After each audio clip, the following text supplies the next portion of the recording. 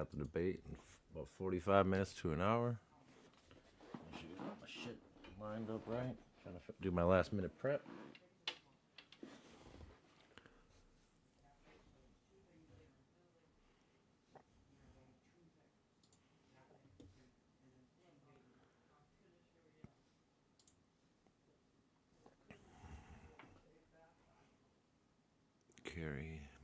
Carrie Kennedy.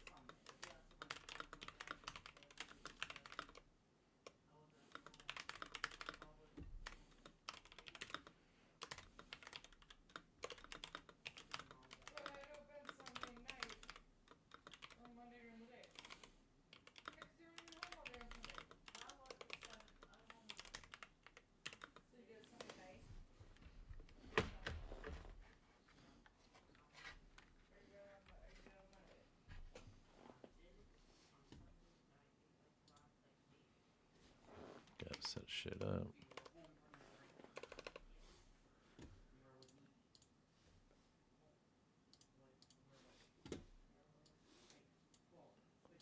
Do.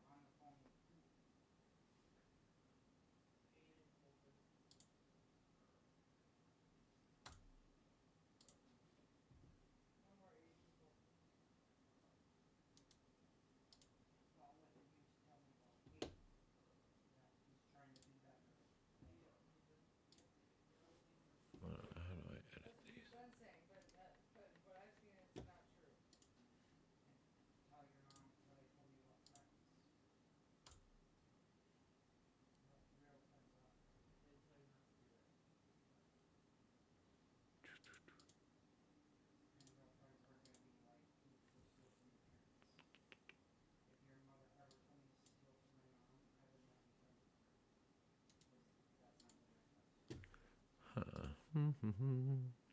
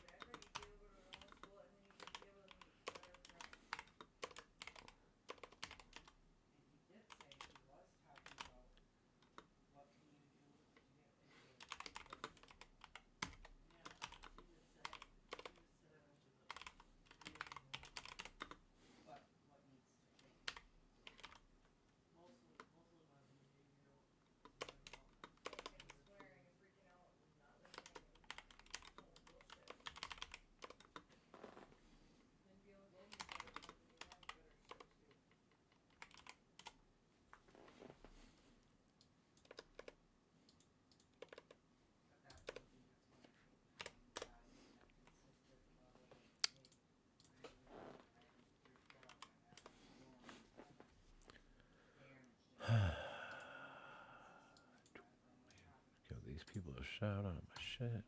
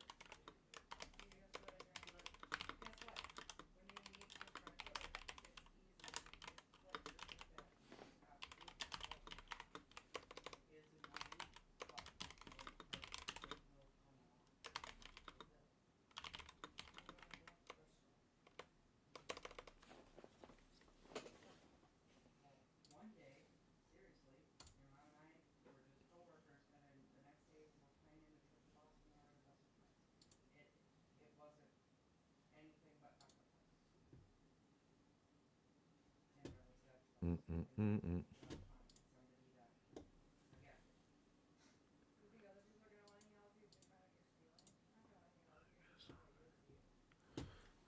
private emails.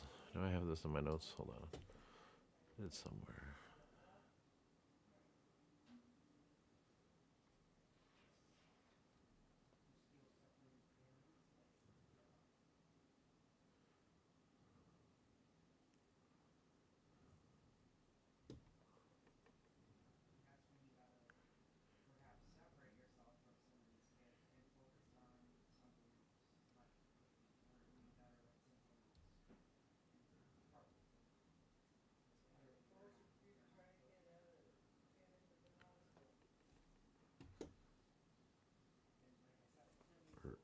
How do you say that name? I should type it in.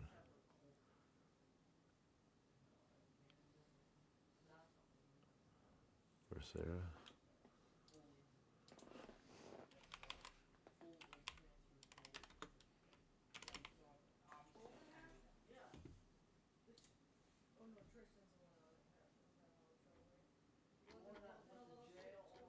No.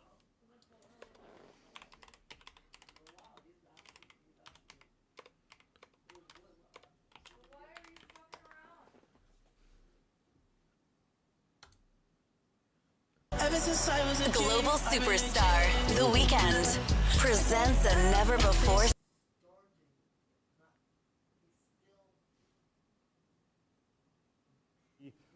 Javier Becerra, who... Becerra. Actually, Javier Becerra. Becerra. Okay. That's what kind of what I thought, but I just want to double check. Okay. Becerra. Reduction.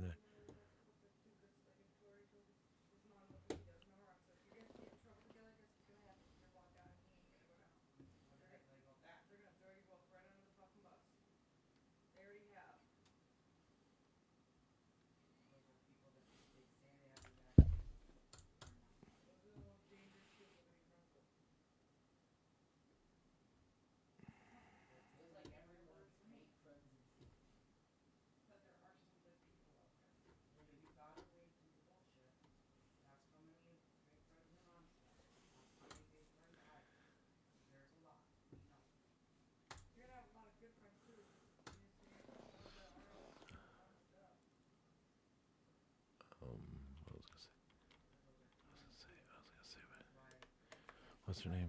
Kennedy something. Kathleen. Carey.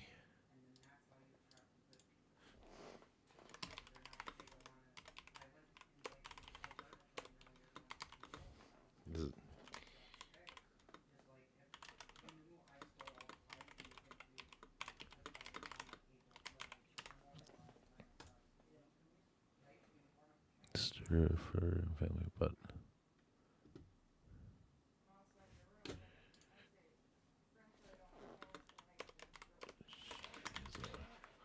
is she RN? Was she? Physician. Primary care physician. Primary care physician.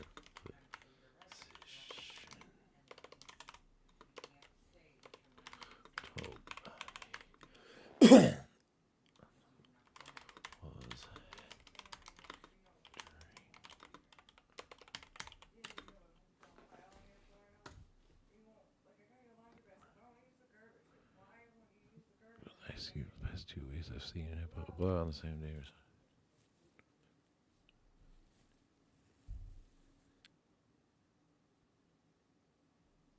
something.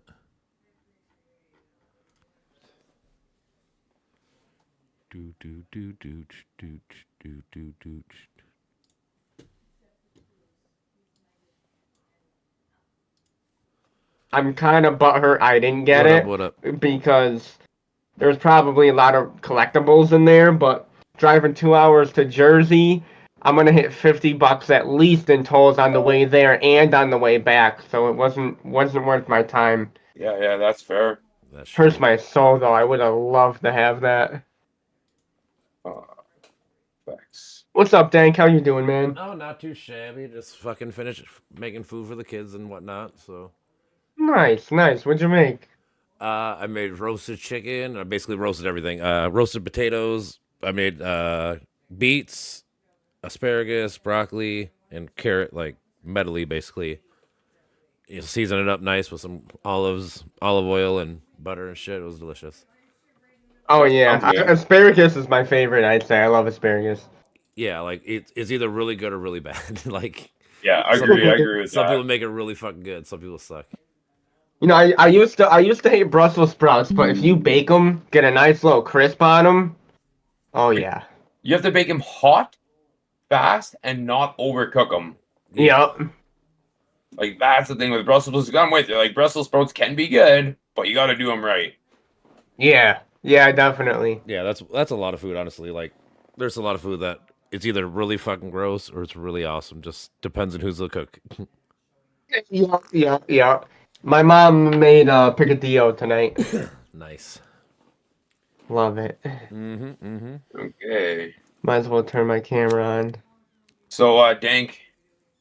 So the three articles that you sent me was Rick Burke, Sid Rap, and Unacademy. Okay. Yep. You watching my screen right now? All right. Nope, I can be right now.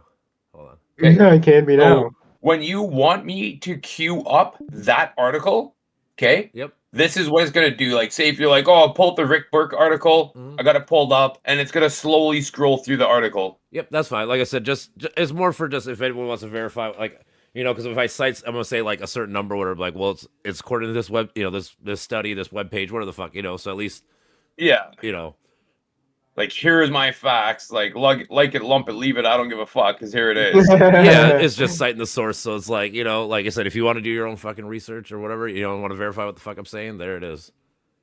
Yeah. Why the hell is my camera coming up? Is it because I got Streamlabs open? Yeah, you can't have them both. You'll have to. I know. I went to go. oh, I went to go try to find a new webcam at like Walmart. They fucking were sold out. I was like, God damn, because I wanted to run another webcam for like just for the Discord, so I can run this. And then so instead of being my whole stream, fucking Yeah, thing, yeah. You know? But So through like what I do is I screen capture. Except Yeah. sometimes my Camera fucking look different. yeah, I screen. like on. Yeah, but like on here, like on OBS, you can start virtual camera and then just crop your picture. Is that how it works? Well, that's what I do. Okay, I mean, And that's what I do. how do you? So like, hold on. Let's see. Where's my Benjamin? Let me go back. Benjamin to my, is Let me charging. go back to my OBS. Let's see if this works. So how do I crop? Because that's. No, that's not that. Settings. Oh, I fucking hate that. Okay, turn on camera. But once in a while, it likes to be an asshole, like right now. Mm-hmm. Okay, what the heck? Turn on. Take a hammer to it. That's always the answer. I just don't know if I have anything else open. Like, that's my camera there. Sometimes if you have something already open in the background, then it'll give you headaches. Yeah. Close that. Close all these bitches. And then Dingy said he's gonna mod for us. Okay. Right. We'll probably have Jink too. Yeah. Lock everything so we don't see the cross. This is supposed to be moving. To crop the shot, hold the Alt key and then click and drag the three dots. Alt key. Okay. Okay, what the heck? There we go. Now it's moving.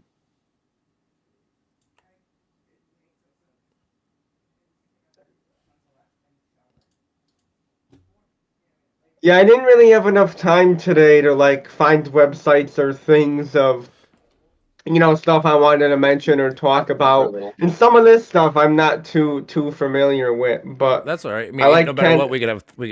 My favorite thing to do is like do like thought experiments. So like, also, I like to say stuff and then be like, Yeah. all right, let's think about it like this. Like, you know, let's make it a different circumstance. Do you think this is good, bad, indifferent, whatever? You know, whatever the fuck. You know. right. Mm-hmm. Yeah, no, that's why I love talking about this stuff. I have a very open mind, and I used to grow up listening to freaking Alex Jones in high school. I used to listen to mine too. He was funny, man. I just like listening to him because he was fucking hilarious. Okay, come on. Why aren't you working? Turn on camera. That's all I should have to do. Oh, you piece of crap. I'm not happy with you right now.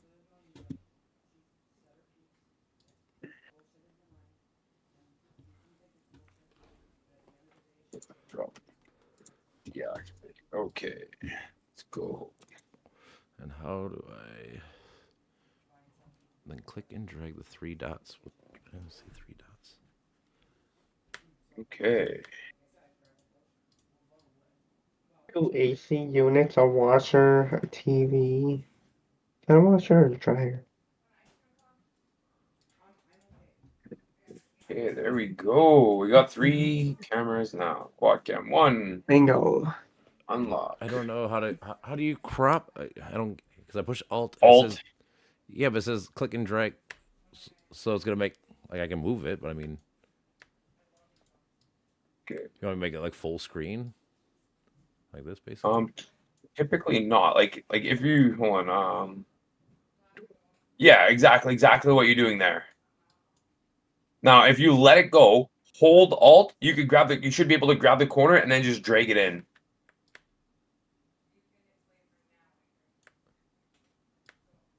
I'm holding Alt. Is that a piano? No, it's fucking. I'm a basketball fan, so I got Anthony Edwards signed basketball shoes. So fucking little case. Oh, sick. Like woo. That's sick. That's sick. Fuck yeah.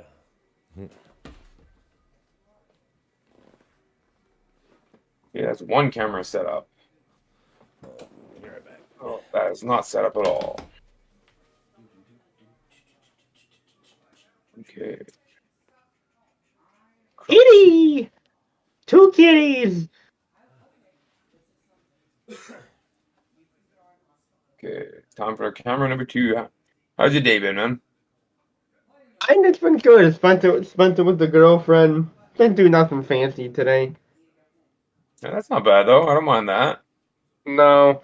My work schedule is going to be different, though. I might have to change my schedule I posted in Discord. My boss texted me and said that one of our workers is no longer with us.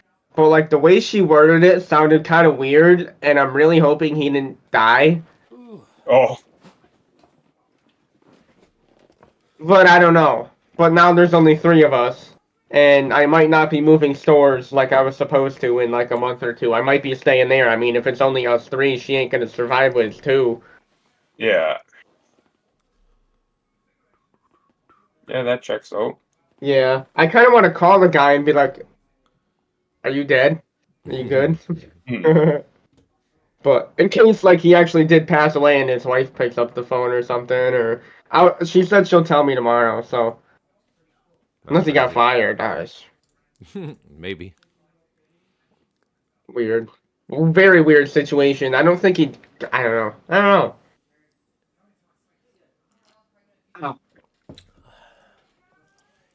Where is my 3rd camera gone? Fit All right. screen. Actually, you know what? In the meantime, maybe I can find something on my PC. I was using my phone and I kept getting distracted. Maybe I can find something. Let me review the questions again. I know that's what I was doing yesterday with my homie. I was like, all right, like let's actually like go through the questions. Let's see if we can fucking like treat this like a homework project. Like these are the questions. Let's see if we can answer them. Like, So, would you guys be upset if I reworded stuff a little? not me personally. I mean, because I mean, as long as it's gonna be the general thought, you know, like the 100%. I just structured it properly, and then depending on how you guys answer the question, I wrote myself pros and cons. Like if you guys like, oh, I 100% think this. Well, what about looking at it from this side of like the other side of the aisle, just to be objective against it? for sure. Yep, I like that. That's the whole thing. Is like we should try to like flush out like the whole good, bad, and different. You know, like I was telling my buddy, like I was reading this this thing, this article, whatever, and there was a part that probably makes like my side bad, but I'm like, I have to write it down, bro. Like I still like I have to be objective. Like I can't be half truth and like, you know, because that's the whole idea. It's like we're supposed to be objective and truthful about stuff instead of fucking, half truths and lying, because that's shit. That's Yeah. the shit Right. that's the shit that's killing the world, is the half truths and lies.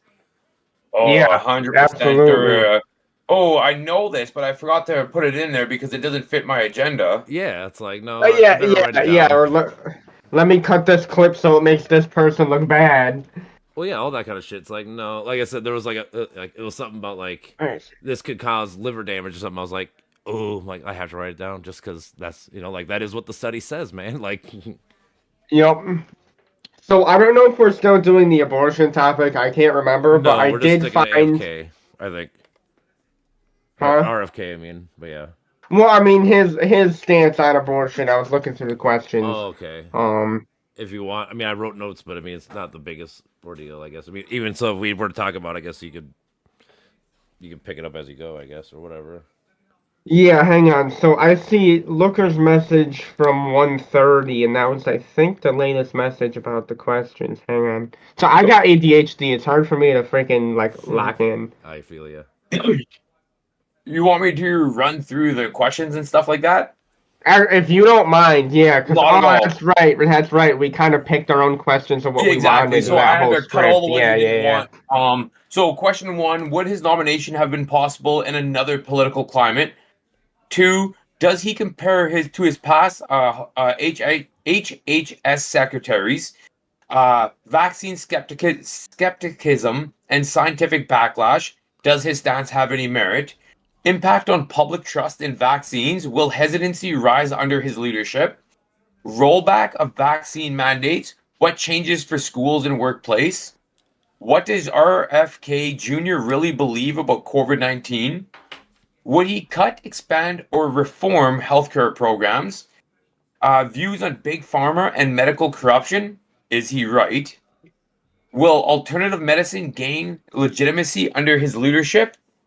What would a health freedom approach look like? Approach to HHS look like? How might RFK Jr.'s abortion stance impact reproductive rights? Gender affirming care policies, federal roadblocks ahead? Is RFK Jr. still a Kennedy Democrat, or has he shifted? What does his nominational signal about bipartisanship politics mean? Could his confirmation set a precedent for future controversial appointments? There you go. So it's kind of all the points that were in that list. I edited out the ones you guys didn't want, and then I just worded them A little bit different. like yeah. more, to be more diplomatic and word them more as a proposal of thought instead of like a direct. Instead of feeding you questions, try to make it more vague, if that makes sense. Yeah, more like conversational instead of fucking like here's the first point. Who's gonna get the point? There, go. Like instead of Right, just be right, like more, right, like I said, yeah, more like- casual, just more conversation. Have a bell over your head. Which one's the right one? Ding the bell. All right. Yeah, I see you smoking. I used to smoke. I use the Zyn pouches now. It got me to Yeah. quit smoking. I know I do too. Yeah, It's something I need to do. Speaking of that, I gotta get my pen before this starts. Okay. I was gonna say. right I mean, back. I got my Benjamin. Okay. Yeah, and then we just got to do a sound check. Yeah. Okay, Sweaty, could you just talk for a minute? Just say 10 words. I'm gonna say 10 words to do my sound check. I hope everything sounds good. I'm going to say my 10 words to do my sound check to hope everything sounds good as well. And then file, show recordings. Holy crap, I got to delete that.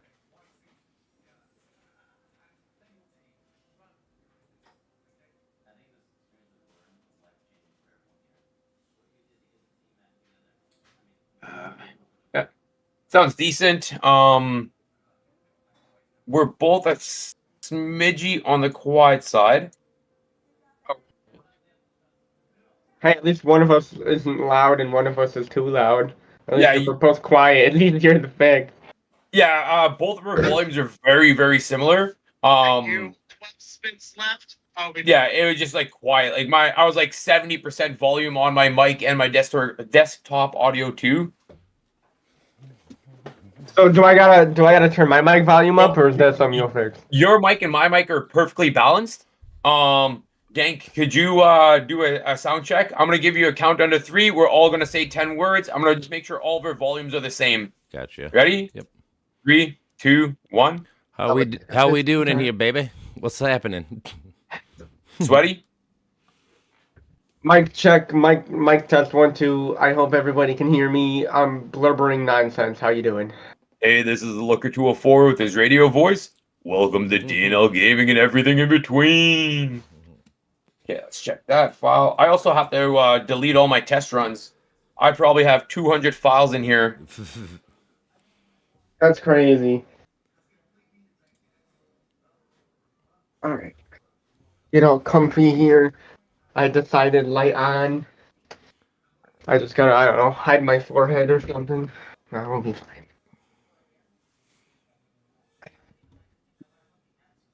Okay. Yeah, all of our mic levels are pretty freaking close. Like I can't distinguish the difference between the mic voices. So I think that's good for now. So then, yeah. Okay, so yeah, I have all the videos queued up. The only downside to where I have them queued, just to actually, no, what am I doing? What am I doing, Robert? Never mind. I'm just gonna shut up and do exactly what we said originally. Do the 4. Yeah, I had them all in between me, between you two. Mm-hmm. But then it cuts into chat. Oh, okay, yeah. Right? Because I have the live chat in between you two. Mm-hmm. So then, yeah. But now it'll just cover up the cross-border politics logo and done. So I'm going to take 2 minutes. I'm going to grab a quick smoke. I'm going to grab a cup of tea. And then I'm ready to go. So Cheers, I'll be mate. ready back in like 6 minutes. Sounds good to me, man. Right. I wish I could turn my light down, man. Goddamn fucking light makes me look like I know. I don't know. Ghost. So I mean, I could do this, or I could turn off my light. Hold on, I'll show you. I haven't really quite decided.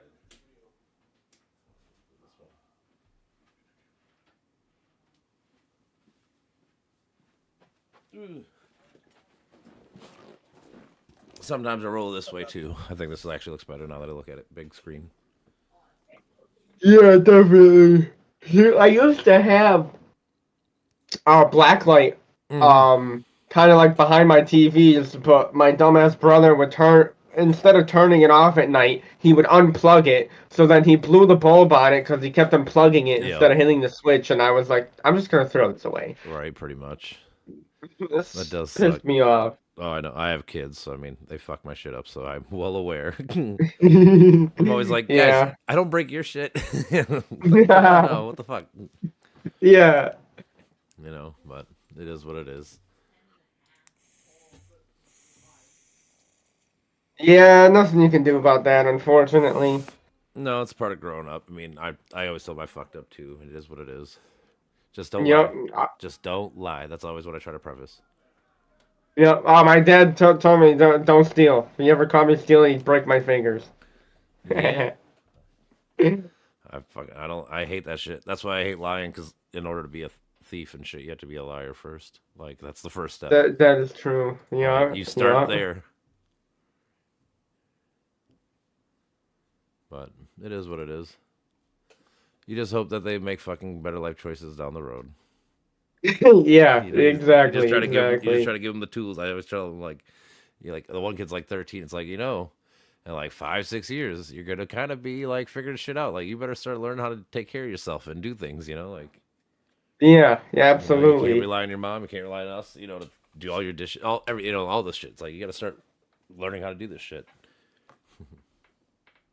Yeah, there's some things my dad wanted to teach me. A lot of car mechanic stuff, and I was never interested. I'm still not, but I mean, at least it'd be good to know. Yeah, cars fixing shit's hard for me. Even like this computer shit. That's why I was like, I need a buddy to come over just show me. Like once they show me how to do it, I can do it. But Like people like just go online. I'm like, yeah, but my problem is I'm afraid to click something and then it's gonna fuck everything up Yeah, because I yeah, don't I'm the know, same way. So like, I'm the same way. I'm an overthinker. It's like I'm questioning it, and as soon as I have to question it, everything's out the window. like I said, I need someone All that's a common pro. sense gone. Well, because like I'll read something, and it'll be like there's like three different ways of doing it. I'm like, all right, which one's the right way? And Yeah, I can't pull the trigger on any of them because I just don't fucking know until yeah, I have a buddy yeah, named Bill and a couple other buddies. I'm just like, hey, can you come over and fucking show me what I'm doing? Because I don't know anything, like. yeah. Yeah, when I got my new graphics card, my cousin came up from Florida and he was like, "I'm not putting that in for you." And I was like, "Yeah, you're putting it in for me, or else it's just gonna sit on my counter for a year. Right. You're gonna put it in for me." And I talked him into it. That's so funny. Well, I mean, He's yeah, like, that's what I have to do too. Like I said, I have buddies. I have like 3, 4 buddies. I'm like, hey, you want to come get high or something? I'll fucking you come over here. I'll cook you food and we can hang out. Like I'll bribe you that yeah, way. yeah, just help me out for like an hour. Not even, dude. Because most of these people are smart. They're just like, oh, dude, you just have to do this. I'm like, yeah, I kind of know, but I don't know exactly, so I don't want to fucking Yeah, do it. yeah. Like it's like my buddy. He talks to me about philosophy all the time, and like I get the concepts and stuff, but once he starts using like the philosophical terms, like the actual like, I just get lost. I'm like, dude, I know what you're saying, but I don't. And he's like, yeah, you do. Just what about this? I'm like, oh, okay, yeah, I get the idea. Like I don't know the words. Like when you're talking all the fucking fancy Right, shit. Like I right, don't. yeah. Like you lost me there for a minute.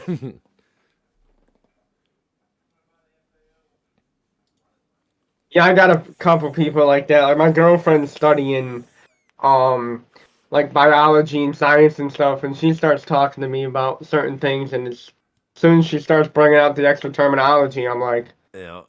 huh? I know. It's good for them What? because it helps them remember, but it sucks for me. I'm like, oh, okay.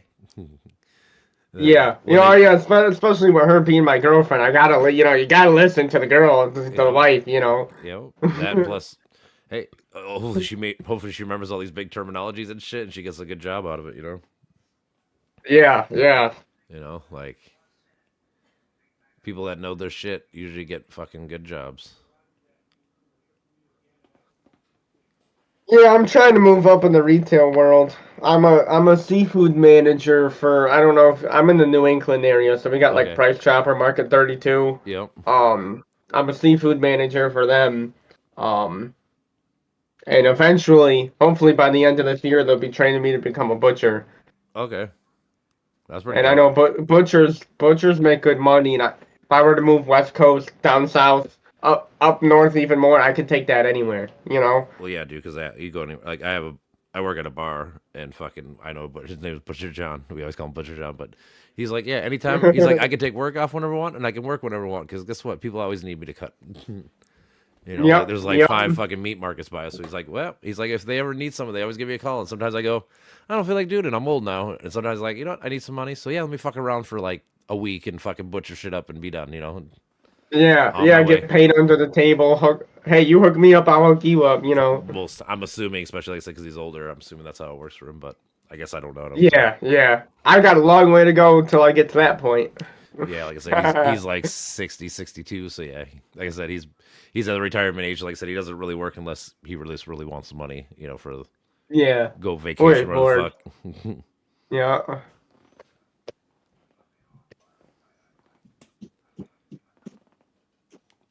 Damn, I wish I got that storage locker. Mm. My buddy got me to download this app where you can buy storage lockers Okay. on like Storage Wars type stuff. Yeah. And I found this one. It was all the way in New Jersey, but it was only 2 hours from me. Yep. They had a bunch of old comics from the 80s, the 90s, WWF cards, WWE cards, Yeah. baseball cards, sports cards, and it was at 160, so I bet on it, and then I hopped in the last 5 minutes and went all the way up to 360, and I was Yeah. like, nope, Yeah, that's how it always I'm gonna goes have with 50 auctions. plus in tolls. I'm gonna have 50 plus in tolls there and back. Yeah, that sucks. Like I said, I live in Minnesota. We don't really have tolls, so it's kind of nice. Yeah, I'm unfortunately New York's armpit, so Yeah, I know. The Northeast and maybe the West Coast are like the only places that really have toll booths like that. Yeah, yeah, it kind of seems like it. It's annoying. Yeah. I mean, I get it in some sense. It's like New York, Mm-hmm. but Well, it's extra revenue for the city slash whatever state. I mean, so I do understand to an extent, but fuck, man, it'd be nice if someone like who lived there be like, can I just buy like a year pass for like $100 or whatever? You know, like yeah, get like a they do discount. bus passes and stuff. Okay, because I'm saying like that'd probably be the way to do it. Because like here, like there's county parks and shit. It's either like $10 a day or you pay like $30 for like the whole year. Like, okay, I'll just pay $30. Yeah, yeah, You know, like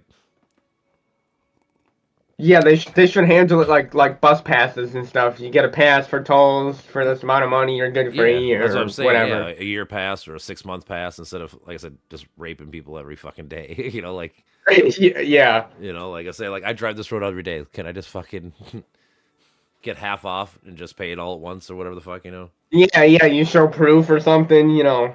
Yeah. Yeah, I don't know. Like I said, there's a lot of things I always feel like there should be a better way. We should come up with a better way. Yeah, there's a lot of things we could do in a better way, but we don't.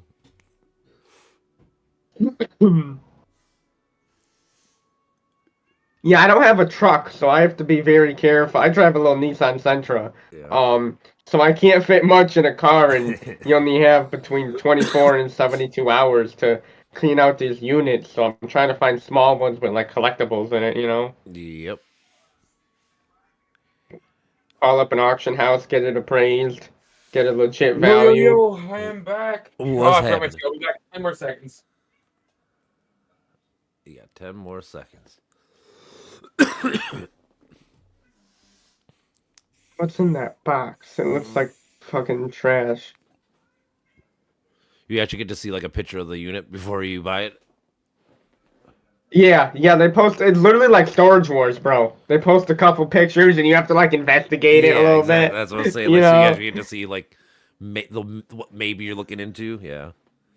Yeah. Some of them are nice, and they'll show some really good pictures. Others like this one's just straight up junk. All you see is a whole bunch of open boxes Yeah. that looks like, dude. A lot of them, like in my area, you got the inner cities. They're jam packed to the door with trash. Yeah. You don't Usually it even is. know what's in there. You're taking a gamble. Yep. Yep. Yeah, I have a buddy who does like American Picker shit in the Midwest. So like Yeah. he'll go to like within like 8 states and just go to fucking old people's houses and raid their fucking storage unit or not their like their barns and shit. Be like, oh yeah, that's really cool. And sometimes they make fucking a fuck ton of money. Sometimes you get fucked, you know.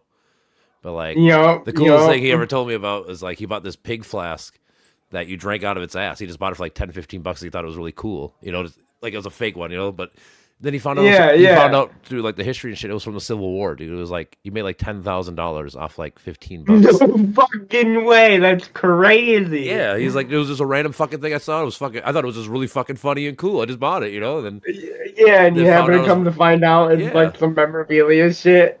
that's what they do. They buy a bunch of shit and then they get it tested and find out once in a while they fucking hit huge on whatever, you know. Usually huge is like 500 to 1,000 on like $10, you know. That was just Right, that was just right. like their biggest one. He was telling me like that's the coolest thing ever fucking happened to me. I'm like that is fucking sick.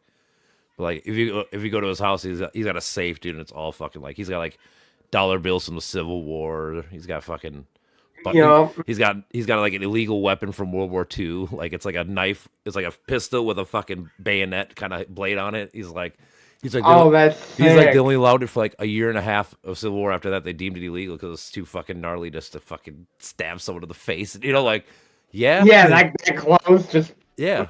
Yeah, I'm just saying, like, yeah, but yeah, if this dude has some of the coolest shit you ever see, yeah, see like I find some cool ones that are a little bit bigger, but like I'd have to have my own like little storage area I could put stuff in how much and does a it cost truck to and a rent? trailer. I was say how much does it cost to rent like a U-Haul for the day? Like maybe $50, $40. I don't know what it costs out That there. might not be a bad idea, but then like hauling stuff, like I just found one. They got a freaking a gun case and a gun lockbox. So like there could be nothing in there, and there could be something. But either Yeah. way, you could probably sell that for $200 right there. At least, yeah, minimum like 150. Yeah, and they got two bikes back there. One of them looks old. Like, I'm just looking. I'm like, dude, if I had money to spend, like, if I go streaming full time, take a couple days off, rent out a place, and just go do that, I could, dude, that's content right there. Yep. But I would just do it because it's fun as hell. Yep. It's true though. Yeah, but like this is real Okay, life. like I'm on This is real TV. life Storage War. Yeah. You know, like this ain't fucking TV shit. So I wrote an oh, come on, make it small. I can't make it small. I made an intro for this as well. Do you want me to say the intro or just or not? I suppose. I mean, I guess what. It'll just introduce us, set the stage of what we're talking about. It's very like open and breezy. Yep. Okay. Are we gonna have intro music or no? I guess it's up to you, man. I don't have any music. Okay. So are we all ready then? I think so. Yeah, I'd say I'm ready. I just need the green light to start up my stream. That's it. Okay. Yeah. Let's go. Yeah, technically it's like 2 minutes late, so we're like perfect time. Yeah. Oh, I gotta turn off the volume on my phone. Okay. Go. Okay. And then it's dank Sided. sided. Okay. Yeah. Just to make sure. No, that's all good. My joke is I'm not on the right side. I'm not on the left side. I'm on the dank side, baby. Okay. Is your Twitch name Danksided too? Yep. Cause I'm gonna tag both of you in my title. Yeah. Oh, great idea. Yep, I did that in my YouTube and shit. So, actually, I should probably go to Twitch and do that quick. Actually, now that you mentioned it. Yeah, because when you tag people on Twitch, it actually tags them. Yep. Orangutan. Orantangue. No. Orangatun. Wait, yeah, TUN. Or wait, Orangu. Hang on, now I'm having a fucking brain fart. Yeah, ORA. Yeah, I see it there. Yeah, NGUTAN, I think. I don't know. ORANGUTAN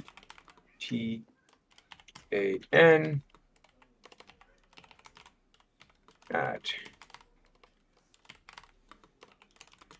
Dank.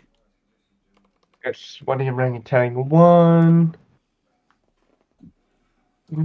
Done. What should I name the title? I got podcast episode 2. And This should be episode 1, and it would be cross-border politics for the first one. Okay. Yeah, I'll just name it cross border politics episode 1. And I'll just put RFK. Yeah. Featuring just Channing.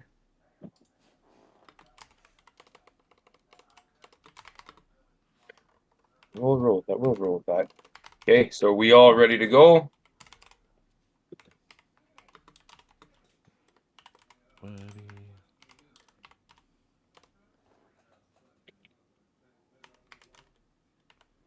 I think.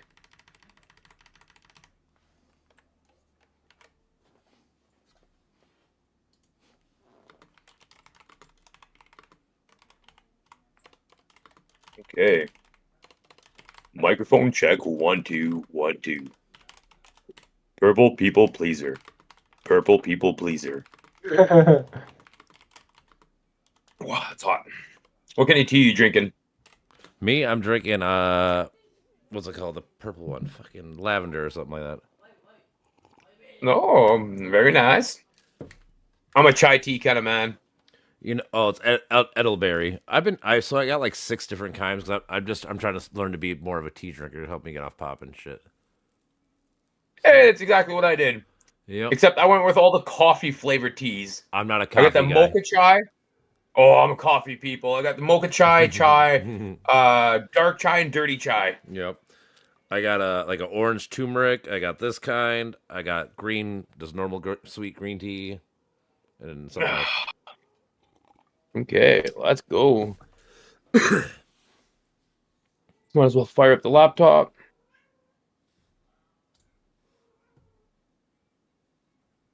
I'm tripping. Where's the and? Where's the and button on my keyboard? I'm tripping. Shift 7. Is it 7? Yeah. Oh my god, it is 7. Why does it... The key does not look like an and symbol on my keyboard. I don't know, dude.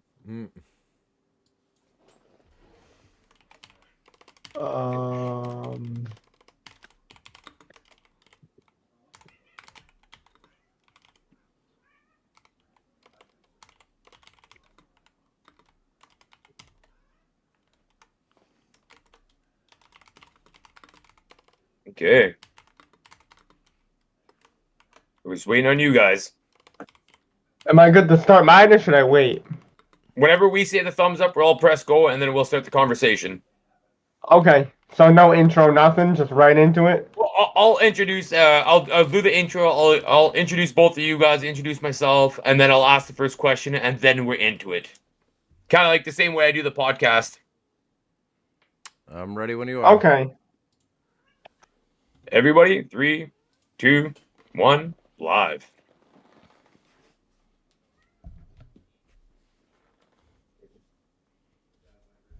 Hello, hello. I am TheLooker204, and this is Cross-Border Politics. Cross-border politics is where bold ideas meet tough questions. We tackle the biggest political and social issues from every angle, breaking through echo chambers and real conversation, hard facts and unfiltered debates. Whether you're left, right, or somewhere in between, this is a space for sharp discussions, challenging perspectives, and thought-provoking dialogue. No spin, no talking points, just real conversation that needs to be had. Hi, I'm your host, TheLooker204. Below me is Dank-Sided, and to my bottom right is the Sweaty Orangutan. And welcome to the first episode of Cross-Border Politics. Tonight, we're diving into a hot-button issue. Robert F. Kennedy Jr. As a potential Secretary of Health and Human Services, is he a necessary disruptor to a corrupt system or a dangerous wildcard in public health?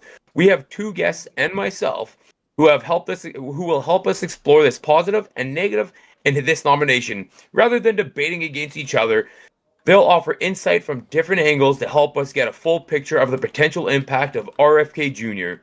could have on the health policy. Before we begin, let's set some ground rules. Each guest will give each other time to speak and rebut each other's perspectives, followed by discussion, and we'll explore some of the key questions we have in this on these topics. Let's keep it sharp, focused, and most importantly, respectful. How's it going, gentlemen? How are you guys doing tonight? I'm doing really good, I'm man. good, How I'm you guys good. doing? How are you? It's good. It's good. Everybody talked at the exact same time. Yeah. That's how it goes. Uh, sometimes. Thanks, Ed. How's your day going? It's going good, man. Today was my Saturday, so can't complain. Got some adulting done, but feeling good now. Yeah. What about you, Sweaty? How you doing? I'm doing pretty good, man. I'm in a good mood. You know, I woke up this morning and ray of sunshine over here. No complaints, man. Another beautiful day. That's awesome. Dingiest Scrolls in the chat. He's going to be our moderator for this evening, and he says every day right now is my Saturday. Glad to hear it, Dingy. We're all a little jealous, minus the pain. Minus the pain. Minus the pain. So the first segment we will be discussing tonight is RFK Jr. as HHS Secretary, radical or political theater. Would his nomination have been possible in any other political climate? Anybody want to start it off? I would start off that I would say I don't think it would happen unless we're in the political climate that we're in right now, because with Trump's administration, I feel like, and the right wing, like the far extreme right wing in general, it's really fucking become ran by a lot of conspiracy theorists like Marjorie Taylor Greene, and people like that. And a lot of people are floating around a lot of anti-science. So I mean, for him to come in right now as like the champion of kind of a lot of anti-science, I think right now, it makes sense that he got the nomination. And Sweaty? Can you repeat the question one more time for me? You are frozen at the moment. Okay. Let me just scroll up. RFK Jr. as HHS Secretary, radical or political theater. Would his nomination have been possible in another political climate? I would probably say yes, just because of the fact that he himself did run for president for the same goal that he's teaming up with Trump with.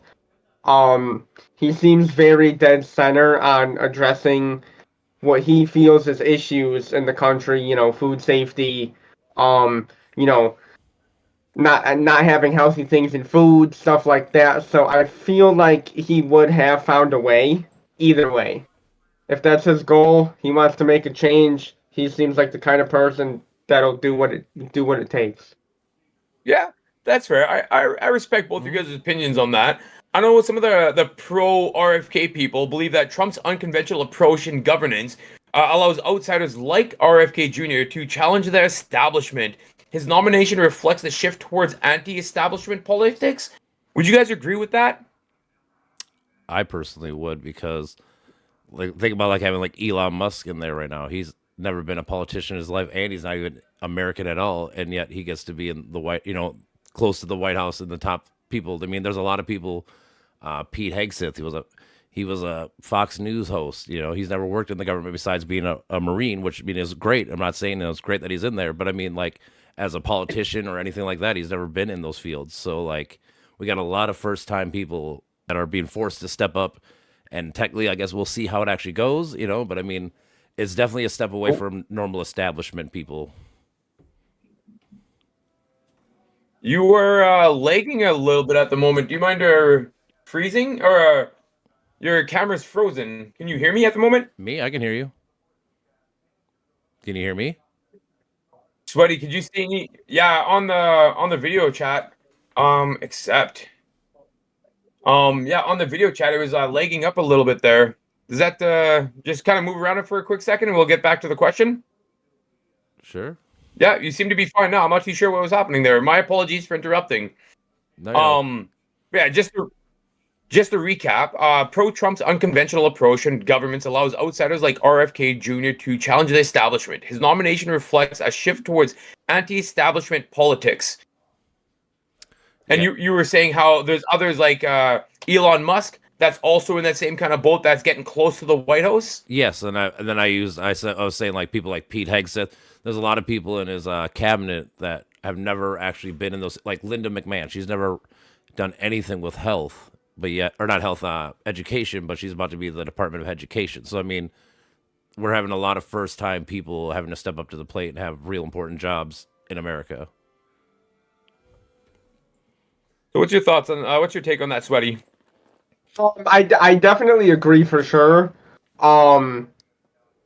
It's definitely an anti-establishment thing. And I personally, growing up the way I've grown up, feel like anti-establishment is good to a certain extent. We don't want to go radical.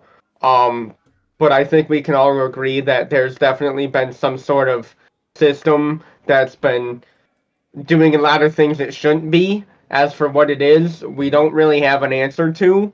But I feel it definitely is anti-establishment. And I'm okay with it as long as it puts us people first, because that's the whole point. What I was taught of being anti-establishment. Yeah, I completely agree with that. I do believe that in government, I'm not a fan of career politicians. I don't believe you should start off at 20 years old and retire super rich in politics. So I like the fact that there's people in there kind of mixing things up a little. I do believe that some people are unqualified, or they have personal interests at heart. So that kind of leads me to be like, how would you suggest our government or RFK's situation to have checks and balances to keep him on the right track of doing what he says he's going to do and not taking a political interest in some of the things that potentially can happen. Mm-hmm.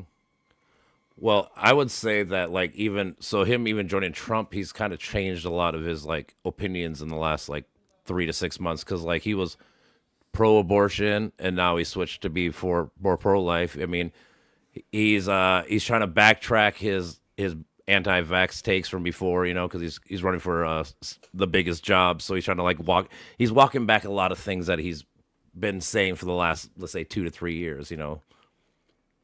Yeah, no, that definitely is something worth questioning. I don't know if Looker, you want to play the video for reference. I actually did put a video up on his a current abortion stance.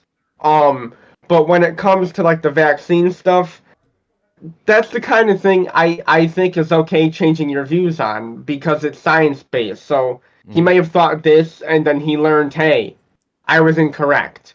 And that's where I can give respect.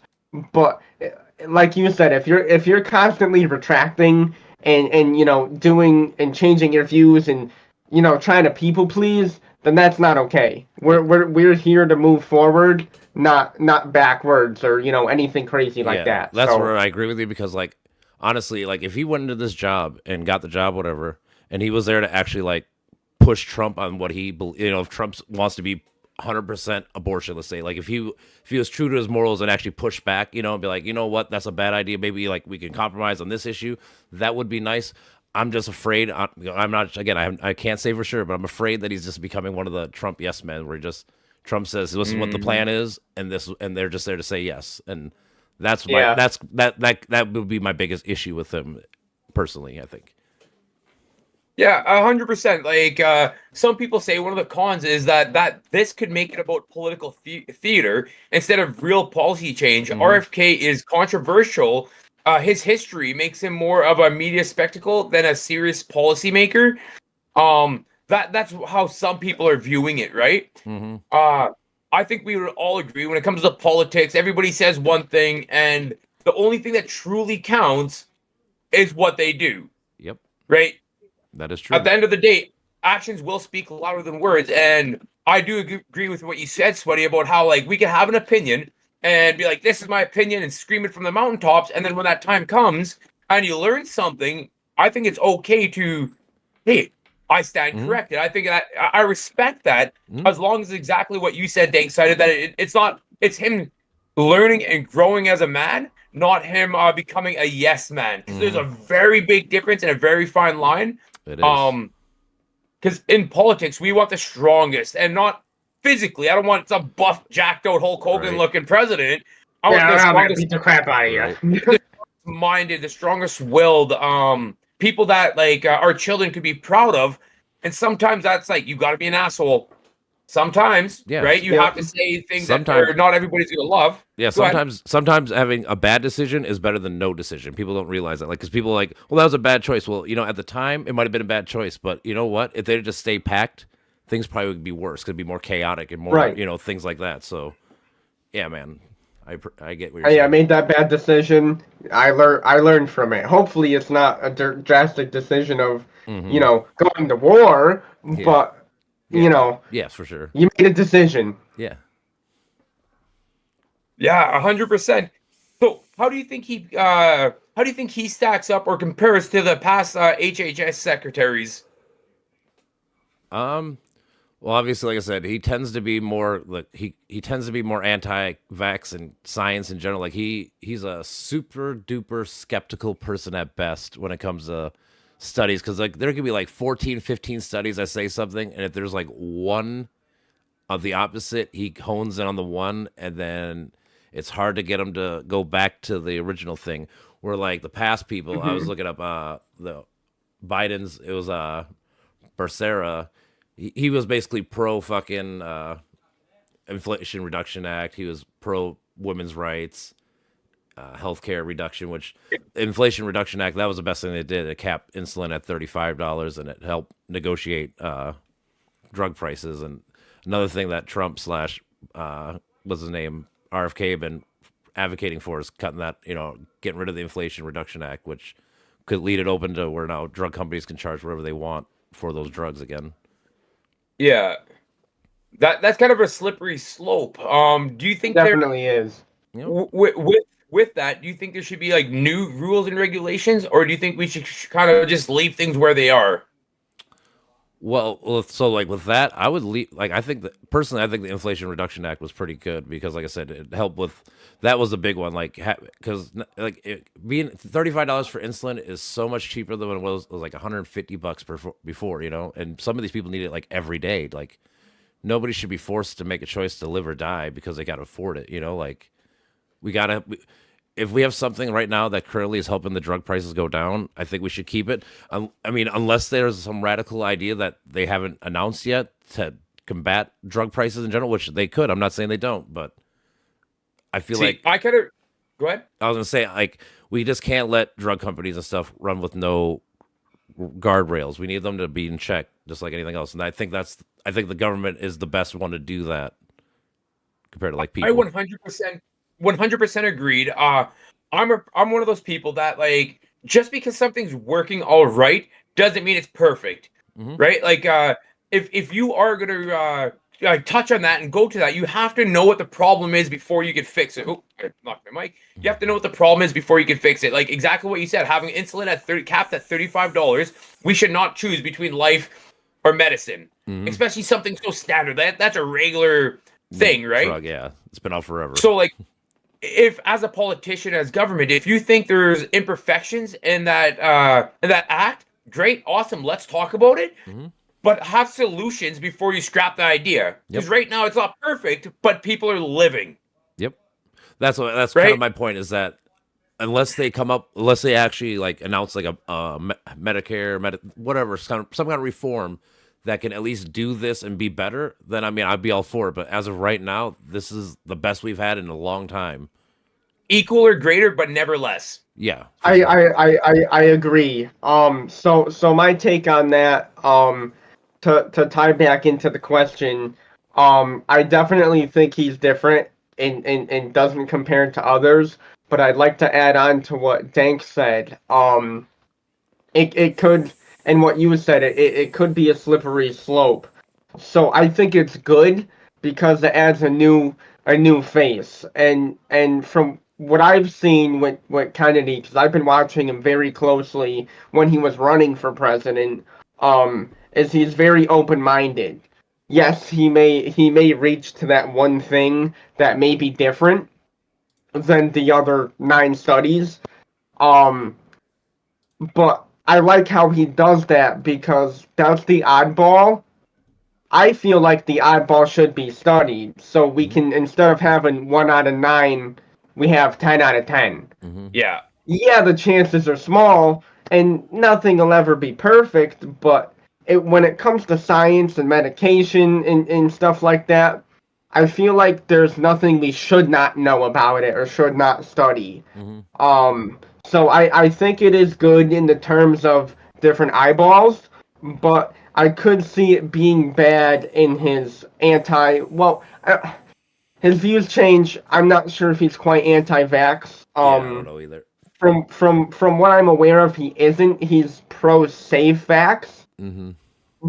So it's hard to say, but it's good to have a different set of eyes to change what has been repeated the past 80 years in government. You know, it's good. It's definitely good, so we can say, hey, this is right, keep it. This is wrong. Let's find a solution. For sure.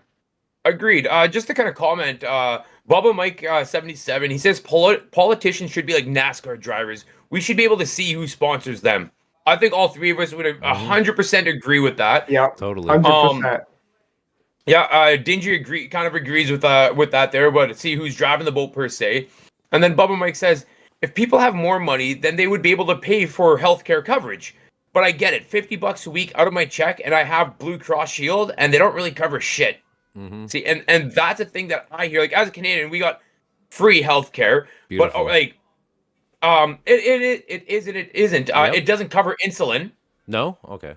No, so it's like cool. Like yeah, it's the exact same story here, except like I have a friend who's a type A diabetic. Like he literally lives on insulin, and by about 2.5 weeks into the month, it's coming out of his pocket at full price, or he doesn't get it. What is full price there? I'm wondering this person. Through the roof, because we don't have a cap on anything like that. Okay, I was just Oh wondering. my god. Like he's dropping, like I don't want to, like it's not my life but to whatever, say yeah. his business, But but it's like it's 10, more than he 20 grand a should. year. Yeah, it's more than he it's like should. 10, 20 grand a year. And the guy's a hard worker. He has luckily he has a good paying job, Yep. right? But it literally comes off of his, like you make 100K and you got to pay 20 into insulin. Now you only make 80K. Yep. Yeah. Right?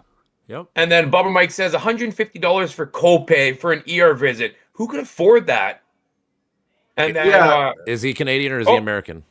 I believe he's American. I'm not 100% sure. Because that is outrageous. I mean, really, it is. Because usually it's like 40, 60 bucks maybe. So if it's 150, that's pretty outrageous. So I do want to add on to that because I have Blue Cross Blue Shield through my employer. This is where I get confused. I think it all depends on the plan.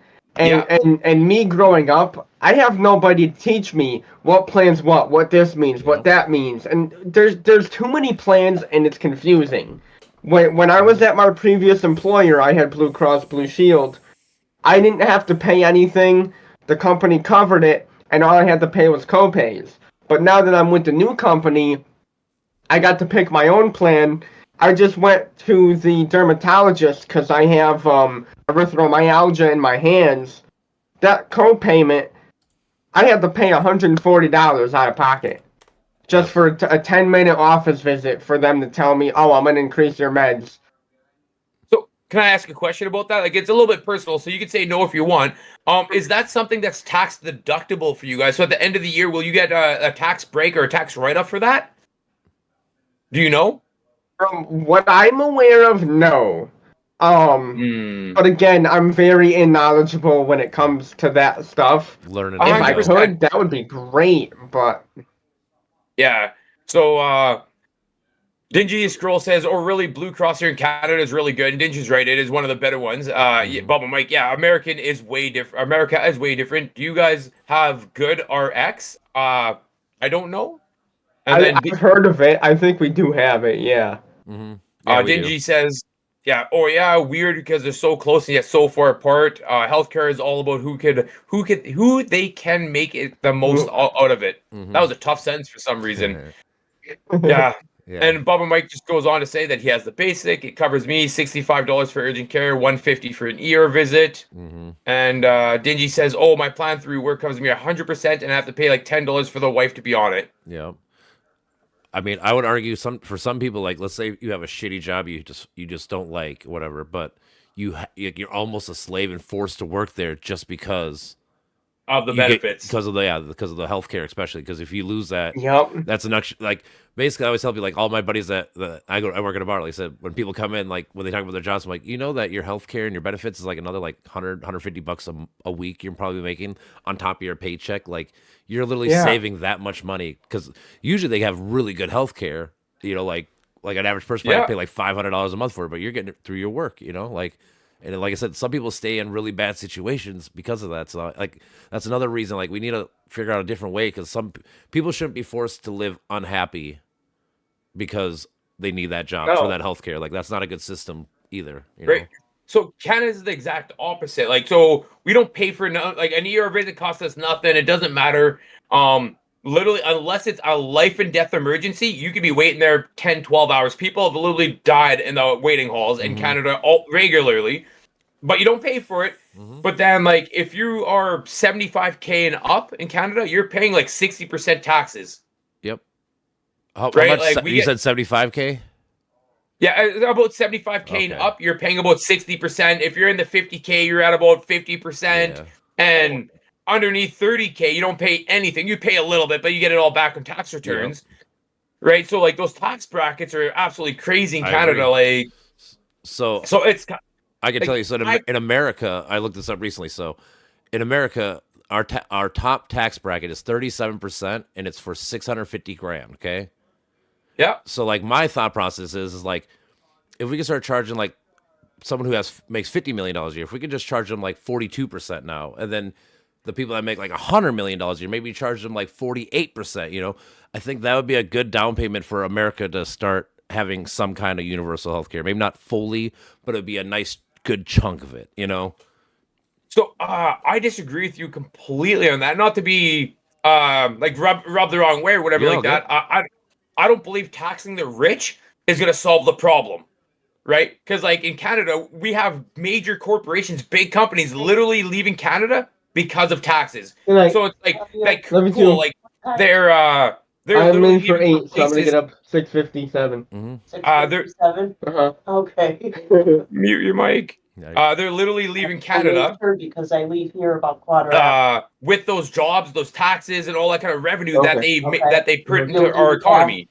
Yeah. Where if Okay, you can night, night. incentivize Right. companies to Okay. come to Canada and really focus on paying off our deficit. In Canada, we owe billions and billions, like silly numbers. Mhm. The interest money that we pay on that deficit would cover all of our healthcare. Yep. Right? So it's like I agree with you. Go ahead. I agree with. So like that's why I'm prefacing it's the personal income tax, not the like corporate income tax. So like I would want to have the corporate income tax in America, whatever, it's still lower, obviously, so you incentivize the companies. But like when each board member makes $50 to $100 million on that board for like their individual take, they should be taxed. That tax probably like 45, 48%. And I think, like I said, that would be a nice down payment towards working on some kind of Medicare for all for the United States. Because honestly, we have like the lowest fucking, or one of the lowest like life expectancies and stuff, and like we don't in America, because you don't want to spend so much on healthcare, like for hospital costs. We don't do preventative care. We only go to the hospital when like we're actually like almost dying. Like we got to be pretty seriously bad sick before we actually go to the hospital. Where I'm the old school farmer mentality, where the farmer shows up the hospital and they know he's hurt because he wasn't going for any other reason beside needing to absolutely go. Yes. Kind of mentality of things, right? Yeah, I'm saying that's I absolutely. that's bad, and I feel like that's bad. So like I feel like a lot of people, like a lot of things we probably could prevent if people weren't worried about paying $1,000 to $5,000, let's say, for a trip or whatever. You know, like if you have to deal with some, Pick a number, yeah. you know, whatever it is. Yeah. Well, I'm just So saying. just to bring that, to kind of like dial it back into the RFK conversation, do you believe that he's going? Do you have an opinion on which way he's going to kind of like lean to steer the healthcare system? Well, I mean, so like I do like his food takes mostly. I mean, there's some things I do disagree. Like I'm not super afraid of high fructose corn syrup, but like the red dyes and the red 40s, like all the red stuff, that is horrible. Like it has petroleum in it. It's literally gas. Like we probably shouldn't be eating gas, but I don't know. It just seems like they're for less regulations, which I don't know if necessarily good, because like I tried to tell my buddy this the other day. Like it's like laws. Like there's a reason why the law came into effect, because somebody did something stupid. Well, there's probably a reason why the regulations, like we might hate them because some things are really stupid, but the reason why the regulation was put there in the first place is because somebody fucked up somewhere, did something really stupid. Like, okay, we need to put this into law, you know, like we need to actually do this, you know? So like, I feel like we need to keep regulations at least similar. I mean, there's probably maybe a few they can cut, but like we need, like I said, I'm all for the government having the handrails on the big corporations and making sure that they don't have unchecked power, kind of thing. Yeah, I agree, and I'm most excited for the food industry thing too. And you made a couple references. You know, my biggest thing is aspartame in diet soda. That's been a known carcinogen for a long time, and diet soda is supposed to be healthier than regular soda. And I mean, it may be when it comes to a sugar aspect, but now you put, aspartame into play, then you're Other chemicals. playing with fire. Chemicals, yeah. And I also would say I lost it. It's gone. So like if you Train left the station. That's all right. With carcinogens, like I get what you're saying, because some of them are really bad, but like honestly, like to me, that's one of those slippery slope things. Like I was looking up, like because like beef, red meat, pork, all this shit is technically carcinogens. So and like cigarettes, drinking, like I mean, like how much, like there's so like to me, it's not about making things illegal. We should just need to make people better educated on what's in there. Like like, you know what? If you want to smoke, as long as you know that you're gonna fuck, like for me, like I'm smoking, but as long as I know what the consequences are, I know, like, You know, like if I can eat red meat, but as I know that's going to cause me pancreatic cancer or colon cancer or prostate cancer, as long as I know the outcomes of doing the negative things, I can live with it. You know, at least for people to make choices. Right. You know. Yeah. And I agree with that. You know, if don't just start outright banning everything because this is America. We have freedom of everything. Yeah. But as long as we know, hey, like you said, if I eat this beef, I get pancreatic cancer. That's on me. I was told. It happened. You got to live with it. It's a choice. Yeah, it's a choice. My choice. Fuck it. Make coke and medicine again, like way back in the day. Ooh, that's a slippery slope. I love medicine. No, that's actually the thing that I was gonna reference that I forgot about. With regulations and stuff, and why I feel like there definitely should be a little bit more, but not outright banning everything. If you look years ago when Coke first came out, they were putting illicit drugs in it and making it addictive, so people drank it. So, I mean, it's now. Go ahead. It's now not that extreme, but just like how I don't remember what year in the somewhere in the 1900s they got away from Crisco and the fat and changed it to sugar. Yeah, I just about to say that. 70s. And is sugar any less addictive? It's not as sweet. It's more addictive. Oh no! Oh, compared to like high fructose corn syrup, it's sugar is high fructose corn syrup and shit is way more sweet. That's why we tend to do it, and it tends to be a little bit cheaper to actually make than actual regular sugar. So that's kind of why, like I was saying, I think it was like 76. It was Jimmy Carter who kind of started to switch over to the processed high fructose corn syrup. Dingy says they do say it has some good medicinal properties, and Bubba Mike says cane sugar may be healthier, but it's still sugar. Yep. Sugar is more addictive than most drugs. Yep. I'm a coffee drinker. I'm a first thing like between coffee and the sugar I put in my coffee. If I don't have my morning coffee, I get the jitters, I get a headache, I get crotchety. And aside from that, I'm an overall healthy person. But it just shows the power of like what's addictive in our in the stuff that we have, right? But to your point, it's fine as long as it's not something that's gonna kill you tomorrow. Like we're not talking about like we all agree anything that's like super bad. Hey, you guys should drink bleach, right? No, we all agree that should be. We should put that in our food. But all the normal stuff that may or may not have long-term side effects or whatever like that we should at least educate our population and say like these are the pros, these are the cons, these are our recommendations on what you should do. And you're free to do as you choose. Like as Americans, as you guys, like I'm Canadian, we have a ton more rules and regulations on what we can and cannot do, can and cannot say, and it's getting tighter and tighter by the day for us. Yeah, right. So I don't like none of that, especially this freedom of speech. Like, I can't believe more countries haven't came up with that like as a law for other countries. Like, it should be a broad thing for everybody. Like, that's such a good idea that America came up with. That I can't believe nobody's copied. I know. I'm actually shocked that nobody has like even come up with their own idea or spin on it. Yeah, Go on. We have like jail time for hate speech. Yes. And I'm not saying that. I'm not trying to like. Oh, I wish I could say bad words or be mean to people. I'm not saying none of that. But I believe this. This is my beliefs: is that you're free to say whatever you want, but you're not free of the repercussions of how people react to that. Right? My rights end. My rights end where yours begin. Right? I love that mentality. That's a very an American vibe. But as Canadians, you go back to like their 90s and stuff like that. That's literally we were very similar, but we didn't talk about it the way you guys do. Right? Yeah. It's inbred into a lot of America. Where Canada's like, oh, we're the nice guys. We don't say bad words. And because of that, when the government started to push those agendas, we didn't say nothing. We didn't fight back. We didn't push back. And now it's extreme. Now it's way over the other side of the kettle. True. Yeah, you guys went too far left. Like I said, like I lean left in a lot of my views, but like I can easily call out when two people go too fucking far on the left because that's crazy. Like I use the analogy like you were saying with where your ends. I use the analogy like I have the right to swing my arms as much as I want until I'm in your bubble. Like I cannot, I don't get the chance to hit you. Like I can swing and dance and be a fool all I want until I'm in your space. Now I lose that right to do it. You know. Yeah. Same thing with speech though. Exactly. You're not free of the consequences of those actions. Right?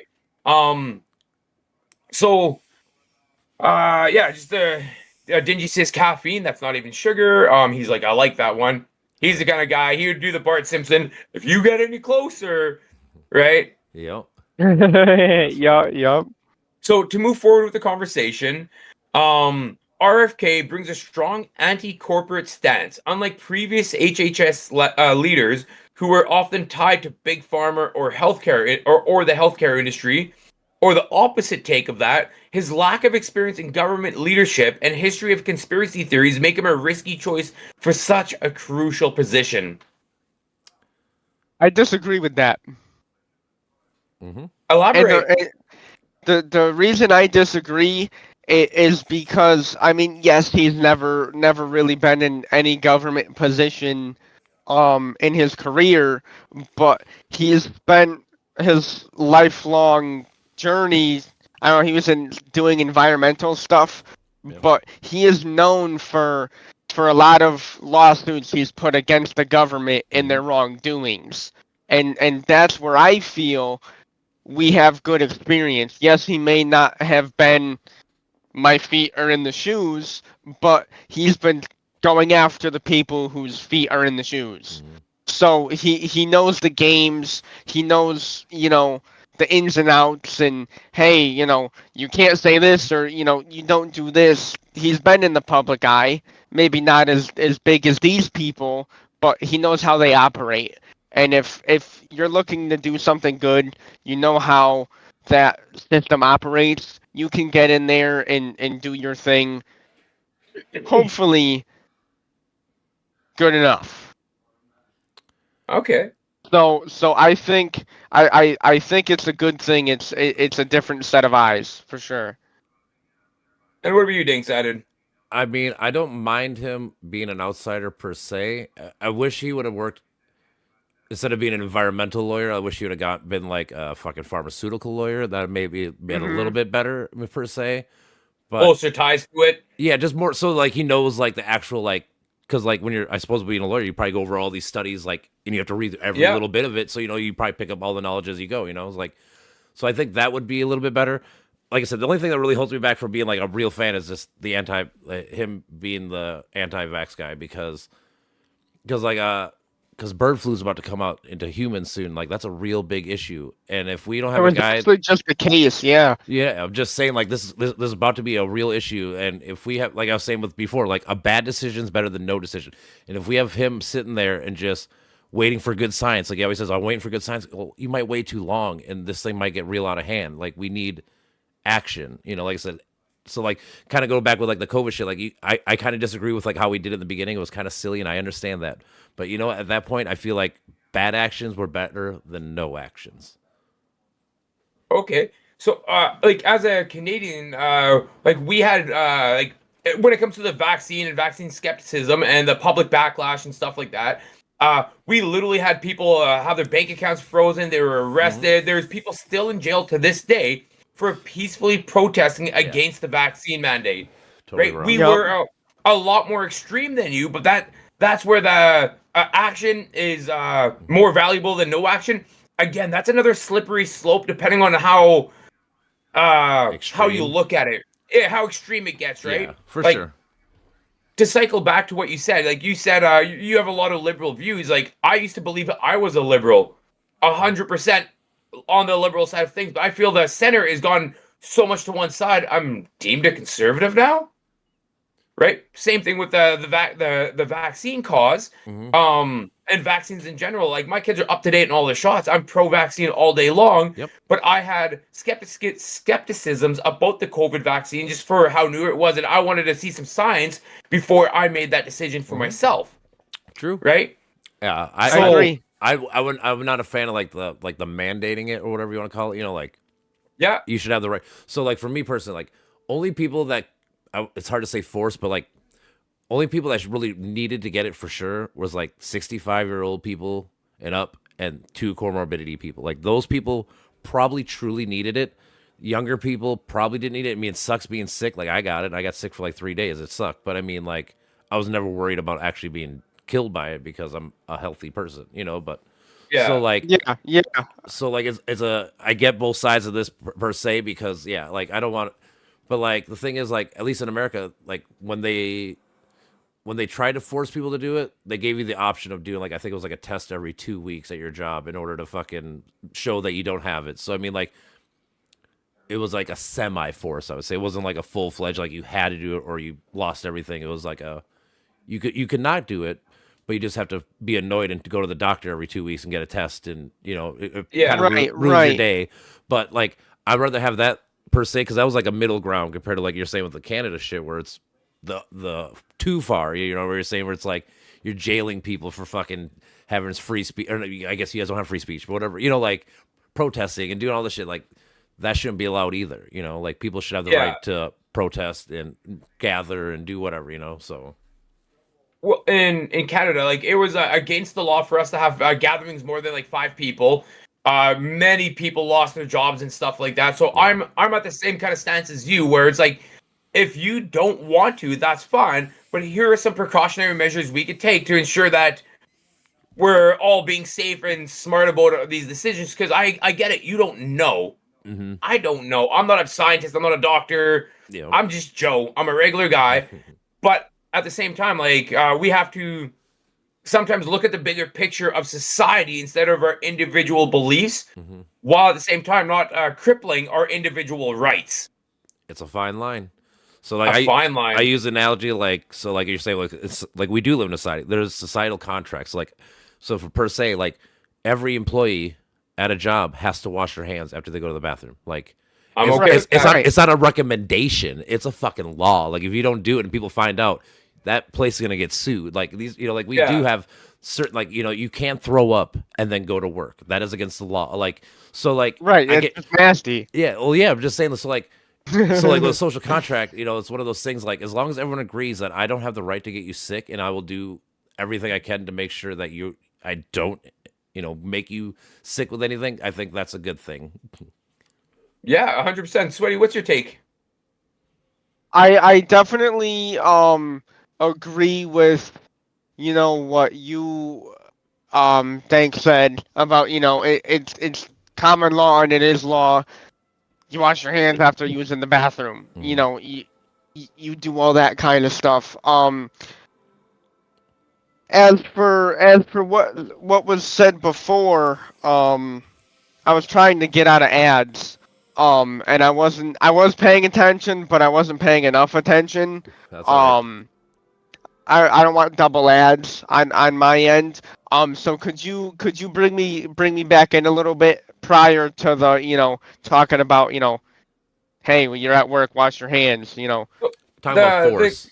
We were talking about force. Go ahead, yeah. Yeah, I was gonna say like we were just talking about like what in That's society. right. That's all I needed. Yep. That's all I needed. Gotcha. So my take, like with what you guys were talking about with the vaccine and hey, do this, don't do this.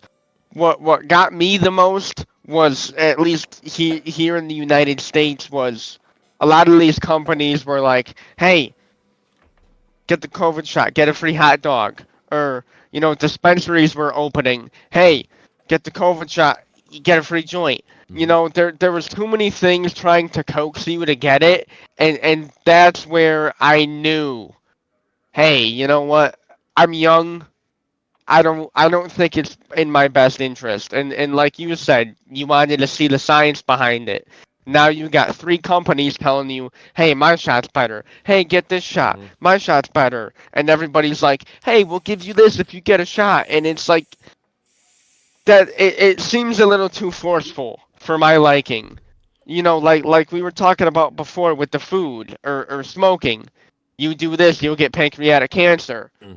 Give me the science. If I feel like it's worth it for me, yeah, I'll go smoke or I'll go, take that certain vaccine. But if you're not giving me an option and you're just continuously trying to coax me to do it, I'm not doing it. That just seems fishy. Yeah. with my children, like I have like young kids and stuff like that, and they're 100% up to date on the shots. And when we went to the doctors to get the shots, I asked 500 questions. Not to be a jerk about it. Just I don't know. You're a doctor. I should be allowed to ask these questions. What are the odds? What's this? Like I'm trying to ask intelligent questions. So after talking with the children's doctor and that, we decided we're just gonna space out the shots a little bit. Instead of getting 10 today and 10 in 6 months, let's come back every 2 months and we'll get 4 and 3 or whatever like that. We just spread it out just because I was like, 10 different vaccines in one day seems like a lot. But with every other thing that happened, I was allowed to make that decision. Yep. Sweaty. Right. Chana says they can only hear you. They can only hear me? Can't hear me? Yeah. Did you leave us out, Sweaty? I thought we were pals, bud. We are. Let me, bro. Discord's been giving me issues tonight. That's the issue I was having with my mic seeming unmuted. For some reason, Discord was using my camera, as my mic. So again, my apologies for that. You are all good. Okay. It's not a sweaty orangutan stream if there's no technical difficulties. Right. That's the same thing with the TheLooker204. So I feel you. Yeah. Yeah, those are correct. It's going to be in your OBS, Sweaty. That's what Dingy says. So Streamlabs. in the chat box, like where you knocked me, right? Make sure that's muted, and then Discord should be unmuted, and then OBS should take care of everything else. Okay, yeah. So I gotta mute you in Discord too? No, not Discord. That's where my audio is going to you in. Just in the knock. Gotcha. Okay, so just so we can all cycle back and kind of get back under the. You can hear him now. Perfect. No, pardon me. Sorry, guys. Vaccine skepticism and scientific backlash. Does this have any merit? Pro. RFK Jr. raises some valid concerns about corporate influence in medicine, the fast tracking of vaccines and long-term studies of the new mRNA technologies. The cons are his skepticism fuels misinformation, undermining trust in the vaccines and public health institutions, potentially leading to a lower vaccine rate and disease resurgence. How do you guys feel about that? You want me to go or you? I'll start. Okay. I'll start. So I think they're definitely. I mean, I definitely do agree with what a lot of RFK has to say when it comes to the food industry and you know stuff like that. He's definitely shown facts.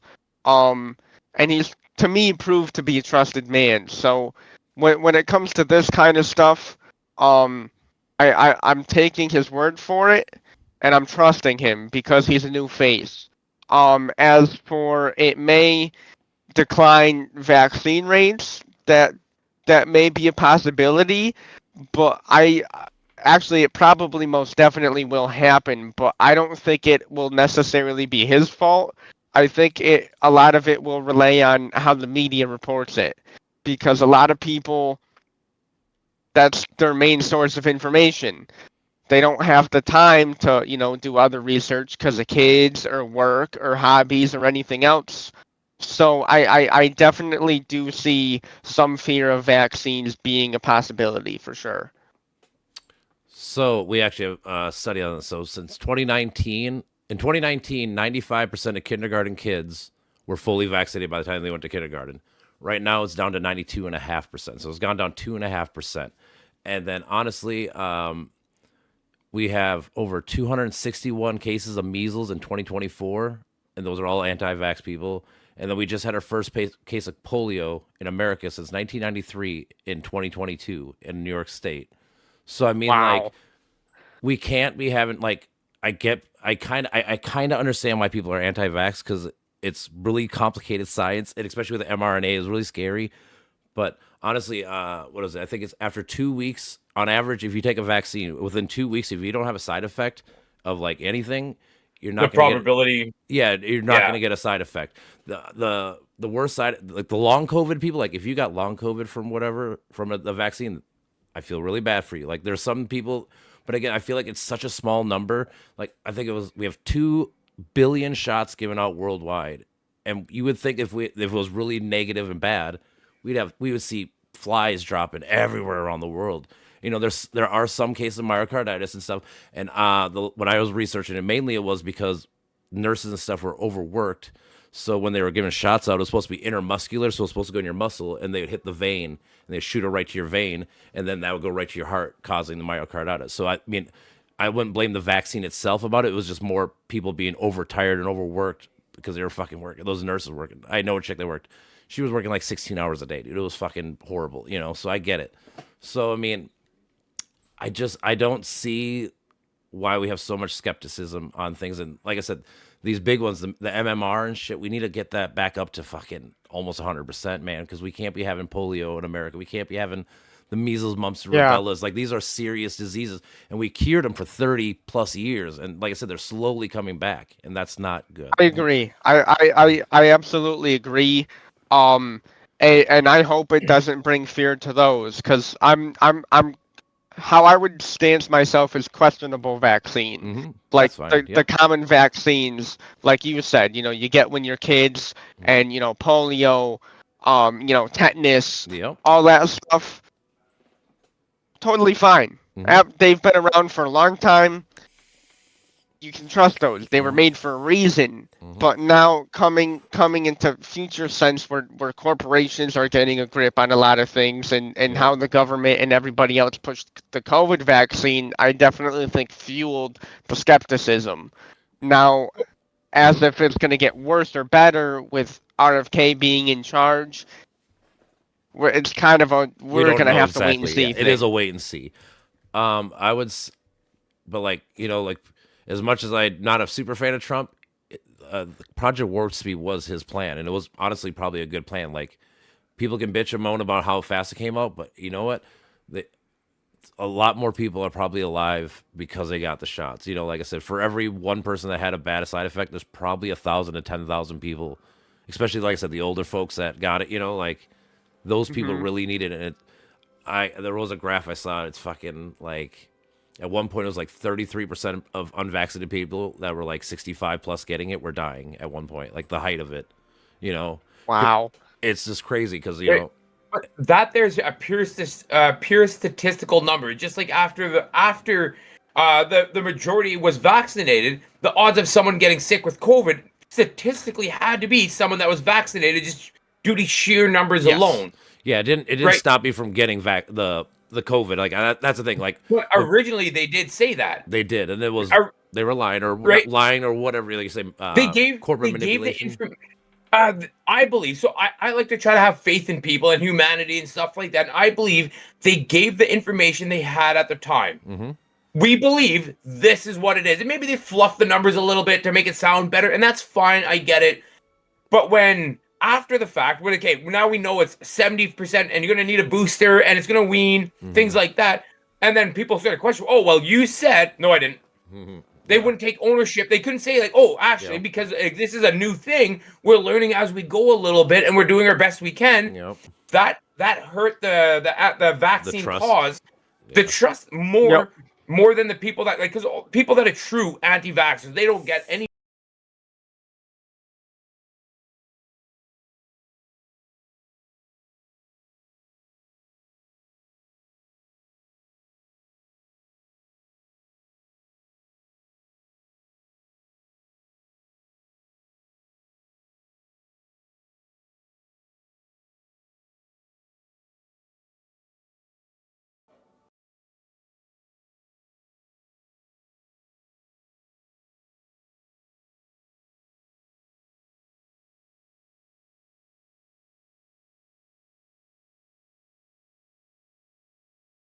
I heard him talking a while ago about releasing the mRNA studies, release them to the public.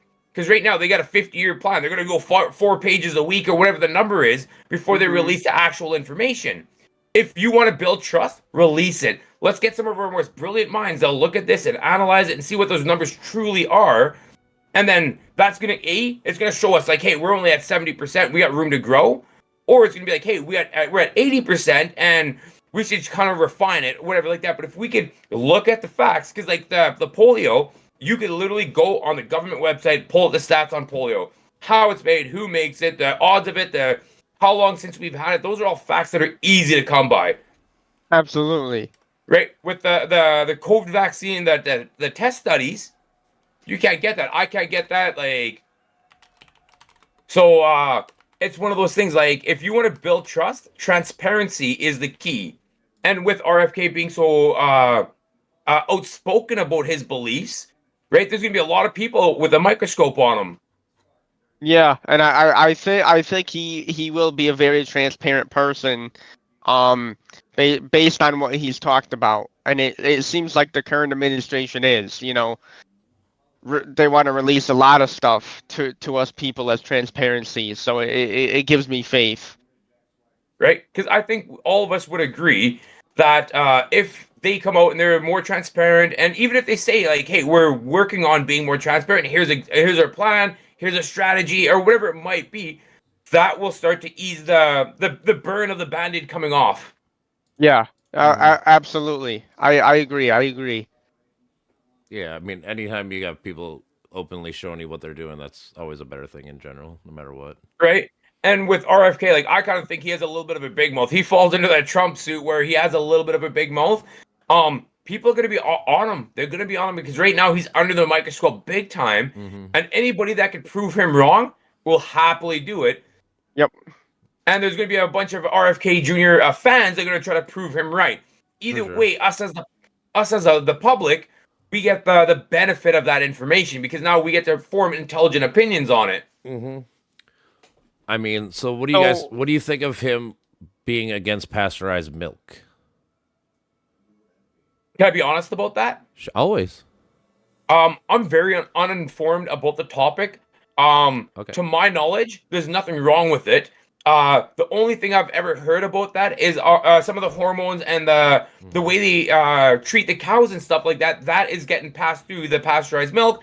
We're drinking it, and then it's causing side effects in us. I'm horribly lactose intolerant. I don't do dairy almost at all. Yep. Right? Like, it's coming in as fast as one end as it goes out the other, and that's not a workplace endeavor I'd like to have, right? Yeah. So Yeah, So pasteurizing basically is heating up. So like if you get unpasteurized milk, so like let's say you got regular ass milk, even when you get it normally, you need to heat it up to 93 degrees temperature in order to kill all the E. Bacteria coli and and the that. foodborne shit. For the research I got, basically that's what pasteurizing is. They get the milk. Now Okay. we could say like the method of how we got the milk, like like we treat cows and animals like shit. I mean, we do. This is how we are. But the whole idea of pasteurizing is you the company or whatever does it for you, so you don't have to get it at home and then Boil it or whatever. Yeah. So I mean, like I can't remember.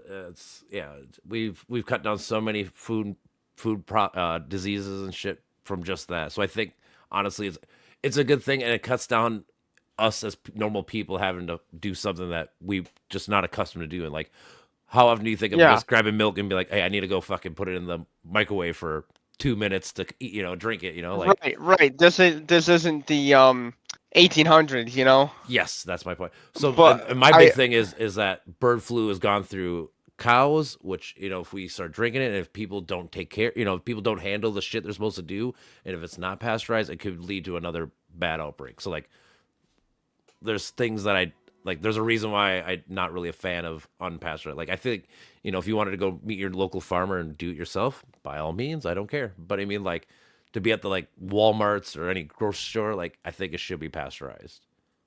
Yeah. See, and that checks out 100% for me. At the end of the day, like maybe so my grandparents were farmers, right? And I remember being a kid, and my grandpa used to they used to get like raw milk, like pure raw milk, and they'd let it set in this big like wooden crate, crate, whatever you wanted to call it, and all the cream would rise to the top of it, and he'd take that cream, and it was like it tasted like lard, like sweet lard, and he'd butter it on his toast. Okay. I thought it was the most disgusting thing. That's thing. probably how butter was made originally. Honestly, makes sense. Yeah, right. And then he put it on a toast, but it was like thick and curdly. Like, it had like a cottage cheesy texture to it. Ew. And it is like I smell it. And my grandfather's been passed away. God bless him for 20 years now, and I still smell it. I can still see that. That slurpy still reminds tone. you of him always. You'll never forget it. Never. Yeah. You know. So,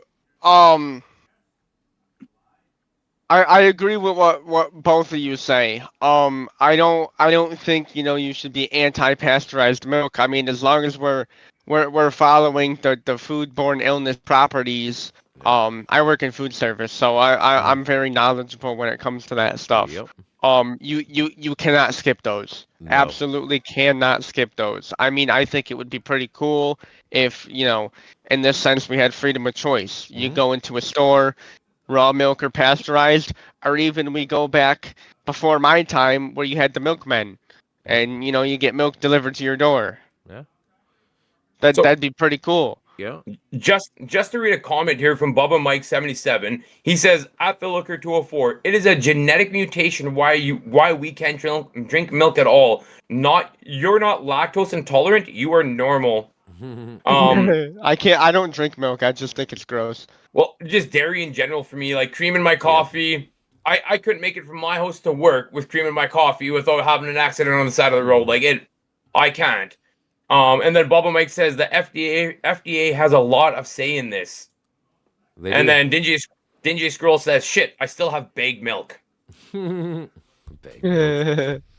however, the HHS is technically over the FDA. So I mean, if RFK gets a job, he will be the head of the FDA by proxy. Like even though he's not the head of it. So I mean, he is right. The FDA is probably like the second biggest department in the HHS. So yeah. Okay. So just to move forward in the conversation, we just finished talking about the impact on public trust in vaccines. Do you guys believe that hesitancy will rise under his leadership or fall? The pro, by questioning mainstream narratives, he could force greater transparency and accountability in vaccine development. The cons, his leadership could legitimize conspiracy theories and encourage more people to reject proven medical science, creating a public health risk. I think the answer is kind of in the middle. So, like, if you're like a hardcore conspiracy theorist and you love this guy, whatever, like you think he's gospel, if he acts like I'm saying, like if there's a big pandemic with this bird flu, like if he acts quick and says that he supports the newest version of a vaccine, I think that maybe because he is that way, I think he might get a lot more people to jump on board and because they will trust him. But I mean, the counter could be like people like that lean my way, they might be skeptical for kind of stupid reasons too. Like it could be a double-edged sword. I would like to believe that most left-leaning people, like your average ones, would just like read the data and do whatever, but you don't. I guess I can't know for sure. You know what I'm saying? And then what about you, Sweaty? What's your take? I actually really agree with what Dank had to say. That's pretty much where I stand. I mean, I'm kind of in the middle on that one for sure. Perfect. So, if we were to roll back vaccine mandates, what would change for schools and workplaces? One of the pros would be that we could restore personal freedom by eliminating government-enforced vaccine requirements, allowing individuals to make their own health choices. One of the cons could be that outbreaks of preventable diseases like measles or polio, exactly what you said, are reversing decades of public health progress. Yeah, that's where I would say, like I said, we already seeing the numbers going down. So, like I said, the best thing I can hope for is that when the next thing happens, he can get on board faster. Like I said, he can't wait. Like I said, if there's a real bird flu issue or something like that. So, if he gets on board, we'll be cool. But like if he tries to delay or just hold back, I foresee bad things happening. Can I question your opinion on that a little bit? Always. So if he publicly says like, okay, that there's a new pandemic coming, it's the bird flu for your example. We do have a vaccine that's coming out. I want it to pass A, B, C, D regulations, tests and regulations before I allow it to come out. Would that satisfy your like him making you wait, or do you think that if the scientists say that guys, it's ready to hit the road, he should just let it pass? So like I wouldn't let anything. So like what I was reading about earlier, like they've actually started working on mRNA bird flu vaccines in case it does become a human problem. So like they're already, I think it's been like the last 6 months they've been really starting to work on this. I've read that as well. Yeah. So like I feel like by the time it happens, because let's say it takes another like year or so, or whatever it takes, right? By then I think we'll have at least enough data. it might not be I was listening to Neil deGrasse says, like, obviously as humans we want like millions of tests to really help us, but sometimes the best we can do in the time is like 10,000, and you know what, we got to go with what the data is at 10,000. So like I feel like we'll get to that number, so I feel like whatever the data is with the new vaccine they're working on, he should be able to know good or bad like day one, and either be pro and get it on board so everyone can get on board, or either tell us, be honest about it, be like, you know what, this one is actually garbage. We need to fucking restart everything. You know, it's going to take a while, but you know what? It's going to be better. You know, like as long as it's open and transparent, like we're talking about in general. Yeah, Sweaty, what's your take? I agree. I mean, as long as we're open and transparent, I think, you know, we could get far with it. But if, you know, anybody holds back, it's not going to be good. I do have a question. Can you guys see my chat in your thing? Type something in your chat. Cause I'm having technical difficulties over here, and a couple of my people are asking questions, and I want to make sure they get answered. Okay, Sure. I haven't seen one of your questions in a hot minute there, but just type in a question. I'll take a look. If not, we'll leave the knock, and then you just knock me again, and we'll just hop back in. Okay. No. Yeah, I got Worf and Jink asking a couple questions. I don't know if you see them in there. Okay. No, I don't at all. So, and then, okay, I just left and went back in. So, could somebody give me a test message on the Sweaty side? I'll type something right now. You see anything? No, the chat. No. All right, because I typed something in his chat. So okay, so this is what we're gonna do. We're just gonna take a 2-minute pause. Sweaty, exactly, and then I'm gonna do the same thing. I'm gonna close it. I'm gonna reopen my side up, and then just give me a knock again, and that should get everything back up and running. Okay. Yeah. We'll take a quick little break here. Let me just make sure I got all of them closed out. All right. And then as we roll back into it, then yeah, I just got your invite. We'll take a couple minutes to respond to all your questions. Just remember to turn off on the knock, turn off your mic there so we're not double miking. Yeah. And then let's run a test. Oh, start sharing chat. Here we go. There we go. Yeah. Bingo. Okay, so Sweaty, you want to catch us up on your chat just to make sure we're not missing anything that's important? Yeah. So, before we move on too far away from the milk subject, Worf made a comment of pasteurization breaks down some of the proteins, so it's not as nutritious, but it's worth not to get sick. That's what I would argue too. Yep, I would make the same argument. Yeah. I think that's a pretty good argument, for sure, that we can definitely agree on. And as for the bird flu subject, Jinx asked, didn't we already go through the bird flu like 15 years ago? He's right, but the thing is, this is the first time it's entering humans. So it originally went from birds to cows, and then somebody got it from a cow, or I don't know if they had ate it, or if they just were like the farmer or whatever. But it's the first time we actually have a human having it. So now it becomes a real issue, because it's like all all viruses, they evolve just like we do. They want to live too, so they're trying to move on to all species. So he is right, but it's adapting. Definitely. Dingy, could you I didn't add that. Could you remove that for me, please, Dingy? Were there any other things that we should catch up there, Sweaty? No, that was pretty much it. And Dingy, that's me with the Pokemon thing. Oh, just showing up on mine. Yeah. There you go. Yeah, it's mutating. It's mutating. Yeah. So, what does RFK Jr. really believe about COVID-19? One of the pros, he has been consistent in questioning government Oh, I read that. Sorry, guys. My apologies. You're all good. Would he cut, expand, or reform the healthcare program? He has criticized corporate greed in healthcare and may push for reforms to lower costs and reduce the industry corruption. One of the cons is his stance on medical freedom could mean cutting government programs, leaving millions without essential healthcare coverage.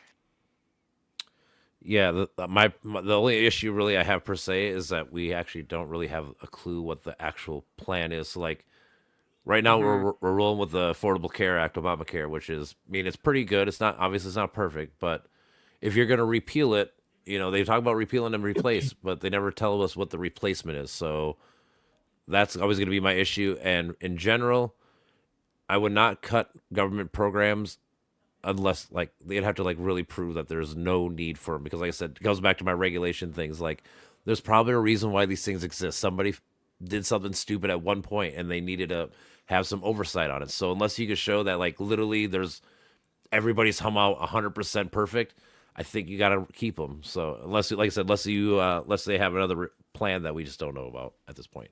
I Here, I'm just gonna touch on Jink's comment here. Humans have been contracting bird flu as far back as 1918, and the last big bird flu outbreak was in 2003. And I just did a quick Google check on that. And bird flu or avian influenza might seem like a relatively new phenomenon to the general public, but the disease, technically called highly pathogenic avian influenza, has been sickening birds since the 1800s, and much likely longer, and humans cases date at least back to the 1918 flu pandemic. And then the most recent, the H5N1 cases were first described in Hong Kong in 1997. Mm-hmm. Yep. So it's not something new. But it's just like every other flu or sickness or pretty much everything in our history repeats itself, and we're kind of going through it again. Mm-hmm. Yep, things mutate, they adapt, just like we do, and we got to keep up to speed. Yep. So January 6th of just this year, so like a month ago, was the first time ever hit a human in America. It was in Louisiana. Yeah, did they pass from that? Yeah, like I said, that's the thing. They're afraid that this might actually be more of a deadly version of COVID. That's the thing. That's why they're actually, like I said, that's why the last 6 months they've been really working on it, because they're like, this might actually be a real, more of a Spanish flu style versus the COVID style where it only killed like 2%. Because if it kills like 15% of people, that's horrible. Like. Yeah, that's a lot of people. Yeah, I'm saying that right now they're on the fear side. It might be more deadly than that than COVID. So. Yeah. Either way, it's something that I think that we as the public should try to keep our eye out for, and be objective to others' opinions on it. Like just with all politics, I think, and things like this. Like there's no such thing as settled science. There's no such thing as we have all the answers. As the world evolves, so does the flu, and so should our opinions on some of these topics. Mm-hmm. Yeah, we should say fluid as much. Yeah, because technically good science is always adapting and changing. Like, like even like Newton invented gravity and shit, but it was Einstein that took his idea and made it better. And guess what? In like 100 years from now, someone's going to take Einstein's idea and make it more precise, because that's just the way it is. Like good science is always evolving, and it's supposed to be more precise. So even if like we're saying that, so like in the beginning of a new vaccine or whatever, there might only be 10,000 cases. But I mean, you got to do what you can do with the 10,000 cases. But after a while, you get millions and millions of people doing it. Now you get better, more raw data. Better case studies, yeah. Yep. And Sweaty, I just saw that gifting 5 tier 1 subs to the Sweaty community. My man, look at that. Dude, I had to fix the stream because it was about to get in an echo loop of just fucking noises. Oh god. So, I fixed it, thank God. So very quick. Do you guys believe that he would cut, expand, or reform the healthcare programs? I think currently with Trump, I think Trump wants to cut things and make them smaller. So right now, I would say cut them. There's a chance for replacement, whatever you're saying, a new way of doing it. There's a chance reforming for that. it. Yeah, reforming. Yeah. Yeah. So my take on Trump, and I know like Trump's a very controversial person and stuff like that. He is very for the American people, whether they like it or not. Right? I believe you're right that he will cut it. Right? Trump's a me first guy. He's a narcissist. Yep. Right? He's a me first guy, but he also, from what he talks, America first as well. Like right now, he's doing Canada dirty. Mm-hmm. I don't know if you guys have been watching, but he's doing Canada dirty. I'll talk to you for about that the- if you want. If you want to talk about Canada, we can talk. But he's doing it for the betterment of the U.S., right? I would like to have faith that if he does cut certain healthcare areas, he will fluff up the weaker areas as well. So it's not like, I don't think he's just going to chop it off and say, okay, everybody making under 30K a year, you're out in the dust, right? You're kicking rocks over there. I think he's going to do something because I think he understands that the people are what make the country run. Yeah. Right? Yeah. That's kind of my take on it. Yeah. Yeah, and by the looks of it, I go can ahead. see that. I can see that. I mean, I don't know. I feel like he's trying to make things smaller so he can bring in more power towards the executive branch. Like he's making it where he's got like 15 yes men and they all run his game. But that's a different topic, I suppose. Yeah. So what are your guys' views on Big Pharma and medical corruption? Is he right? One of the pros is that the pharmaceutical industry has a history of prioritizing profits over patients' well-beings, and RFK Jr. brings attention to some of these issues. One of the cons is his rhetoric risks throwing out necessary. Oh, that's a tough word. Like I can't even say that. Medical advancements, along with legitimate critiques, potentially discouraging life-saving treatments. You want to go first? Or you want me to go first? So, I'll go first. All right. So my thing with that is I personally agree with his stance on the pharmaceutical companies, and my take is they're not making money if they cure you. Yes, there are some things you need constant medication for. Diabetes is it's the perfect example. Yeah. You know, that's obviously perfectly fine, but if you're having somebody take Adderall for something when a simple solution could be drinking more water or you know, doing something else, why are you taking the Adderall? To me, that's just a I wouldn't say money laundering because it's legal, but they're taking money out of people's pockets when there could be a better solution. So I do believe that the pharmaceutical industry should definitely be addressed and possibly changed. As for, hey, we don't need this drug because it only cures this one thing.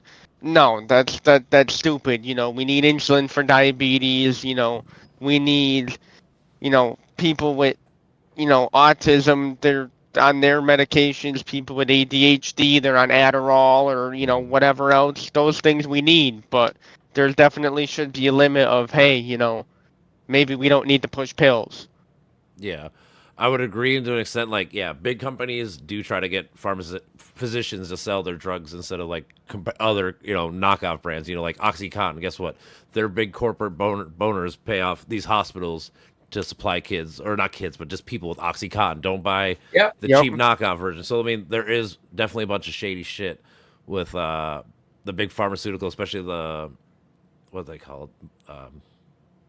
Lobbyists, yeah. Lobbying is and honestly, so like again, this is where I would try to equate.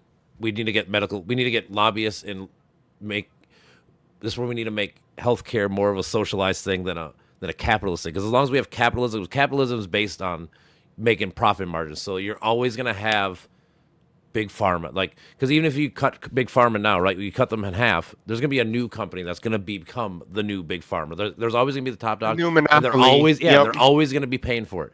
So the only way you can do that, honestly, is to kind of switch over to some kind of Medicare for all system in America, at least a different option. Like rich people, let's say, like if you're rich, you can pay for your own medical shit because you're rich, you know. But like, let's say for like the 50K and under people, there should be like a universal pot.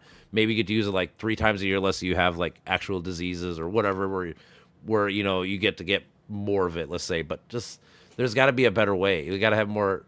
Just we can't have all these billions of dollars in the medical field and think that people aren't going to take advantage of it or use it to benefit themselves. Because that's just, I mean, honestly, that is capitalism at its finest. Which I'm a capitalist. I like it, but there's some things that like our healthcare probably shouldn't be as capitalist as it is because. I feel like we should all have a right to health and life. You know, like Life, liberty, and the pursuit Absolutely. of happiness. Life is part of it. And how do you have a good life? You need to have good health. And that honestly includes mental health. The reason I think we have so many school shootings and dumb shit in America is because people don't want to pay for their kids to go see psychiatrists and deal with issues Or because it's so can't afford it. expensive. You know, Yeah, like, or can afford it. yeah, Yep. that's what I'm saying. Like we can't. That's what I'm saying. Like there'd be more kids hopefully talking to people they need to talk to, and to cut down on like the bullying, all the things that kids they grow up in social media world. It's a different game. They're comparing themselves to millions of kids compared to just their classmates. It's got to be really stressful. I'm saying like, and like for me, like my kids could talk about it, but I'm not equipped to like really know every answer to like how to deal with living in the social media world or whatever. Like I can tell them my answers, but it's not a professional. And I think Right, like a lot right. of these things we could work a different way, a better way.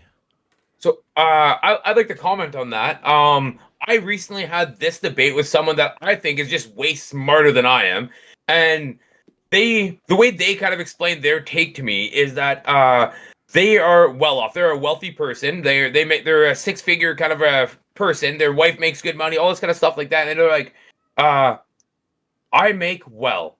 I can afford whatever I need in my life, and that is great.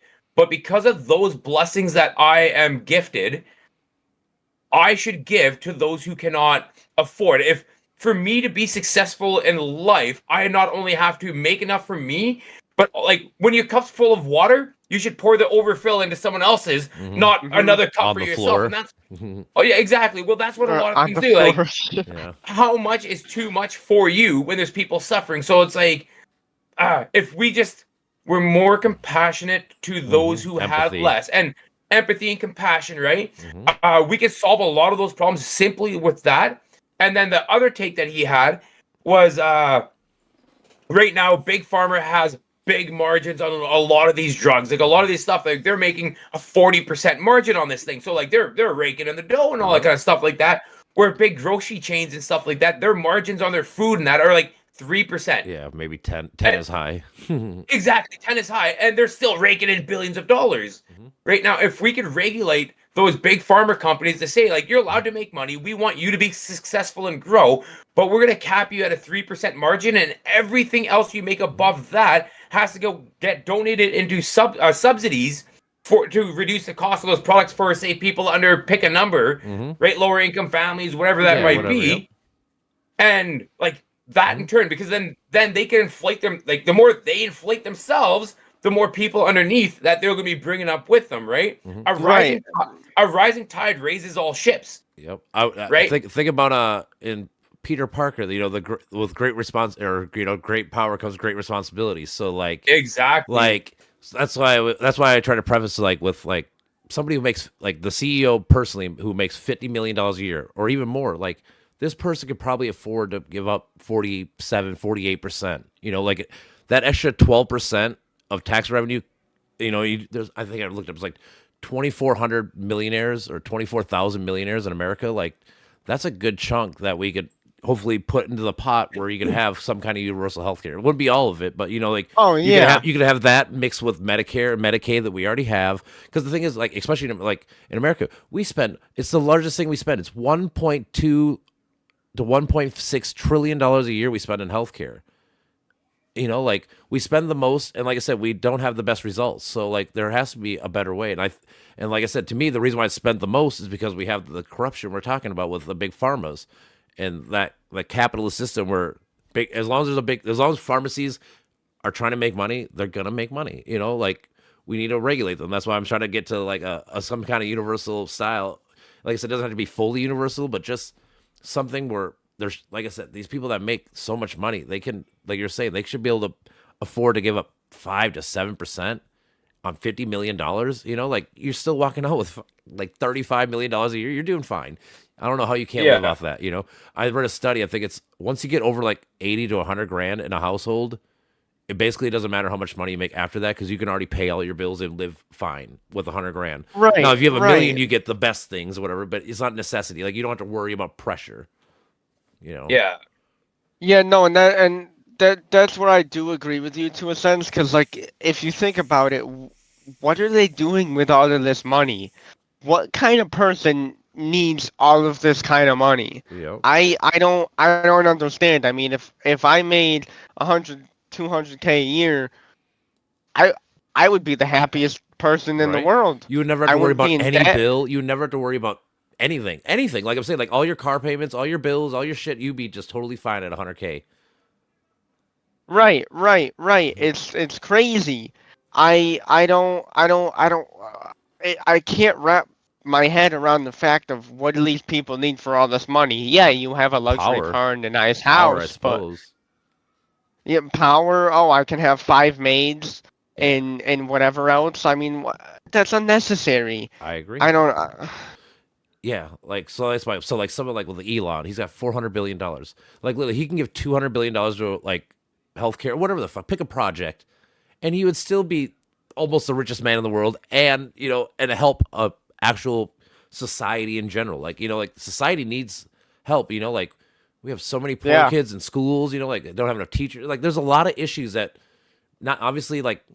I'm not naive. Like money doesn't just solve the issue. Like you just can't throw money at it. It's going to make it better. But you give people better resources and better outs to figure out what to do and make more lives better. I feel like I said, for even like the rich person, like if you have people that are more educated and smarter, they probably work better and harder at your jobs. Like any job, Amazon, pick any company. Like it benefits them too long term because they're going to have better equipped workers. So like I feel like it's a win-win long term for almost everybody. You help people stay healthier and better, and then those people take less sick days off. They they work better. You're more reliable. It's like it's a win-win. I don't know why. Like Don't give them any ideas, man. That's just gonna make it worse. It's just funny. I don't know. Just there's things like I'm saying. Like we need to come to more people need to have better open dialogue and try to come to agreement as a society. Like we're a part of a society. Like that's the thing. Like we all need to come to a social contract. We need to have conversations like this where it's like, let's come to some kind of agreement. Like we know this is not right, but there's got to be a better way. But it's not. Like No, you I do can't agree cut with it right you, away. absolutely. You can't just like go, all right, it's not good. Let's just nuke it. No, you can just. It's like one of those you wean yourself off. Like let's stay on it, but let's really start actually kind of concentrate on a better way for America. Agreed. For like alternative ways of looking at things, like so just to kind of get off topic a little bit but touch on your point at the same time. Like I live in a very cold climate. Like right now it's like -40 outside, stuff like that, and Manitoba has some of the most hydro dams that are close to our major city. Like we pull a lot of electricity and stuff like that. So I went to a town hall meeting. I love politics. I went to a town hall meeting, and you're allowed to ask one question. My question wasn't, instead of, because they were talking about raising property taxes and raising taxes, and because everybody's like, oh, we should fix our healthcare. Okay, we'll raise everybody's taxes 3%. I'm like, well, that doesn't solve the problem. That's just passing the problem along the line. So my idea was that because we have hydroelectricity and a cold climate, let's try to invest in the tech centers. Let's get some of these mega tech server companies into our climate.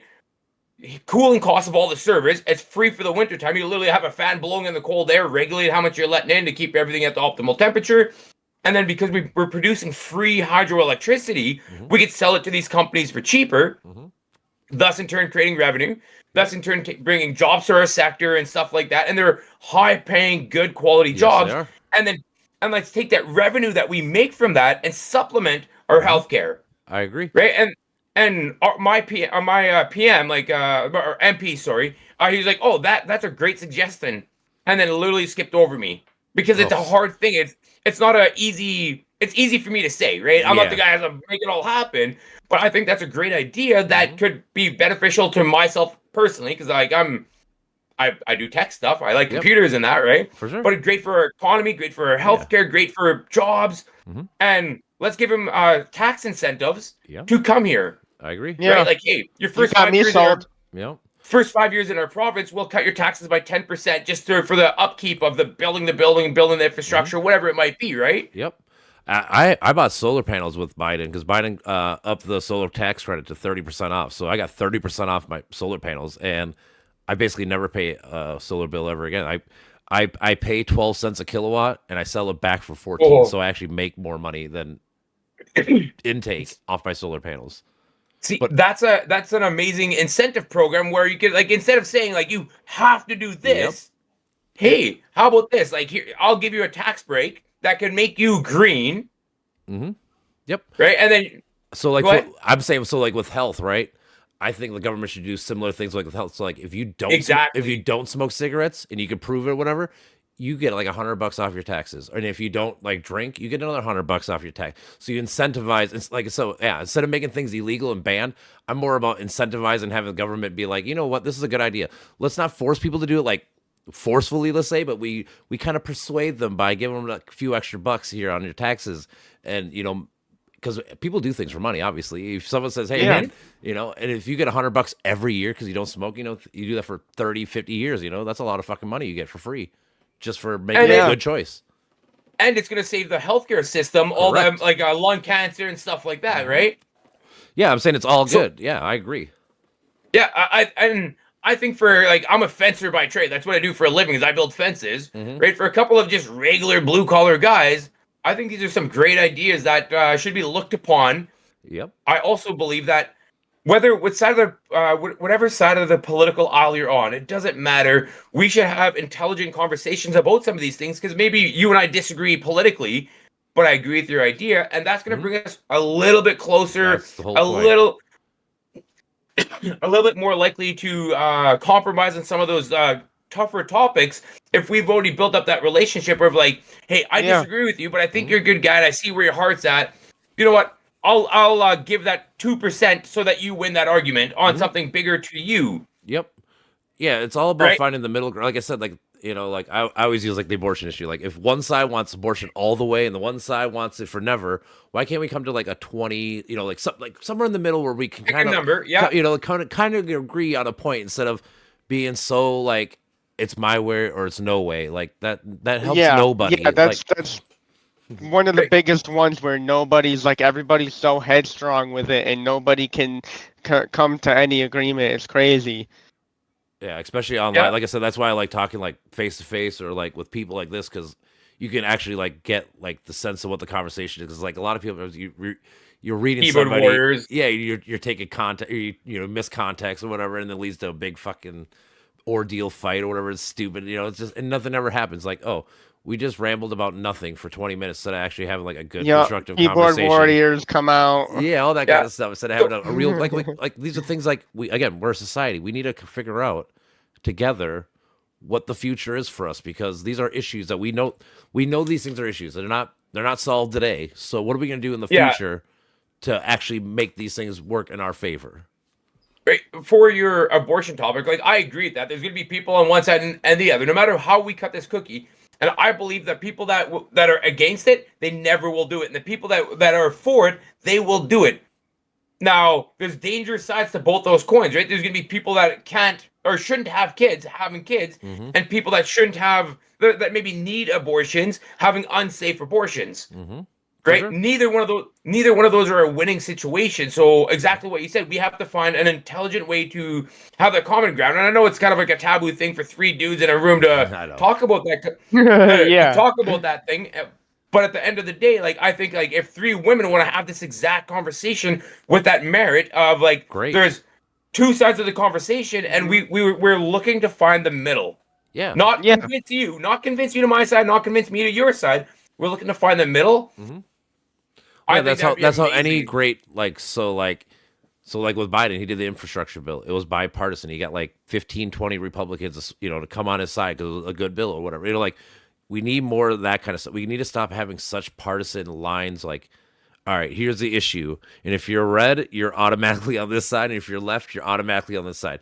There needs to be more nuance and understanding with most of these issues, because like people think these issues are so like. I always say like the one sentence answer, like, build the wall. Like that's not that simple. Like it's a very complex issue. Yeah. Like all these things are very complex, and we need to actually have a nuanced conversation about it and try to delve into like the 6-7 points that make up the one broad big point that we're trying to like discuss about, instead of just talking about the macro. It's like, no, you got to figure out the 7-8 little micros that make the macro, and that's where like conversations like this help, Yeah, a lot of people on both sides. It's the one sentence things. Oh, I'm on this side. I'm on that side. Build the wall. Hide immigrants, or pro-life, pro-choice. It's too split-sided, and we definitely need people like us to just talk about it get our thoughts and opinions out there and show it's okay. We disagree, but we find a solution and we can do good. Yeah, actually build towards actual progress instead of just, like I said, we're just sitting in the mud just waiting for something to happen. But if we just sit and wait, nothing's gonna happen. Like someone has to stand up and walk. Someone's got to move. We can't just stay here. And that's what these conversations in general is hopefully building towards long term. Yeah, and just to kind of like touch on that, like I agree with exactly 100%. I'm fully on board with that. I believe when people have these kind of conversations that we should talk to hear each other instead of talk to respond or speak to listen to speak kind of thing. Like there's so many times like I have like mad ADHD, so there are a lot of times when I'm listening to people, I'm already thinking of, oh, if he finishes the sentence this way, this is my response, and I'm not truly listening to what you're saying because I'm ahead of myself. Yep. I try to practice like, Robert, just shut up. Listen, let that person articulate that thought and that feeling, that opinion with their heart, their emotion, and their voice, and then articulate my what I have to say next, right? Like, so yeah. I'm trying to get better at writing questions down. Like when someone asks something, instead of fucking barging in because I'll forget. I try to be like, okay, what about this? And I'll try to write it down so when whoever finishes, I can try to listen and be like, all right, getting back to this right here because I remember I had a question 2 minutes ago, but ADD. Yeah, I fucking lose it. you had. Yeah. So I'm trying to get better. Like I always tell my homies that I run my Discord with, like I'm getting better at trying to type out or write down the question before I lose it because I know I'm going to lose it. I can't help it. Yeah, I'm the same way. It's like your mind's going so fast, talking about so many things, and then you start thinking more, and you're like, where to go? Yep. Where to go? So to get us back on track, with RFK Jr., do you think with his take on alternative medicine, do you think that will gain legitimacy under his leadership? One of the pros, it could push for more research and insurance coverage for holistic and alternative treatments, offering patients more options beyond pharmaceuticals. One of the cons is the lack of scientific backing for many of these alternative treatments could lead to government funds being spent on ineffective or even harmful therapies. I suppose I'm always open to try new, to have research and studies. Like if they want to check like Eastern medicine or whatever and actually do studies on it, I mean, by all means, I guess for sure. But I would tend to lean that like our top scientists in America are really fucking smart. So I'd assume like if they come up with a vaccine or any kind of medical plan or ordeal, I would tend to trust them more. But like obviously having more research into other ways of doing it is never necessarily a wrong thing. Can I challenge your perspective? Mm-hmm. Sorry, Sweaty. Can I challenge your perspective? So I agree with you. The scientists and doctors are way smarter than you and I all day, every day. But when my boss says something, Robert, if you want to get a paycheck, you have to come up with these results. Mm-hmm. I do my job. I need that job. I got a family to feed and stuff like that. So with a lot of these like big studies and stuff like that, they're being funded by someone with an agenda sometimes. Not always, right? But sometimes they're being funded with an agenda. And I'm smart enough to like look at numbers and be like, oh, if I make sure to leave these 3 pieces out, I can hit that target number that I'm looking for or being encouraged to, right? Like I just got audited at work and I aced that audit, not because the numbers were perfect, because I was smart enough to read between the lines sometimes and make shit happen. Yep. I would argue that, so like we have multiple big companies, like we have Moderna, we have Pfizer, we have Johnson. Like there's so many big companies, they're all competing with each other. So, and they're all funded by BlackRock. Maybe. All of them. All of them? I guess I would have to look into it, but I know BlackRock's about houses and stuff. But yeah, but the thing is, there's not even just in America. There's other countries too. Like agreed. Like if our vaccines didn't work here, I would assume that China and or Russia or Iran, one of these countries, would call us out, and they would love to call our bullshit if our shit wasn't up to date and working the way we claimed it did. That is true. So that like is true. there is other. And the thing is, like I said, so there's one thing to have studies with millions of people, and there's ones with 10,000 because you're in the beginning. So if you have a 10,000 study, you got to look at the science at the moment. But the thing is, in due time, more people are going to look at those studies, and there's going to be more studies because there's going to be more people having the disease and stuff.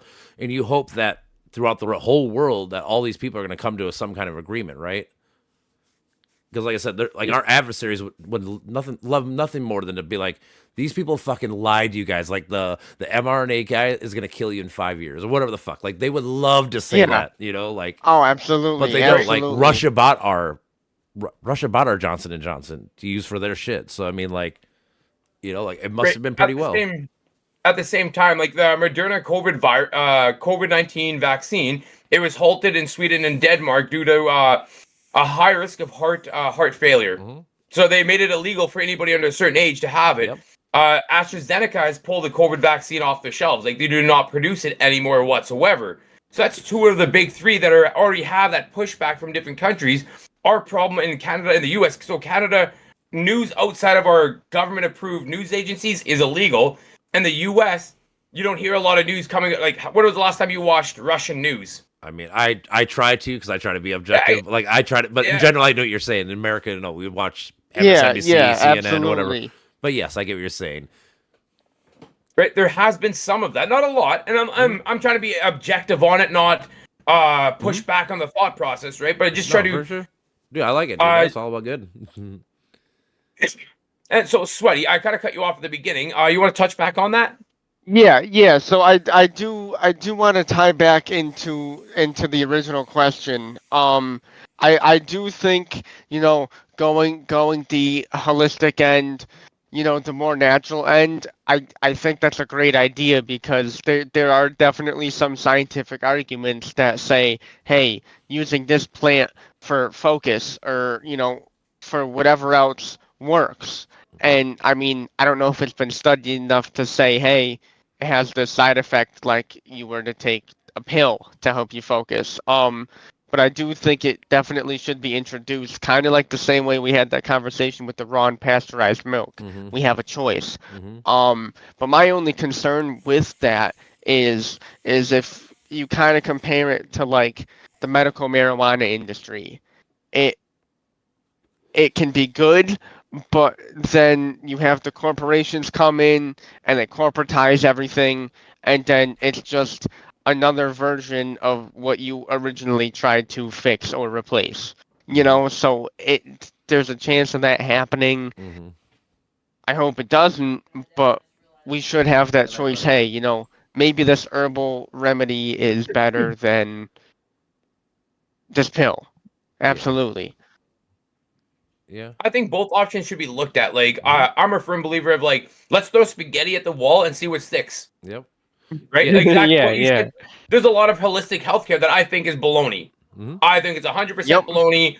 But I'm also not a scientist. I'm not a doctor. I don't know. That's an opinion. Yep. Right? So if people think like, hey, this is a great alternative to this pharmaceutical thing, and they have a strong, intelligent case where they could present it to the government, to the FDA, or whoever it might be, I think as society, we should actually look at it, study it, get that 10,000 exactly, whatever the number is, same thing with vaccines or whatever that number might be of like, how many people does it help and how many people does it hurt, and see if it's an actual viable option. And if it's not viable, thanks for trying, come back when you got something better. And if it is viable, well, let's expand that research to the next level and bring it up. Yeah, like how much money have we wasted on just regular bullshit? So if it costs like $1 million to find out that this, not drug, but holistic Eastern medicine, whatever, doesn't work. I mean, that's not much especially for like America's GDP is like $6 trillion. Like, what's $1 million?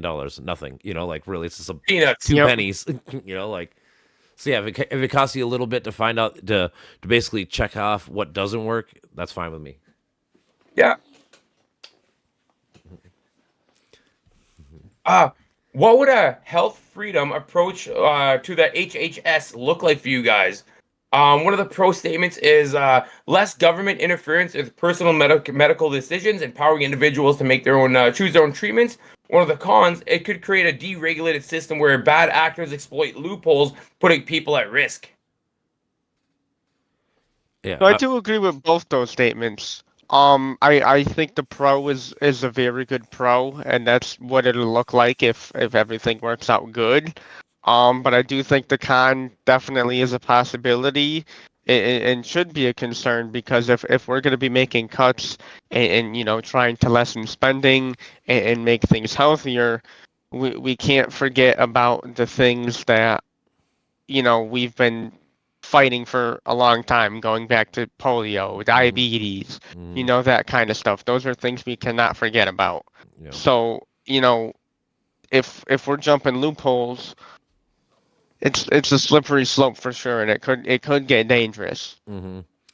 Yeah, I would. Like I said, I would go back to my earlier point where like we should really understand why the regulations are there in the first place. Like I said, there might be a few that are really far fetched, and I kind of understand why we probably want to get rid of them. But you also got to try to remember that somebody probably messed up in that exact way where they made that a stupid rule or whatever they had to do. So With laws, yeah. yeah, well, like, yeah, I'm saying even with Full like circle. the Yep. regulation, and like I said, for me, I think the government should probably highly regulate healthcare. Like they should make this should be one of the most safest things we should do, and it should be the least corrupted. Obviously, we know, like I said, we were talking about earlier with big pharma. Like their job is to try to prevent the big farmers as much as they can, and try to keep them out of trying to make all the money and try to keep the drugs and vaccines and stuff that we have as safe and secure as they can be. Okay. So RFK Jr. Is still a Kennedy Democrat, or do you believe he has shifted? Some of the people think that his environmental and anti-corporate views align with a traditional Democratic view. He's still showing that he's a Kennedy at heart, and other people believe his position on vaccines, government intervention, and social issues lean more towards a populist conservatism and alienating mainstream Democrats. Well, Hey, thanks for the raid. I would say that he tends to be a conspiracy theorist, which tends to lean mostly to the right side. So he's starting to line up with Trump's base really well. So I would say that he's not really a left winger, and or again, like he's either just falling in line and trying to be a yes man for the position, which is almost actually worse because then he's just like a liar in a way. So I don't know. Either way, I don't know if it's a good answer to me. Okay. And what about you, Sweaty? I'd say if we're going based firmly on beliefs, I would say he's definitely still a Democrat, but a little more old school. And the reason I say old school is because a lot of people argue that there was a party switch.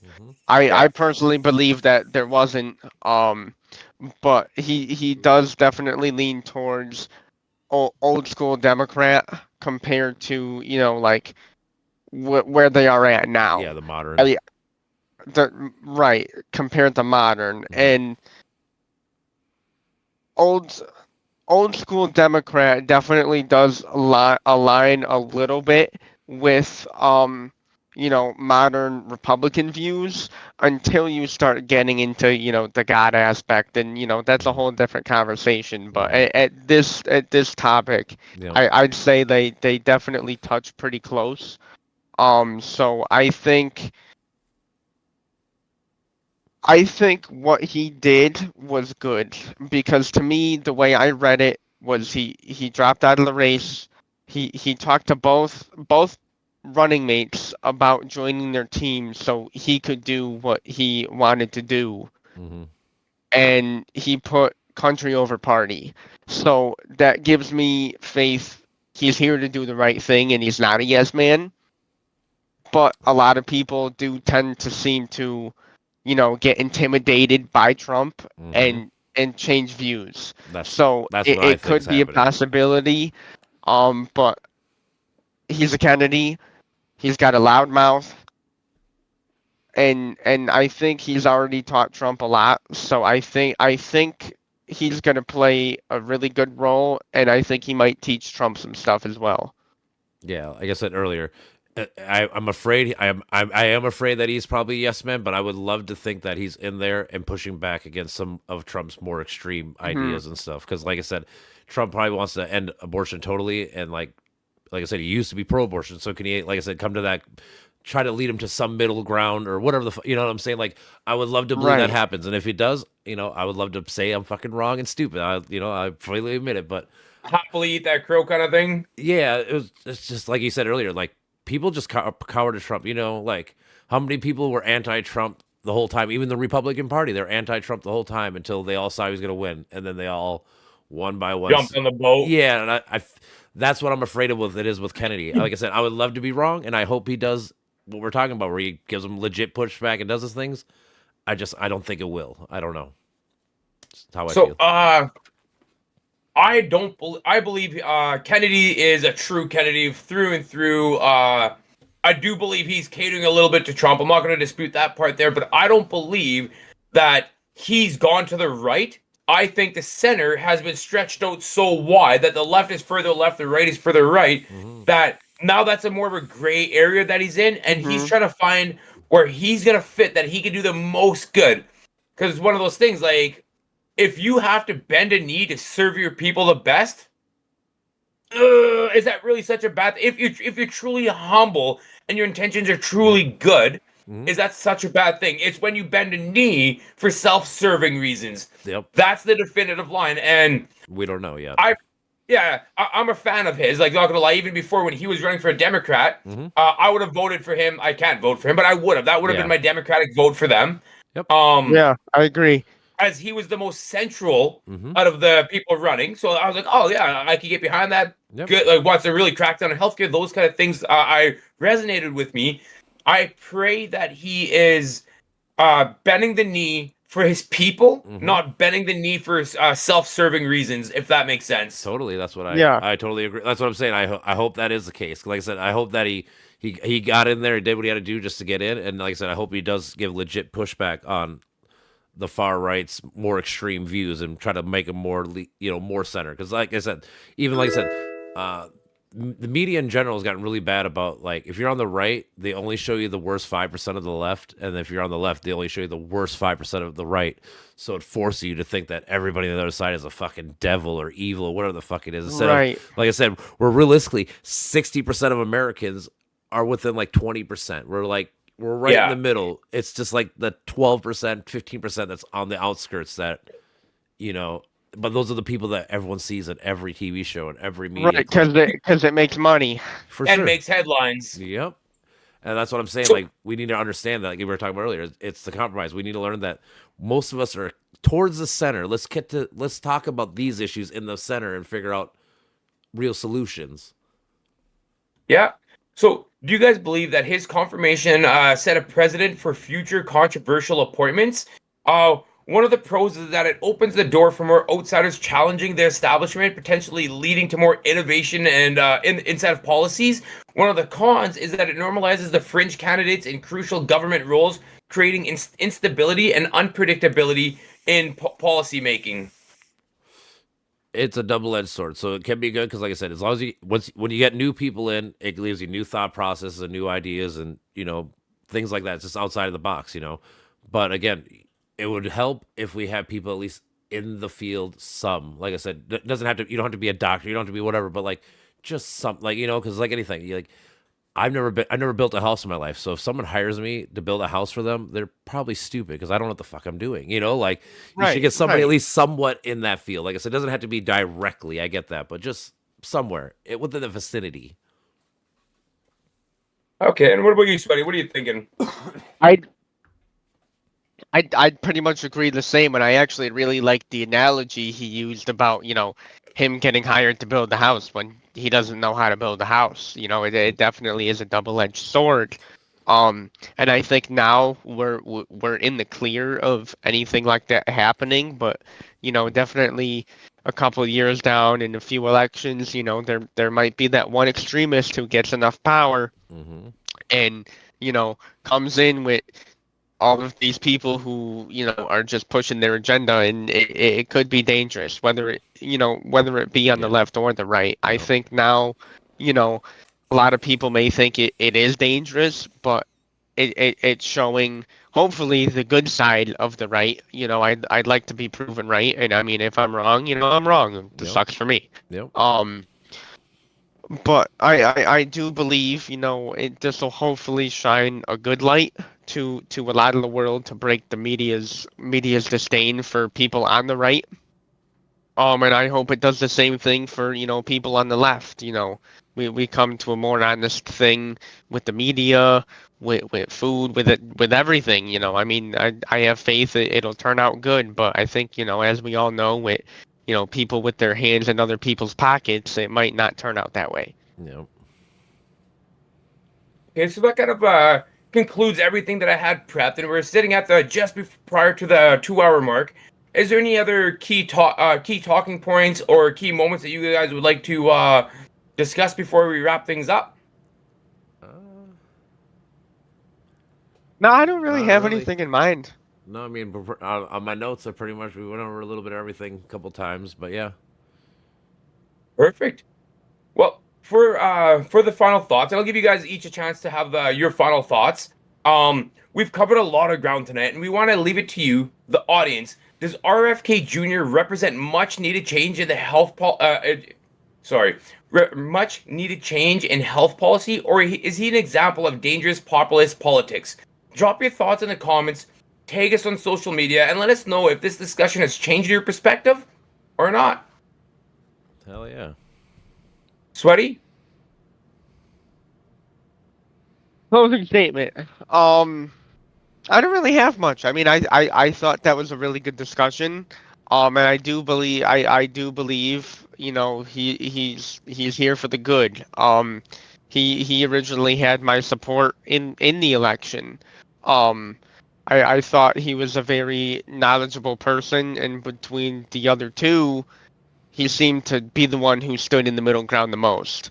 Yes, he questioned things differently than everybody else, but it was a question. It wasn't, hey, I believe this, we're going to do this, this, and this. I want to study this, I'm curious about this. Everybody can learn with me, not, oh, we need to do this, and we need to do that, this other person sucks, this other person sucks. Too much fighting, too much arguing, and he was the one I chose. And I hope to see that he didn't sell out his values, and he still gets to do what he originally planned to do. I really hope that's the case. And Danksided. Yeah, to somewhat echo what you're saying, I really do hope that he does, like I said, honestly push back and stay true to his values. I hope he's not just your average not Republican, but just the average Trump yes man and just doing it for money and power. Because, like I said, I lean that way, but I hope to be proven wrong. That would be one of the good things about being wrong. But in general, for me, for the last couple of years since I kind of got out of being the anti-vax, I used to kind of think a lot of those ways too. But I've learned to humble myself and just realize that I'm not one of these leading scientists, especially like I said in America and around the world. These people, when you give them a question, they all put their mind subconscious and all this shit to that. They come up with great things, and we can do a lot. We can come out with vaccines a lot faster because we can coordinate with 192 other countries, unlike we could before, and we can share ideas. And I think that we just need to trust, not fully, not just knobs blindly. But I mean, you should obviously research when they release papers. So when the CDC or NIH, when they release papers, do your own research. Don't listen to any fucking pundit person just bullshit and lie to you. Because like I said, the big thing is both sides are good at doing the half true shit. Like I said, when I'm on my podcast with people, if we're not talking, we just read papers and try to get actual information instead of just being spoon-fed ideas. So I just try to remind people and tell people in general that it takes a lot of work, but if you want to know the answer, it's really out there. You just have to read a lot, and sometimes it really sucks because, especially science words, I have to look up five words in one sentence to even know. I said, I looked up polysaccharides and might like to look up high fructose corn syrup. It was really heavy and dense, but I could do it. I'm not the smartest person in the world, but it just takes time and effort. It's out there. You just got to read into it yourself. But these, like I said, in general, I feel like the scientists in the world, the doctors in the world, I don't think they're trying to mass kill people or try to mass hurt people. They're just here. I work at a bar that's next to a hospital, and I get nurses and shit all the time, and I can't imagine any of them just being like, yeah, we're just gonna just randomly start giving people bad disease or bad vaccines or bad medicine and stuff because profit. I know it does some obviously, but just most of these people are just your average person. They're not malicious in intent. Yeah, well, like I said, the upper people's maybe the person who runs the hospital, he might be a piece or whatever. They might be a piece of shit, but your average doctor, your average nurse, agree with your that. people, they're just like I said, they're just They're average. like us. Yeah, they're just people Yep. that happen to work in the medical field. Like they don't have those malicious things. So I think people Yeah. got to think that these people aren't trying to hurt you. They're doing the best. They're doing the best they can with the information that they have, Yes. and they've chosen a career of literally helping people, Mm-hmm. and also a career where it is like it's a standard practice to try to continue to grow and educate yourself and to expand your knowledge base to, like, if you build fences for a living, you can only get so good at building fences. You can only talk and learn so much about fencing. Yep. As a doctor, you're the best foot doctor now. You could be the best foot and hand doctor, and Yep. there's just a plethora of knowledge to grow. So I agree with that sentiment 100%. Truly, I agree with that 100%. Yeah.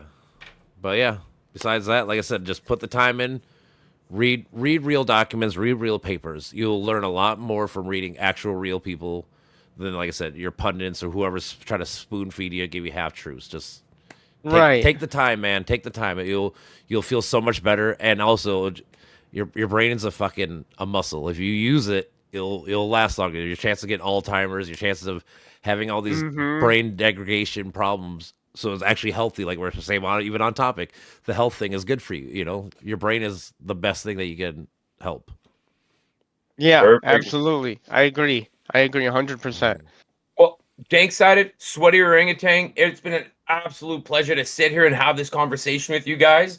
I've got nothing but love and respect for you for this conversation. Hopefully we get to do it again soon in about a week. Yep, hopefully. I might be gone next Tuesday. I might be going out of town, but I mean, I could technically do it. I would just have to be in a car driving. It'd be one of those. We'll touch bases on that, and we'll let everybody else know. I'm going to be on a family vacation for the next 20 days or something like that. Nice. So I'm bringing all my podcast gear with me, so I should be able to attend this stuff. We just have to coordinate it and then let all the viewers know. Yep. And for everybody else, if you've enjoyed this episode, make sure to subscribe to TheLooker204, Dank-sided, and the Sweaty Orangutan. Share. Stay tuned for our next discussion. Where we will be tackling a whole new set of hard politics and plain and understanding way to digest it. If this cross-border politics, this is cross-border politics where tough questions get real answers. See you next time. Peace out. Have a good night, everybody.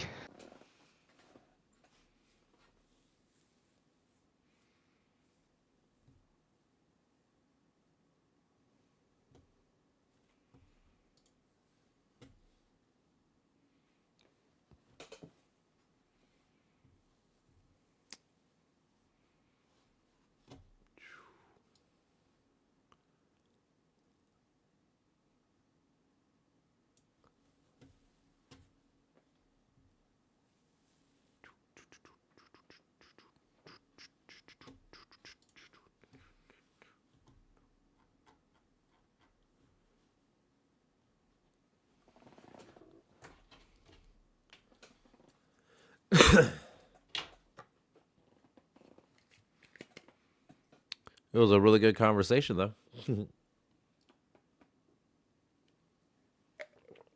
It definitely. I just rated out the snake.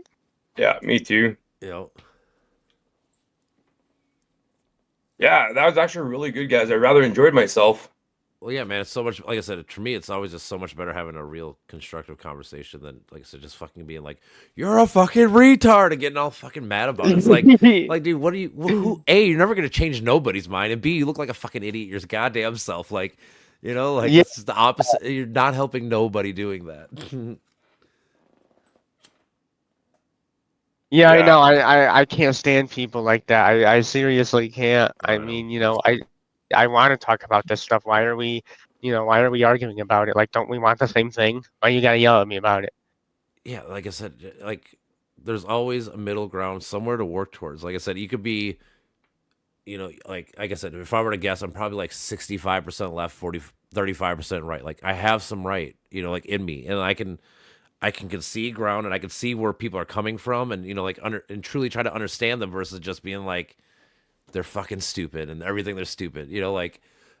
Right. Like, even if I feel that way, it's never gonna fucking win nobody over by fucking just openly saying it. Like you got to try to figure out like I said, the middle ground. You got to get there somehow.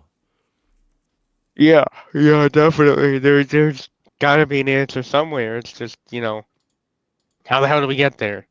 True. Like I said, that's why I'm trying to preface big into like the societal contract. Like we're in a society. Like in order to be in a society, we all got to kind of be informed and kind of learn how to talk to each other and work together and figure out things. Like you have to trust people. Like I said, somebody builds a car, I have to trust that person built it right. That it's not going to blow me up the second I turn my key. Like so you do trust people. You just have to learn to trust them more and listen to them and empathize with them and Yep. like really try to understand where they're coming. Like I said, because like I said, most of my family is Republican, so like I truly understand where they're coming from and what they think. It's not like they're all fucking racist piece of shit or they're all fucking this. Like obviously there is some. I'm Yeah. not saying there isn't, but like to say that all of them you're fucking stupid. Like Yep. shit like that. It's just and it's like I said, the same thing with like the people that live like you're a fucking libtard. Like no, dude, I can fucking have I read a lot, dude. I have nuance. We can talk about stuff and we can have a real good conversation. But if you're gonna start off with just name calling and doing dumb shit, well, nothing's gonna ever get done. Yeah, no, it ain't. So do you guys have any ideas for next week? Timelines, anything like that? Well, hey man, we can talk about Canada. Like I said, you're Canadian. That's cool. We can talk about Canada becoming the 51st state. I mean, we can talk about obviously we talk about the tariff shit. I suppose would be the big thing because because technically it's got a month delay, so we can talk about like what you think is going to happen in a month from now, what's not. Yeah. Okay. Well, I have 12 hours on 10 hours on a plane tomorrow. Yep. So I could start working on that if you guys are okay with that. Mm-hmm. Yeah, like I said, if we do it absolutely. I'm Tuesday, cool with like I that. said, if we do it Tuesday, I'll just be in my car. So I mean, like Would Wednesday or Thursday work better for you guys? Like Wednesday is perfect for me because I'm off Wednesdays. This is my weekend, Tuesday, Wednesday. So these are always my best days.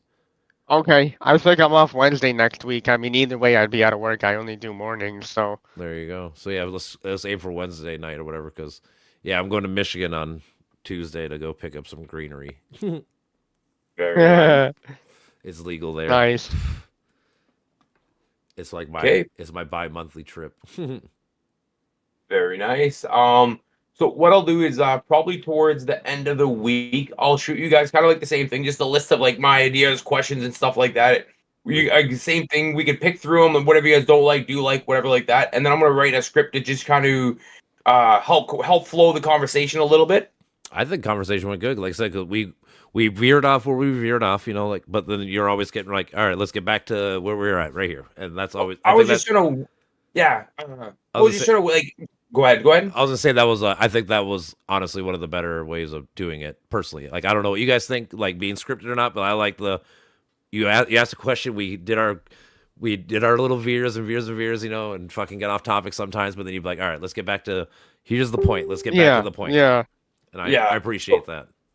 I like both. Like I really like. There's a few moments where we're probably like a half an hour completely off conversation, like off our script. Kennedy 100%, but we're bouncing ideas back and forth, looking at different perspectives from each other, and everything was going great. The way I felt, it was flowing really well. It was really everybody was articulating their points really well. Then I felt like they're slowly trying to die up, and we were starting to like look for something to talk about. And then I was like, okay, that's my cue. Yep. Back to the next step, and then Yep, and I appreciate it. I'm saying I think you did a really good job at moderating like the flow of the conversation because, like I said, you let us veer off, but then you always were like, "All right, guys, let's get back to this is the question originally. Let's get back to what the actual answer is." Like, oh yeah, let's get back to fucking because even he would be like, "Yeah, to get back to the original point we were getting at." Like, oh yeah, what was the original point again? Like, okay, so I mean that kind of sucked in a way, but I think the way we flowed and like the conversation itself was productive and good for everybody. Perfect. Definitely. So if you guys are okay with that structure, I could set it up again.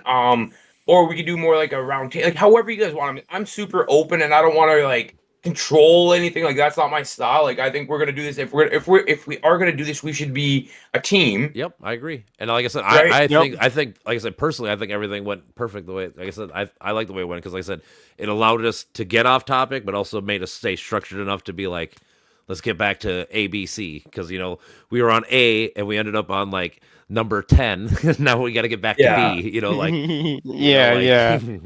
I also skipped a couple sections because we were very heavy on that topic when we were like previous in it. So I was like, I don't want to go back to the same thing we were Yeah. literally just talking about. So I just like X-nayed that one, Yep. jumped over it.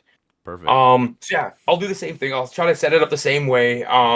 If you guys have time, like just time permitted, if we could all watch our own like VODs, I want to see like just like the mannerisms, the flow of conversation. Yep. Like I always try to watch my videos just to see like how well I articulated myself. Yep. And if you guys have any constructive criticism, if we want to change the layout, the format, anything like that, it's doable. I just need to know about it ahead of time so I could prep for it. For sure. Okay. Yeah. I'm thinking either tomorrow or the next night. Me and my buddies are gonna probably review this whole fucking. So we're gonna do what you're saying. We're gonna review it, critique. I told them like critique me where you think I fucked up on like points and like if you had made a better argument, what would you have said there? The kind of thing. Right. And then I can kind of go over like you're talking about like the lookout, the fucking the volume and all that. Like I said, just seeing how the flow is. Because I said as of right now, I think it went well, but I guess I haven't watched it, so I don't fucking actually know.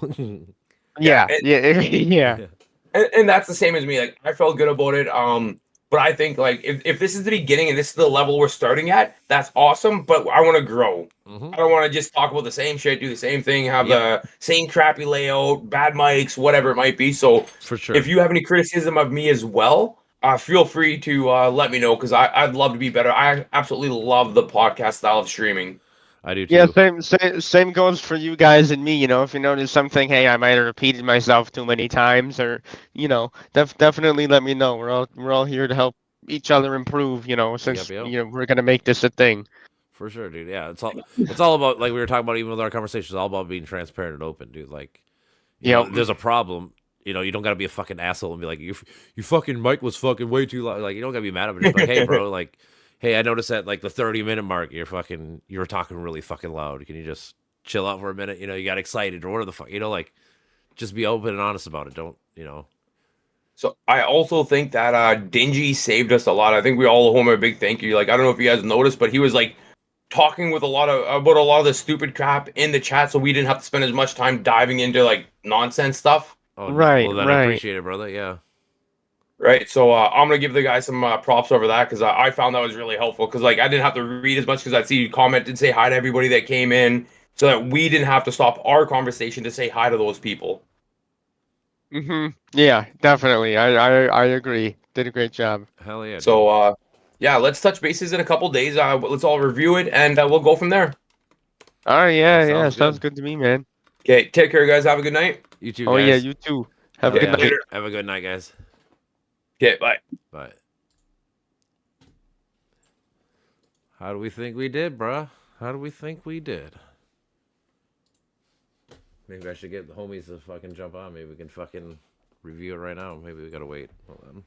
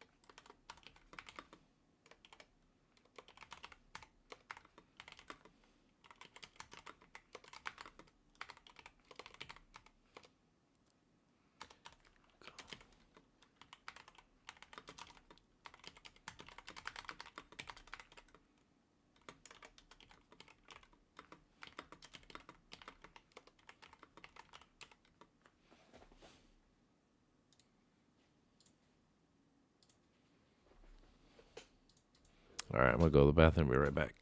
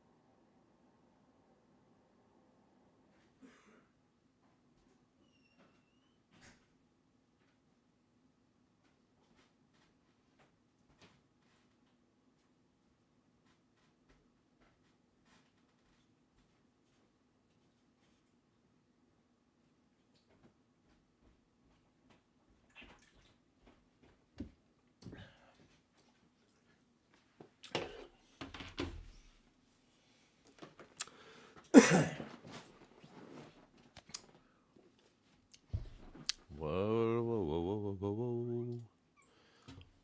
Let's see if anybody's actually on, or maybe I should check up with if they're still talking the other thing. Oh, hi, Mama Cat. You want to have some love? I love you, Mama Cat. You cute. You're beautiful, Mama Cat.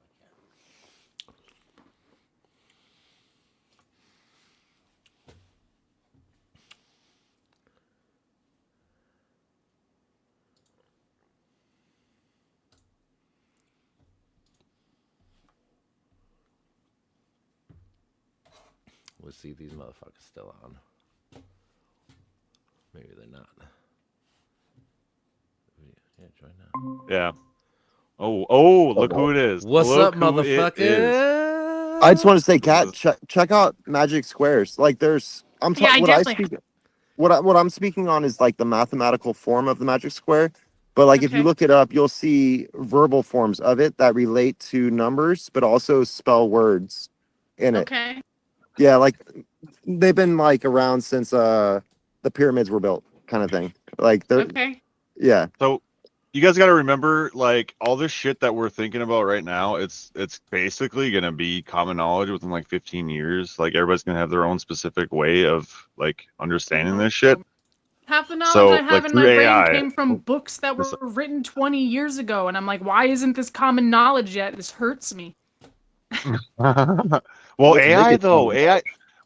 So I kind of think what Dave Gillespie says, that there's going to be a mass psychosis through projection and transference, it might be fucking true, and like that's scary. We might be in it currently, are we not? You might be. I think we might be. No, we are. So yeah, we it are. seems like the it. more, Like, definitely I think so. like everything's backwards. We're in a simulation, wild. guys. We're in a simulation. There's a girl that said. I think the more we cycle conscious and subconscious mind, the more clarity we're gonna have. So, okay. Yeah. Oh man, now this is going to take it to the next level. So humans have a circadian rhythm, right? Yep. Yep. Right. And, if you say what I think you're gonna say, go ahead. I'm excited.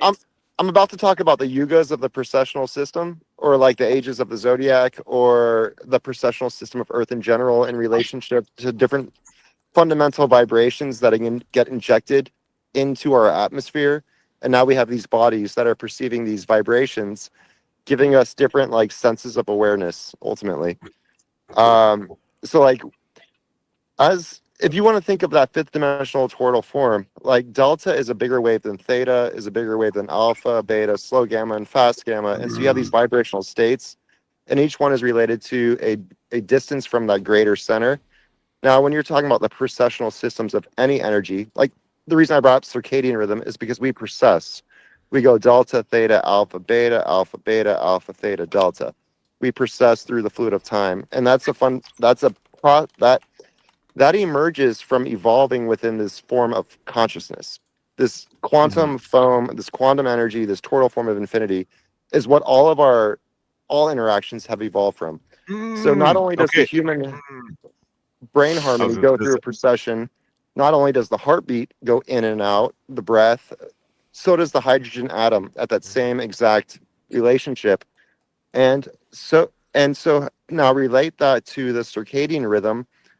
Relate the circadian rhythm to the precessional system of the Earth, and the one that makes the most sense is the yugas, where like Kali Yuga would be related to our delta state of brain harmony. Dwapara would be related to theta, tetra, alpha, beta, sat yuga.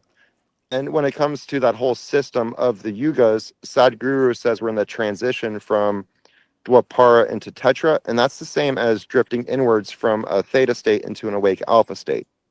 And so there, in my opinion, there's like this reason that we're entering this like new information age that inspired me to talk about this.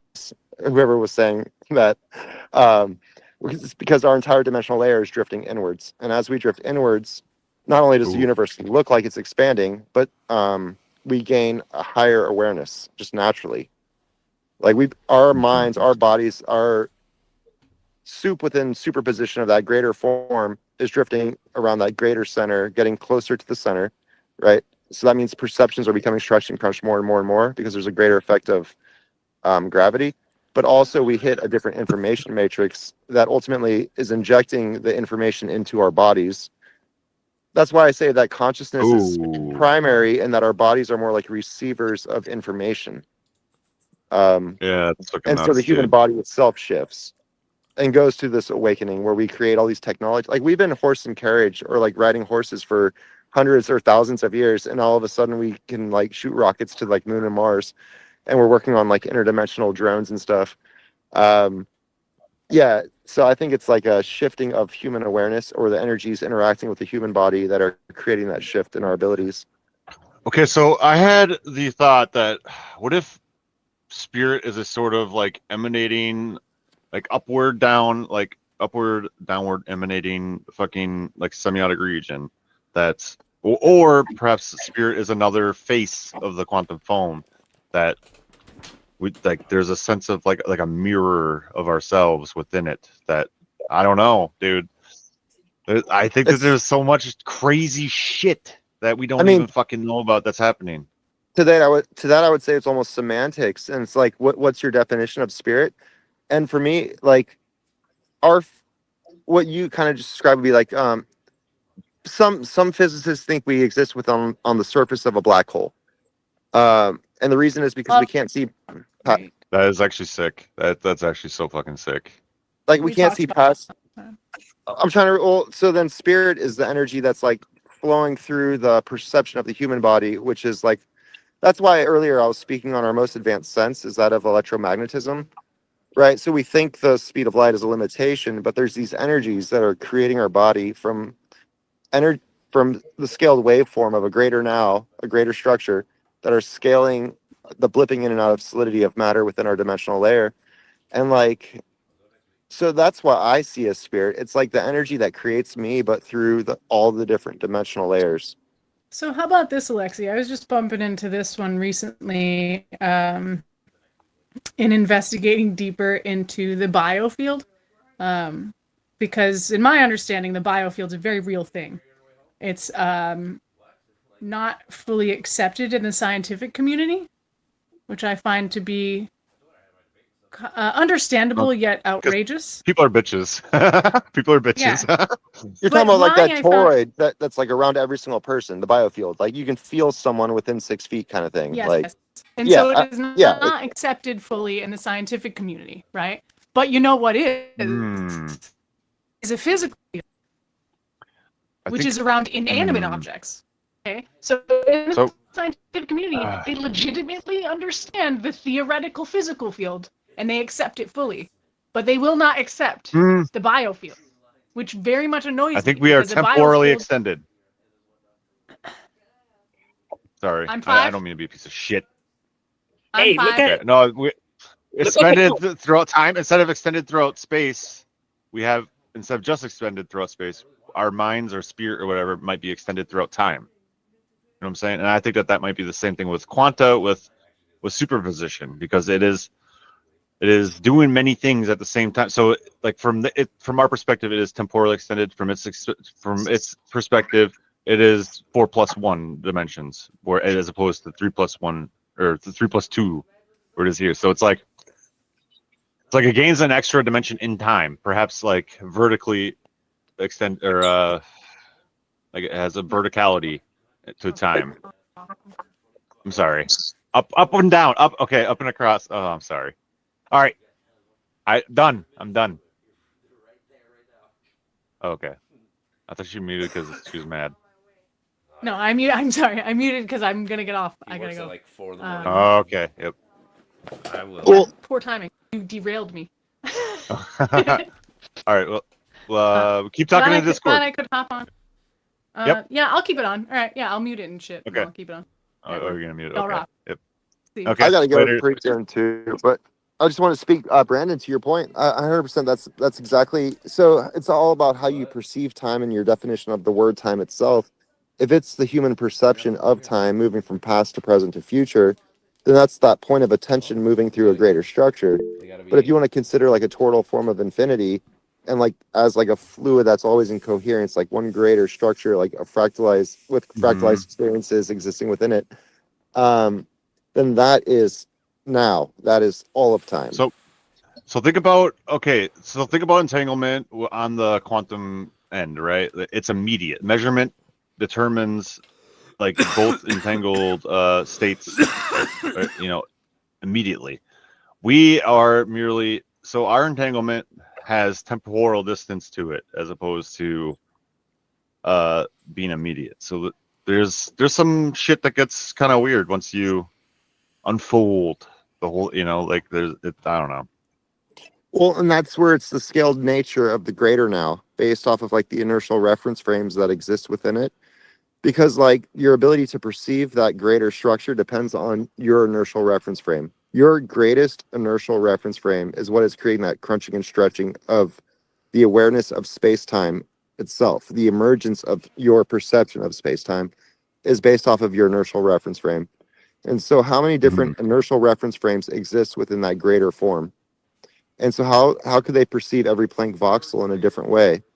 So there's so many different layers of creation and like multiverses of potentiality that all remain in harmony through that fractalized form.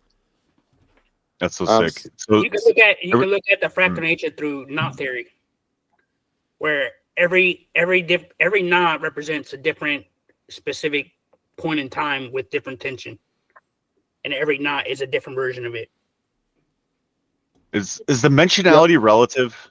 I think dimensionality might be relative. Like I think that everything's on just like the same grid, but fuck it, it's boring anyways. Do.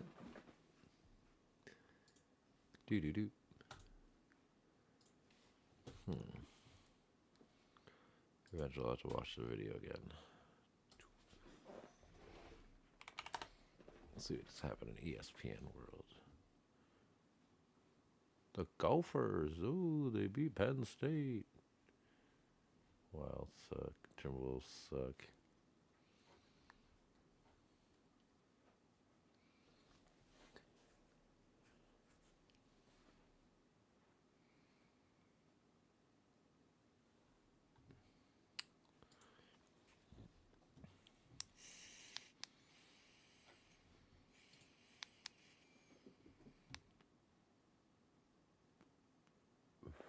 I wish I won both those games.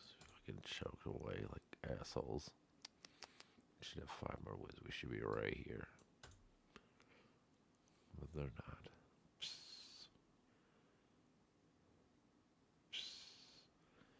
Silly. Lakers are on a roll though. What do they won? Like 8 in a row? No? Oh, they must have lost with 8 out of.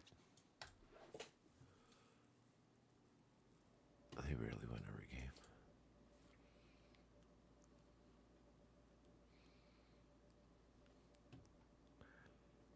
So San Antonio's going to start climbing, even though they're 5 games back, 4 games back, 3. Oh, actually 3 games back. I guess I can make that up in time. 60 games in, or 50 games in.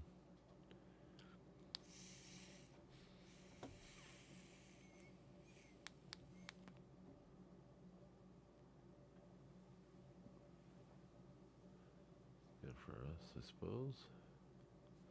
Houston's lost 4 in a row. The thing is, we lost 2. We should have made 2 closer.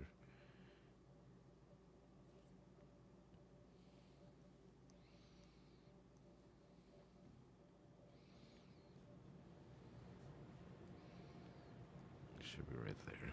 We're not. Stupid. Stupid.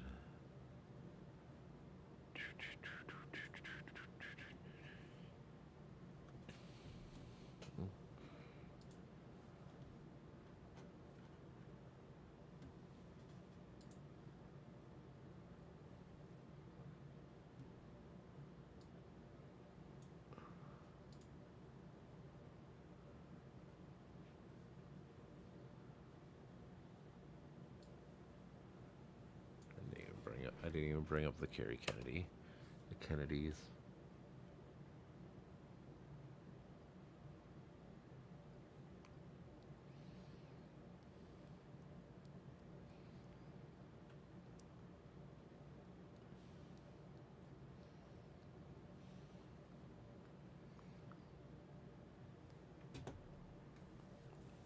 try to be nice in the sense.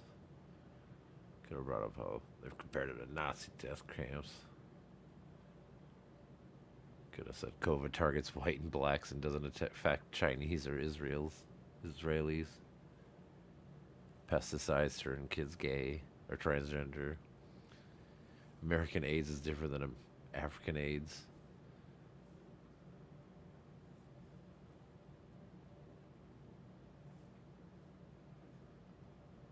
Yeah, there's other things I could have got real topics into, but try to keep it nice and cordial. Find some middle ground. Try to build bridges, not burn them right now. But gotta start somewhere. Oh.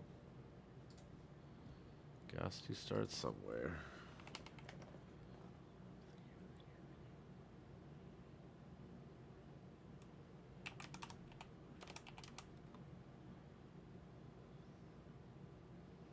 Canada news.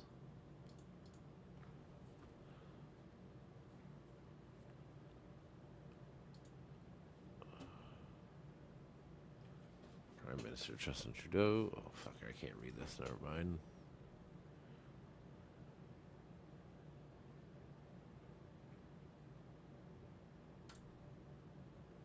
Scientists call on U.S. Canada to confront ubiquitous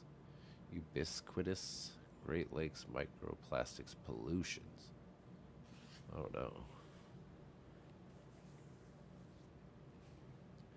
The United States and Canada should take stronger actions against microplastic pollution in the Great Lakes. An international science advisory board recommended to the governments. The small plastic particles are ubiquitous in Great Lakes sediment plants, fish, and beaches. The International Joint Commission's Great Lakes Science Advisory Board said in reports issued late last year. They said microplastic levels in Great Lakes fishes are among the highest reported worldwide, which suggests people who eat them are exposed to the pollutant. The report is a compilation of the state of microplastics in both water and in the lakes, as well as tributaries, fishes, plants, birds, said Karen Kidd, co-chair of the Advisory Board Microplastics Work Group, and Jar Slowiski, chair of Environment and Health at McMaster's University in Hamilton, Ontario. What it's showing is that we need to find microplastics everywhere we look. Just a little plastic piece, huh?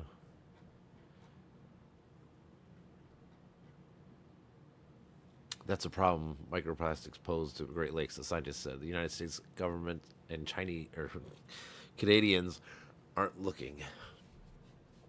Unlike mercury and other Great Lake pollutants, the United States and Canada have identified as chemicals of mutual concern. The governments on either side of the lakes don't monitor for microplastics in the regular or coordinated fashions. This means that IJC can't determine how severe microplastic pollution is throughout the Great Lakes, can't measure whether levels are worsened or improved, and can't determine whether population control measures work. The group of scientists urged the governments to launch and monitor because you can't manage to do what you don't measure. You can't manage what you don't measure, said Kidd. With microplastic monitoring program, we'll know how bad it is and where. IJC Public Affairs and Specialist Allison Vogelson Zajanti said, how much for communities of fish and for the critters that the fish eat? How much are they affected? And the trends over time, when we start collecting that over 10 of years, we'll know it. It's getting worse or it's getting better. Oh, man. Yeah, it's an issue. My eyes. I might need to get off.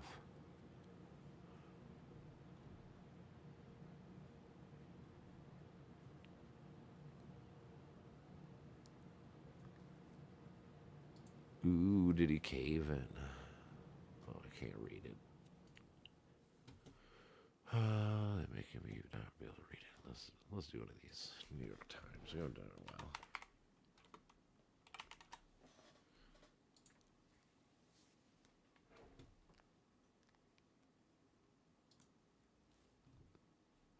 not the answers.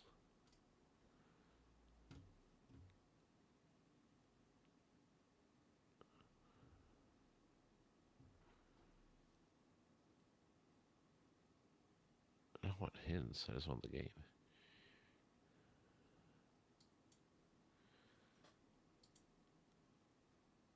Not news. That's why. Okay, that's why.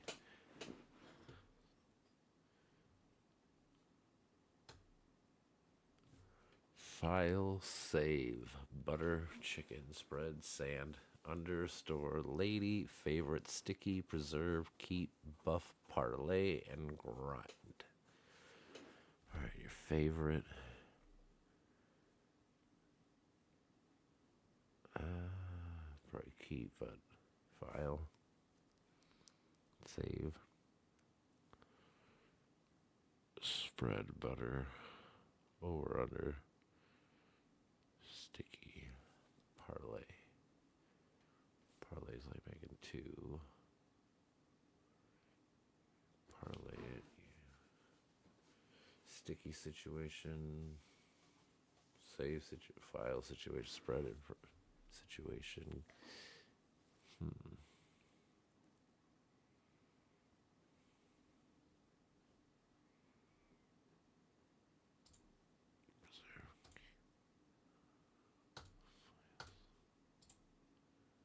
Oh, one away. Preserve, keep. File, save. Try be keep.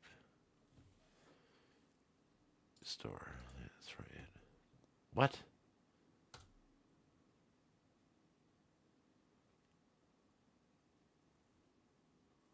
Oh, I hate when this happens. File, save, preserve.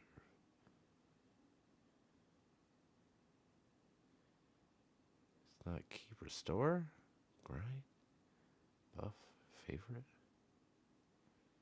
Spread. Under. Underscore. Keep score.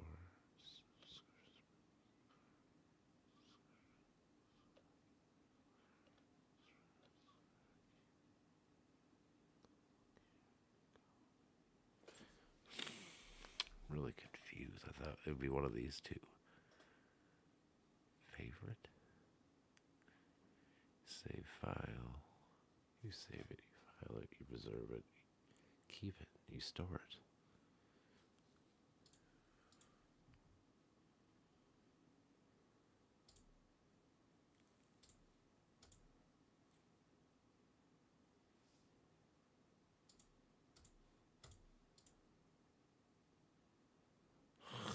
It was file the whole time. That wasn't there. Stupid me.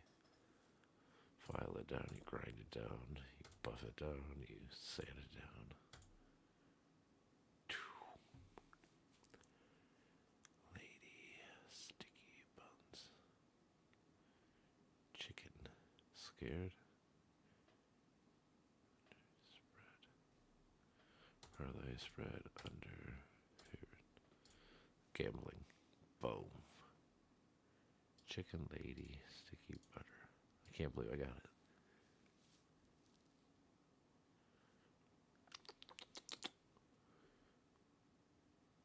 Butterfingers, chicken fingers, lady fingers, sticky fingers. I got you. That was easy. That was easy. It was this fucker. The file. Almost got me. Almost got me. Only 26%. I gotta start playing this game more often.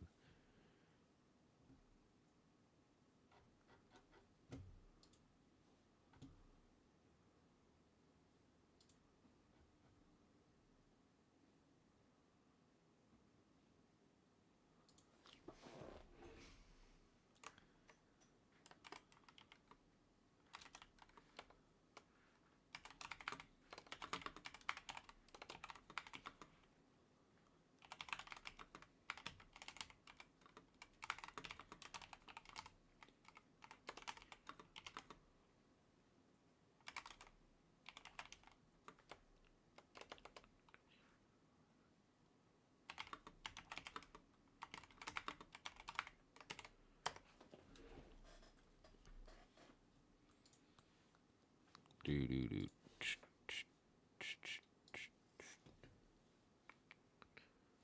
Do do do.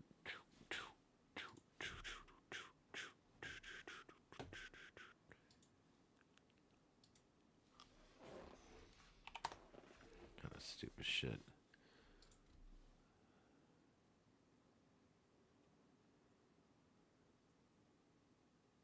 Don't care. Barely use you.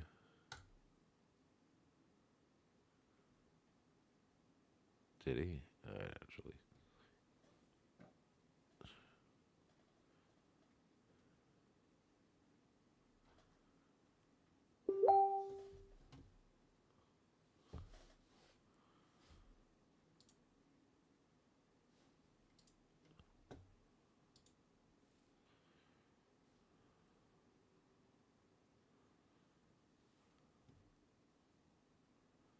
Do do do do do. Was that on Facebook or something? I'll see these motherfucking people still. It's always these motherfucking people.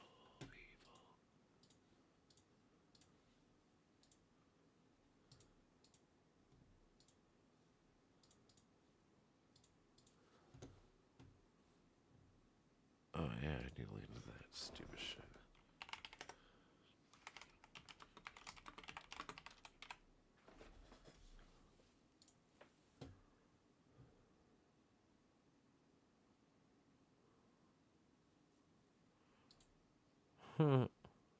Trump says U.S. will take over Gaza Strip and doesn't rule out using American troops. President Trump on Tuesday said the United States will take over the Gaza Strip, possibly with the help of American troops, while the Palestinians who live there should leave. A stunning proposal that would dramatically reorient the Middle East and subject a population of more than 1 million to further displacement. The United States will take over the Gaza Strip and will do a job with it too, said Trump during the joint press conference, alongside his Israeli counterpart Benjamin Netanyahu, later describing his vision of the area as a new Riviera. We'll own it and be responsible for dismantling all the dangerous unexplosive bombs and other weapons on the site. Level the site and get rid of the destroyed buildings, he said. Asked whether he was willing to send United States troops to fill a security vacuum in Gaza, Trump did not rule it out. As far as Gaza is concerned, we'll do what is necessary. If it's necessary, we'll do that. We're going to take over that piece, that we're going to develop it, he said. Trump's comments are a remarkable assertion from a sitting president, particularly one who rose to political power in the United States through his criticism of America's longest war in the Middle East and pledges to return U.S. investment back to its citizens. They open a host of questions about how Trump's land grab would proceed, what its legal authorities would be, and who would be paid for it for the efforts. I do see a long-term ownership position, and I see it bringing great stability to the part of the Middle East, and maybe the entire Middle East, Trump told reporters in the East Room of the White House. He said later, "This was not a decision made lightly. Everybody I've spoken to loves the idea of the United States owning that piece of land. Developing and creating thousands of jobs was something that will be magnificent. There will be many in the region who oppose Trump's plan, despite his claims that all of his interlocutors love it. Already, Egypt and Jordan have rejected the notion of accepting additional Palestinian refugees, wary of destabilization and fearful that they will never be allowed to go back home." Trump suggested that was exactly what he envisioned, a future in Gaza that largely does not involve Palestinians. "I don't think people should go back to Gaza," Trump said in the Oval Office earlier that day. "I heard that Gaza has been very unlucky for them. They live like hell. They live like they're living in hell. Gaza is not the place for people to be living, and the reason they want to go back, and I believe strongly, is because they have no alternative." Later, he added that Palestinians could be among those who return to Gaza, but he was clear he did not envision the Strip as a permanent home for them. Palestinians will live there. Many people will live there, he said. Trump, a former real estate developer, said during his press conference that he has studied the matter closely over a lot of months. Those comments followed his suggestions earlier in the day that Gazans move to a new location provided one or more nations in the Middle East. I mean, they're there because they have no alternative. What do they do? It's a big pile of rubble now, Trump said moments before hosting Netanyahu for Oval Office talks. Fucking crazy. Trump's suggestion that Gazans leave the Strip permanently amounts to being proactive stance that will endear him to Israel's most conservative politicians, but is generally a non-starter for Israel's neighbors, who he said they are unwilling to accept new Palestinian refugees from the enclave. At first, on Tuesday, Trump framed the matter as a humanitarian one, saying it was impossible to believe anyone would want to remain in a war-torn territory. Why would they want to return? The place has been hell, Trump said, ignoring a reporter who cried out, because it's their home? Instead of Gaza, he suggested the Palestinians be provided a good, fresh, beautiful piece of land to live. Netanyahu, sitting alongside Trump in the Oval Office, smiled as Trump was speaking. The Israeli leader, under conflicting pressure domestically, was in Washington to ascertain exactly where Trump stands in the next phase of the ceasefire in Gaza. But Trump's dim views on Gaza as a permanent home for Palestinians was certain to provide grist for far-right allies of the Israeli leader who have called on Netanyahu to abandon the temporary truce that was struck last month. The two Arab officials expressed puzzlement, concern, and pessimism in the immediate wake of Trump's unexpected remarks. It is rough, raw, and hard to grasp and digest, one official said, adding that they need clarity and further development to become understood. A second official said the comments could jeopardize a fragile ceasefire deal in Gaza, stressing the profound implication of such proposals have on the lives and dignity of the Palestinian people, as well as the broader Middle East. The reality remains that 1.8 million people in Gaza would resist such an initiative and refuse to leave, the diplomat said. Saudi Arabia is unlikely to pursue peace under these circumstances, and other nations may reconsider their commitments to the Abraham Accords. Trump's comments, meanwhile, drew skepticism from congressional lawmakers, including some from his own party. We'll see what Arab friends say about that. I think most South Carolinians would probably not be excited about sending Americans over to take Gaza, said South Carolina Republican Senator Lindsey Graham. I think that might be problematic, but I'll keep an open mind. AK is going to collapse. The American president proclamations laying claim to Gaza as U.S. territory did not appear likely to convince Hamas to return immediately to the negotiation table. Trump said he was still determined to free the remaining hostages in Gaza. We'd like to get all the hostages. If we don't, it will just make us somewhat more violent, he said. Trump has claimed credit for the hostages for a ceasefire agreement struck in the days before he took office, and even officials in the outgoing Biden administration acknowledged Trump's imminent arrival helped apply pressure to Israel and Hamas.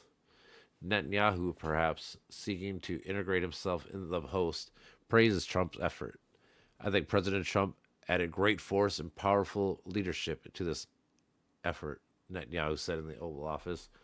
But for all of his prodding to get the deal inked, Trump will still need to oversee the remaining two phases of the three-phase plan. We'll see what happens. We're dealing with a very complicated people, but a deal can get absolutely done, he said. There was plenty for Trump and Netanyahu to discuss beyond the immediate matter of the ceasefire agreement. There was a prospect of broader normalization of relationships between Israeli and the Arab neighbors, principally Saudi Arabia, that former President Biden had been pursuing before since October 7th attacks. Trump, who openly pines for a Nobel Peace Prize, may see his opportunity in such a pursuit. Could he transform the entire Middle East and create a new bulwark against Iran, a common foe to Jerusalem and the radar? It is not clear that his comments Tuesday will be helpful. In a statement on X following Trump's remarks, the Saudi Foreign Ministry restated its long-held position that it will not commit to normalization of relations with Israel without guarantees of a Palestinian state. Saudi Arabia will continue its relentless effort to establish an independent Palestinian state with East Jerusalem as its capital, and will not establish diplomatic relationships with Israel without that. Whether Netanyahu is interested in diplomacy or whether he instead sees Trump's arrival in Washington as a moment to take decisive action against Iran, potentially even taking out its nuclear program, remains to be seen. Ahead of his arrival, there was speculation Netanyahu could use the talks to take Trump's temperature on the direct strike, seizing a moment when Iranian proxies have been decimated. Iran's nuclear ambitions appear to be accelerating, and while he has been friendlier ties to Washington. Before Netanyahu arrived, Trump signed a directive authorizing a tough approach to Iran meant to prevent the country from obtaining a nuclear weapon, while warning of obliteration should he be assassinated by Tehran's operatives. Trump said he left directives for his team on how to respond should he fall prey to an Iranian assassination plot. I've left instructions, Trump said. If they do it, they'll get obliterated. Netanyahu's last visit lasted several hours and included the joint press conference, all meant to demonstrate Trump's solidarity with Israel. But the comedy between the men belied and the relationship is more complicated than it sometimes appears, with nothing less than the future of the Middle East potentially riding on Trump's words. In the lead up to the last November's election, there was little question among Biden's team that Netanyahu favored a Trump victory, believing he would enjoy a far wider remit from the American government to pursue his war's aims with Trump in office instead of Vice President Kamala Harris.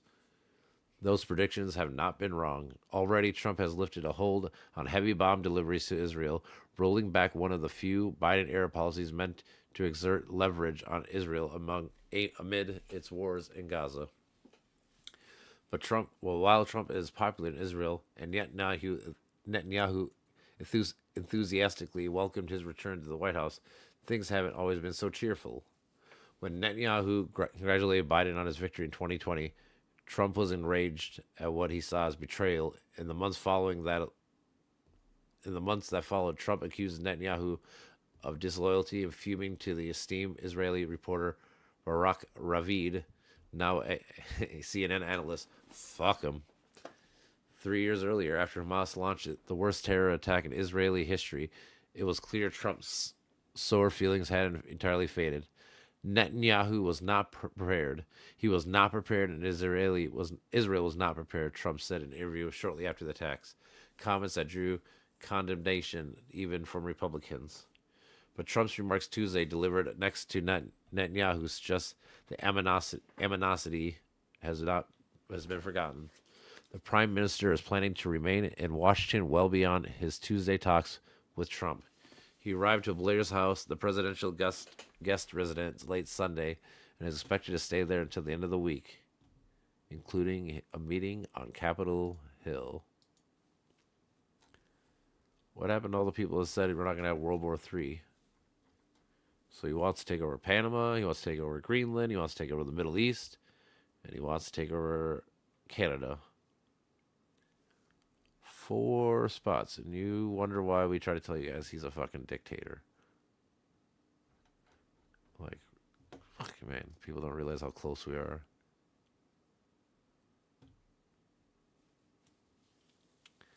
Trying everything he can to fucking take over the world. Everybody wants to rule the world. What happened to all the far lefties that said you can't vote for Kamala because she's going to be a genocidal freak? I suppose this is better, right? Having the United States take over Gaza themselves and build hotels and shit. I suppose it's probably his great plan.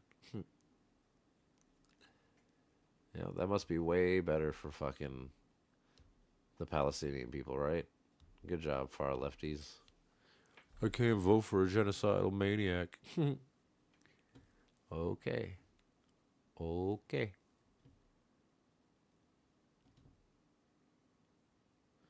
Venezuelans are pissed. Who cares?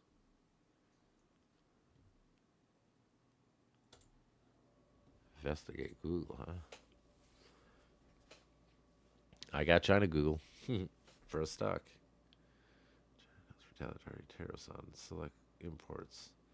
An antitrust investigation to Google on Tuesday, just minutes after a sweeping levy on Chinese products imposed by Donald Trump took effect.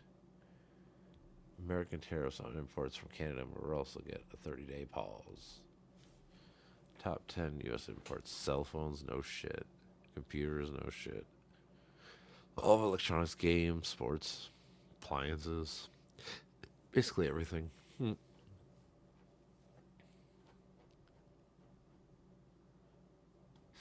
on coal and liquefied natural gas. What we're really big at right now. We're going to add tariffs. Thank you for making everything more expensive for the whole fucking world, Trump. Good job. Thank you, people that said that, oh, we didn't vote for him to lower prices.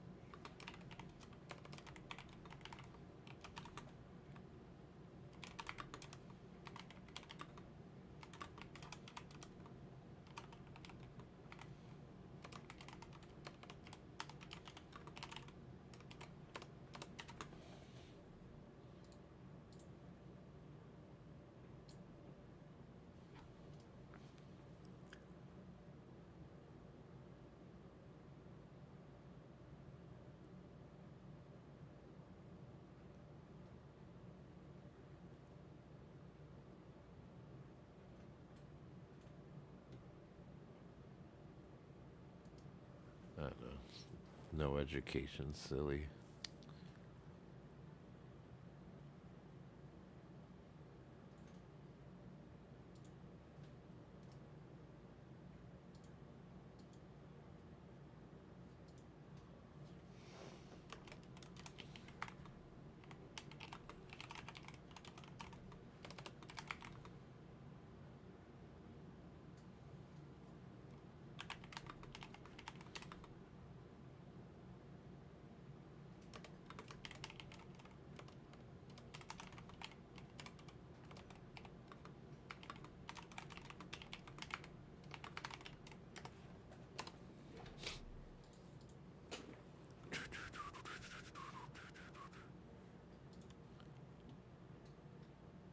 I had this up to 50 when I was actually using it, but I just haven't cared as much.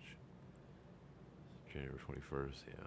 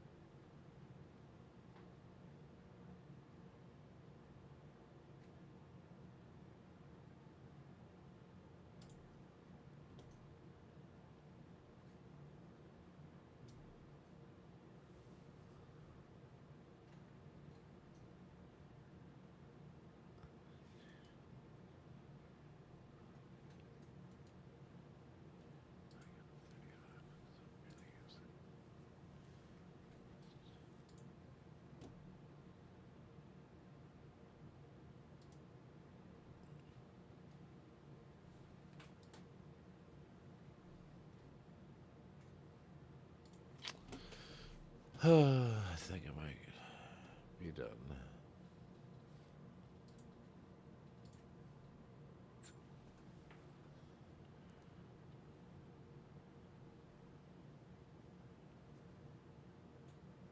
That's always a big one.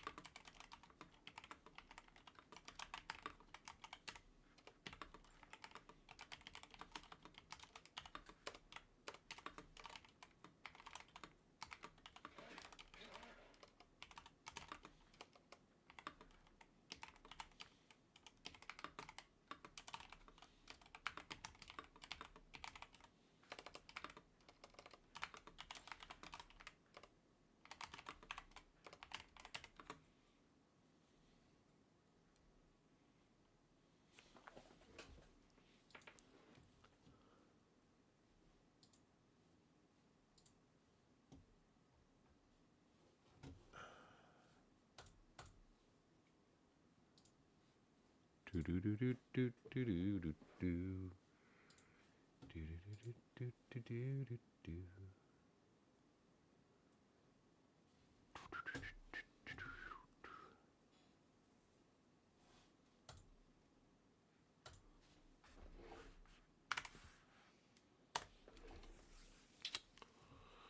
Do do do do do do.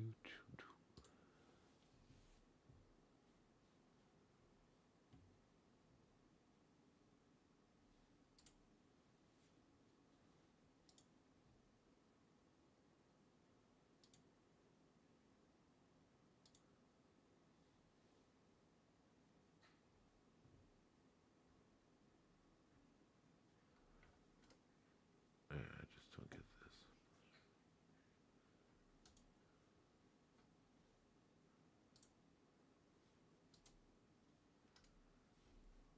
Huh.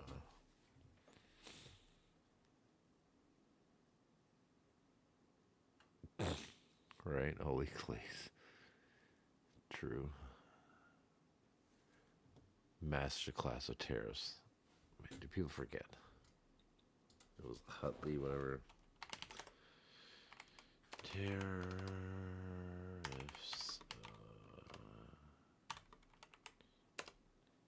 20s, was it? Yeah, the Smoot Hollies tariffs. God. Yeah. Silly.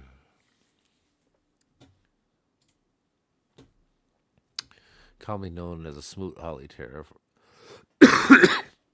was a law that implemented protectionist trade policies in the United States, sponsored by Reed Smoot and Representative Willis Hawley. It was signed by President Herbert Hoover. It's June 17, 1930. The act raises U.S. tariffs on over 20,000 imported goods. The tariffs under the act excluded duty-free imports, were the second highest in the United States history, exceeding only by the tariff of 1828. The act prompted retaliatory tariffs by many countries, just like right now. The act and tariffs imposed by the United States trading partners and relationships were a major factor to the reduction of American exports and imports by 67% during the Great Depression. People need to fucking learn to read their history. All it does is just repeat, rhyme, whatever you want to call it. Economists and economic historians have agreed that the passage of the Smoot-Hawley tariffs worsened the effects of the Great Depression.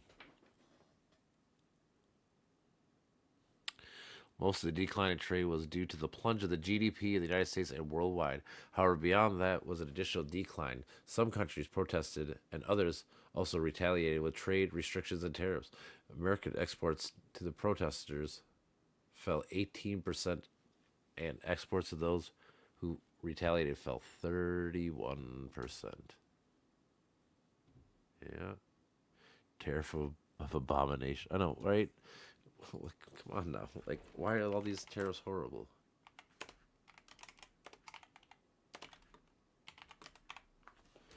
Like, what the fuck? Like, it's literally the name, abomination. Let's read about this horrible shit. Was a very protective tariff that became law on May 19th, 1828.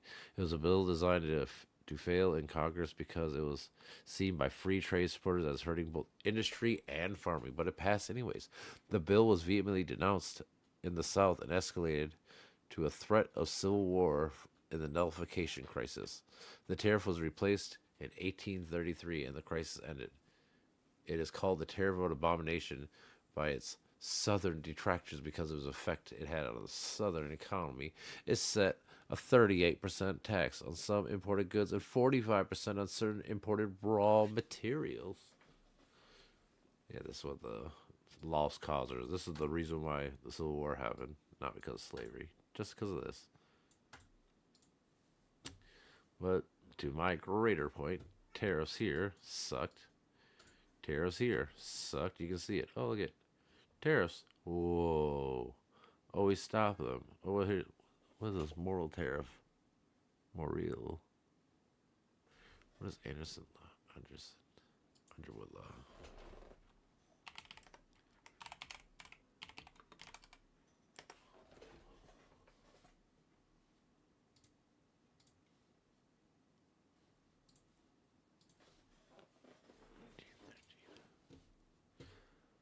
The Underwood Simmons tariffs.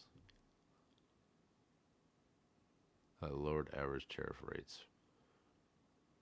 Oh. And reintroduced. Oh. That is kind of funny. People keep talking about the Fed, the Fed.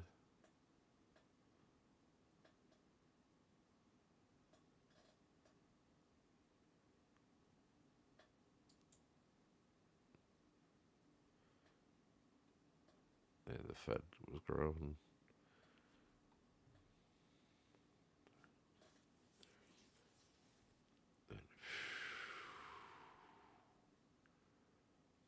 Crazy. Yeah, when tariffs are high, things go down. What is it, blue? Imports. Yeah. It's funny. Tariffs are fucking silly.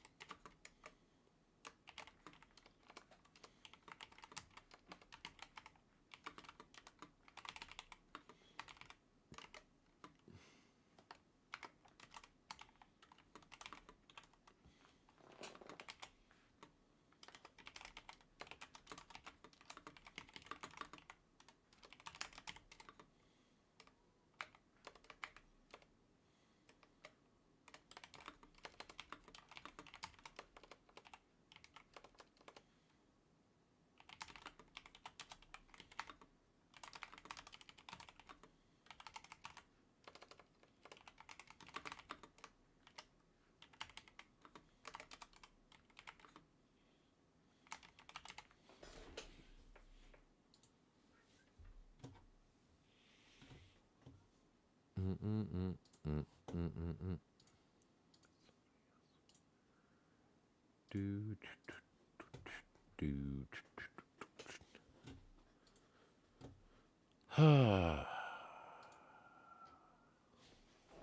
wonder if they're still doing their shit.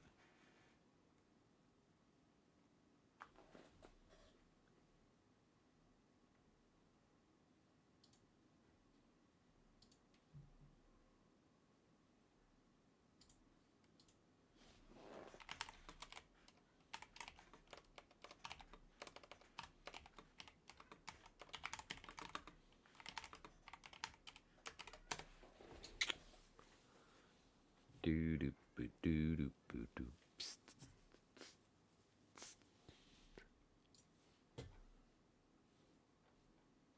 Yeah, I don't know. We're about to enter fucking potentially World War III here soon.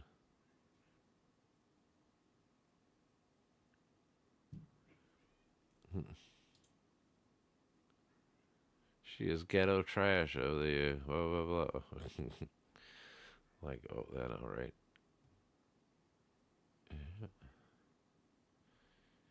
But you just want to be openly racist, of course. Like I said, not all of them are, but a lot of all the races are. It's funny.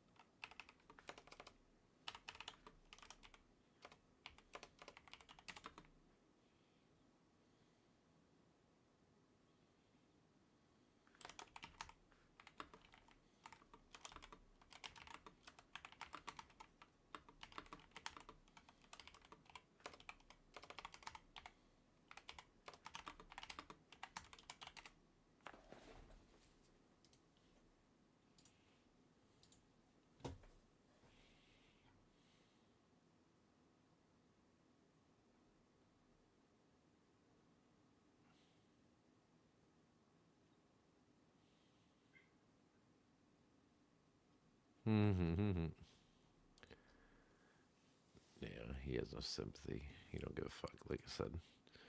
Oh, this is a bad one. Psst.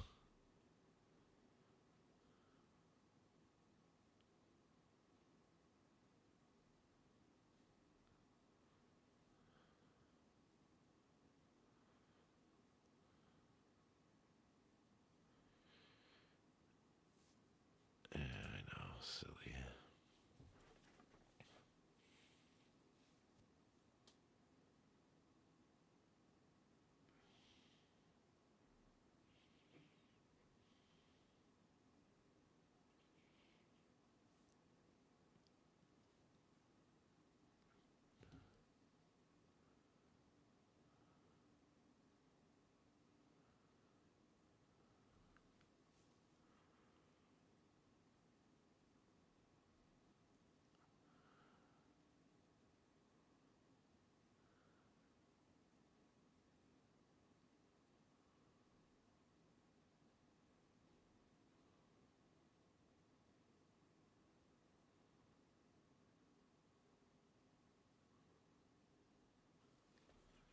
True.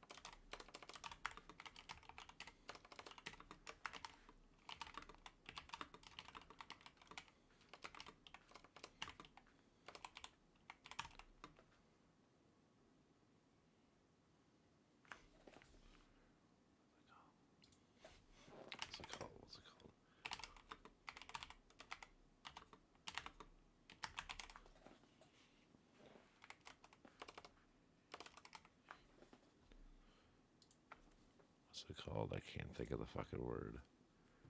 The non-aggressive pistol. Okay.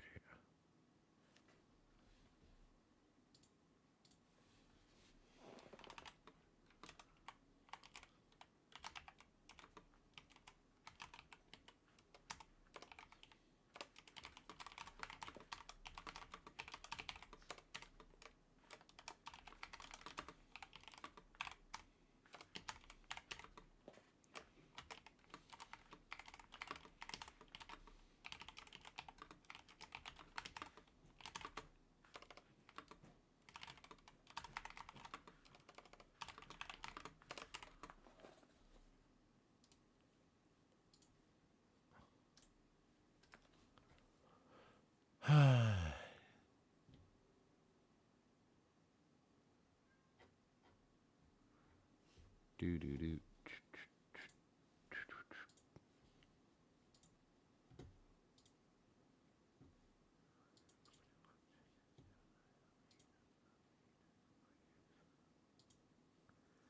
Do do do.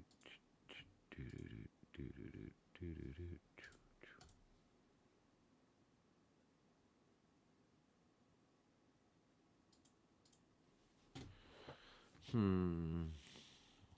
Doge.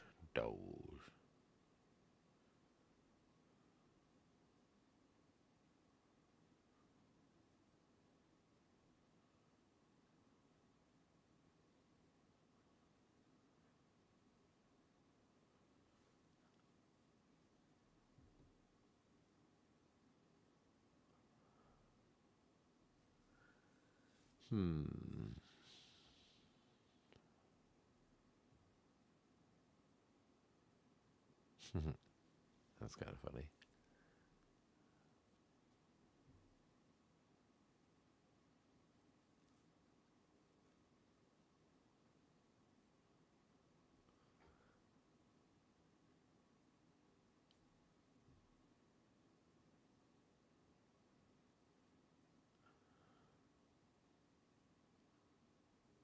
Oh, I bet. Fuck it. Oh,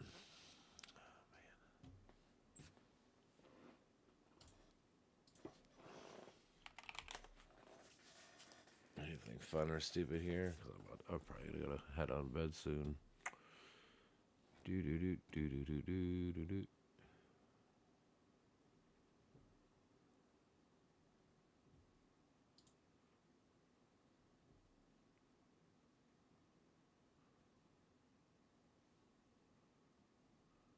Yeah, that'd be coolie alarms. I don't know. Get them.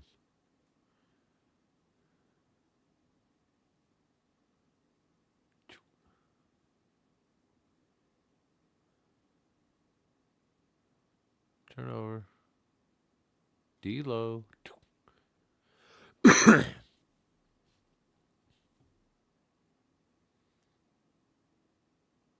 That's pretty crazy.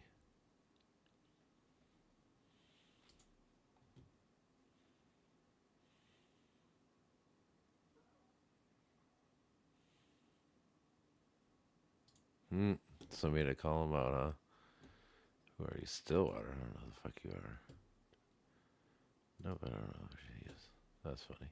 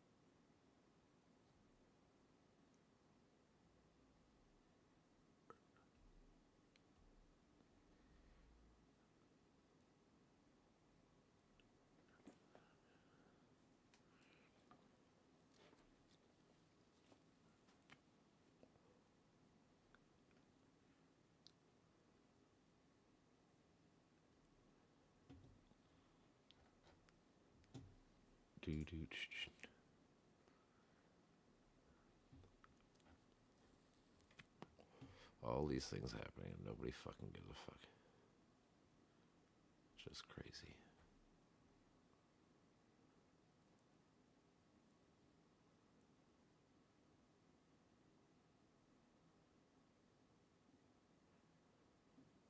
Ooh, don't be racist, but you can now.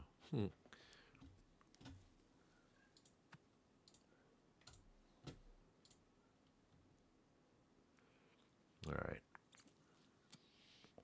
I'm going to head off. Much love to everybody. I'm tired. It was a good debate. Probably watch a review tomorrow. See what happens. See if I did good, did bad, and how it went. Oh, wait, maybe I'm staying on, motherfuckers. Seeing their bitch ass motherfuckers. Just kidding. How was your debate? Oh, fucking, I think it went well. I mean, I was going to say, if you guys were on earlier, I mean, we could watch it now. I was going to say we should review it. You can do that tomorrow, I guess, maybe. Or whenever, whatever. Whatever's clever. I'm good. I guess it's up to everybody. But With yeah. the flow. It went all right, I guess. I was trying to be nicer and more middle ground because, like, the one dude was pretty cool. He could see, like, a lot of times he'd be like, I like your idea. I'm like, that's all I'm asking for, bro. Just think about it, Just think about it, So, like, it was at least a good faith conversation, so made it a lot easier. Fuck yeah, dude. Who's Christian theorist? Suki theorist. Suki theorist. Were you in the other chat that was earlier? Yeah. Okay, I got you. I remember. I think I never saw you then. I don't know. My camera won't work over there, so I just fucking cut it off. Gotcha. But yeah, it was pretty swell. I can't complain. Next week, he wants to they want to talk about I want to bring up tariff shit. Now I got to bring up fucking. You guys saw the whole we're gonna take over Gaza now? Really? Did you guys read that news yet or no? No. Yeah, Trump says we're gonna openly fucking take over Gaza. We're gonna kick everyone the fuck out. We're gonna demolish the whole area and fucking rebuild it. Like I'm guessing like hotels and fucking tourist shit. Be my guess. That's just gonna cause more problems. I mean, I can see the reason for it. Yeah, but again, you have 1.8 million people now that are gonna fucking, and nobody wants them. The thing is, like Egypt, Jordan, all these countries, like we don't want them. They're gonna destabilize our governments and everything, like and all this shit. So I don't know. I mean, obviously, there's no real like good right. There's not like one answer, but still, like literally sending 1.8 million people to go fucking move and have to do whatever the fuck they already got kicked out of one land in 48. They're getting kicked out now in 2025. Like fuck. Basically, telling them to go fuck themselves. Essentially, go fuck yourself. Find a new. Well, again, you're not going to solve people becoming terrorists if you keep fucking kicking them out of their areas, and if you just keep doing this, you got to understand that like you shouldn't be a terrorist or nothing, but you got to also understand why they are the way they are too. Like. They're fed up with the bullshit. Well, yeah. Like it's their land. It's like how else do you expect people to get out of that sort of environment? Like you expect them to stay there and just fucking rot off like the rest of the people? Yeah, well, like they're migrating for a reason. Well, eventually, once things get so bad, that's the reason why you fight. Like the reason why they have high terrorist rate and shit is because they truly feel like they have to fight in order to live, and it's not a good way to live. Like, and they should also understand that's not necessarily the way it is. But when shit like this is about, like, You know, like when Israel tends to get a lot more favorability around the world and shit, I kind of understand why they think the way they think, but you know, they don't help their cause either because they are terrorists. Like a lot of them are, like they fucked up, but it's one of those like I don't condone the murders that people do, but I can understand why they do them, kind of thing. You know, like Yeah, you're riding the fine line. fuck You're yeah. both sides of the perspective. Well, I try to see like I get why I get why you would do it because obviously it's a worthless piece of land that nobody's done anything productive for like 100 years almost. So it's like it's already been war torn and shit. So you want to demolish it, rebuild it new. But again, why does America have like he even said like they might send troops there to fucking take to make sure that nobody takes over after we take it over. Like. So to me, it's fucking crazy because now we're about to take over. We're trying to take over Canada. We're trying to take over Greenland. We're trying to take over Panama. We're trying to take over the Gaza Strip. 4 separate parts of this country, of this world, that Trump's literally now openly saying like we want them. They better expect that big ass loss to come too. Thing is, technically, militarily, nobody's fucking with us. That's the thing. Like we're always gonna win because we have the biggest, baddest military. So, but it's just one of those like. When you know that, like, when you read this shit in history books, you're going to be, like, the evil ones, right? Like, the people that try to overthrow and do that kind of shit, they're never the good side in history books. Yeah, but essentially, the United States is going to become the Nazis of history. That's what I'm trying to warn people. Like, you guys don't realize we're 1933 Germany about right now. I've been trying to tell people, like, all this shit. I try to always point to the history. Like, so, like, now with all the tariffs, I'm like, the last 2 times we implemented like big tariffs, like they're trying to do right now, was the Smoot. No, not even that. The Smoot Hotley one that caused the Great Depression. The one before that was called the Tariff Abomination, which helped lead to the Civil War. So I mean, like the last time we had 2 big like sweeping things with tariffs, it's led to fucking horrible things for America. And it's going to happen again because, again, we're going to be in a trade war and everything's going to go up. And it's not the companies that pay it. It's going to be us that pays it, the regular ass people. That's for sure. It's so sickening. And then I watch fucking fools all fucking. I just think it's funny. All these, like, what happened to Trump being the peaceful guy? I never start wars, never do this. He's openly trying to take over 4 countries, and like I said, he's starting a trade war. The second part of that word is war. Like it's not a physical war, but it is a warfare. It's going to be a mental warfare. It's going to drive everybody insane. It's going to be a. Like, what the hell is all this stuff going on? Pattern's been there since the beginning. I think everybody was just stuck in their rigid ways, and he just saw what was in front of them instead of the deeper meaning. No, call me on Discord, bro.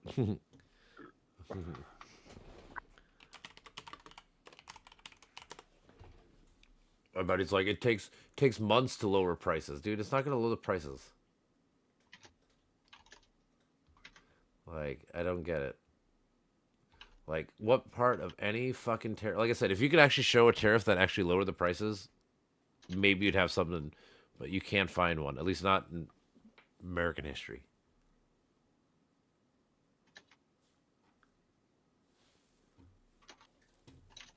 Ugh.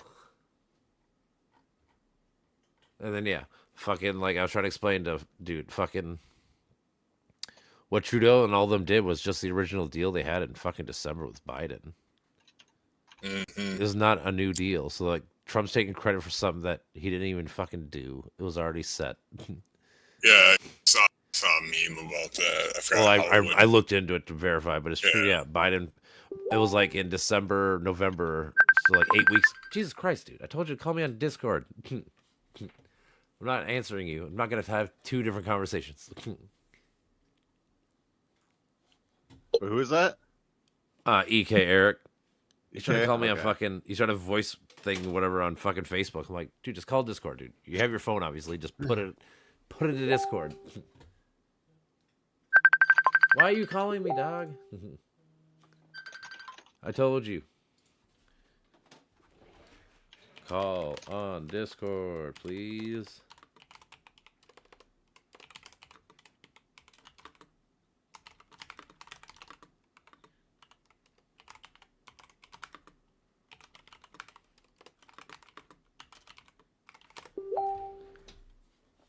He should know. Out of all people, he should know. He knows what I'm doing. And he has Discord. He's called here before, so I know he knows exactly how to do everything. So don't He wants personal. to be private. He doesn't want to come into a hack channel or something. I don't know. Maybe. Fucking Trumper ass motherfucker. I saw like one of his posts, and I was like, "Oh, you son of a bitch." Yeah, that's what the terrorists were a bargaining tool. I'm like, what did they bargain, bro? Like, he's taking credit for a deal that was done basically months ago, bro. And that's when I started doing like why we have a trade war with our allies.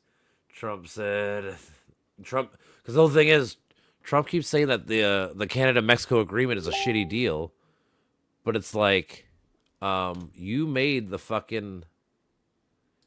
deal.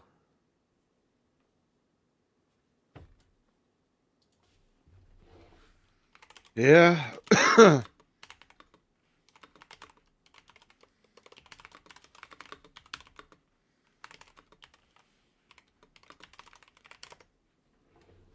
trying to tell Eric's like, people will see me. I'm like, dude, you can fucking turn your camera off, dude. Turn the camera off. You can still talk, just like you guys are. Like, you don't need to see people.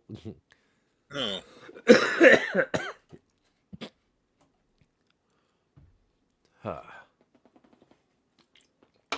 No, but my debate conversation went pretty good because, like I said, I was worried about like how structured people would be. So it was like a fine line. Like, we were structured, but like if we were talking about like this topic, we kind of let us like go on tangents for like 5 minutes. And then at the end, he'd be like, "All right, let's get back to the original point here. You know, like this is the question. Let's kind of go like, oh yeah, that was the question. You know, whatever the fuck, you know."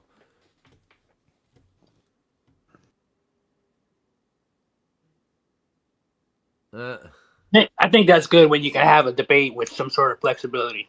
Because when it becomes rigid, man, I think they just collapse. And you're like, well, so much to talk about. People want to be stubborn. Yep. Well, you can be flexible, that's even better. Because people just want to like run you like in circles over and over again. You know, like, come on, man. Yeah. Because like, if people don't want to fucking find out the truth, like, it's a fucking waste of time. People just want to be fucking minimally fucking conscious but comfortable. Mm-hmm. Yeah. Like that's what. So like on my closing statement, that was my big closing statement there in the whole debate. I was like, you know what? The hardest thing is people want easy answers. They want spoon-fed shit. Like, if you want to learn something, you want to actually know something, the best advice I can give you is read actual documents and read actual papers and see what people actually say, like the smart people that are actually talking about these subjects and not a pundit or whoever that's trying to spoon-feed you information. Because that's how you get half-truths and lies and shit. It's like, you know, if you want to know something, it's out there. You can literally Google anything and figure it out. You can read billions of papers on it. It might be dense and it might be hard as fuck, and I get that. I mean, like I said, I was learning a lot of scientific terms talking about healthcare shit. It was tough for me. Like, sometimes I have to look up like 4 words in one sentence just to fucking know what I was talking about, you know, or reading, you know. Oh yeah. Mm-hmm. Yeah, but anytime learning, that's literally the point of learning. Challenge yourself.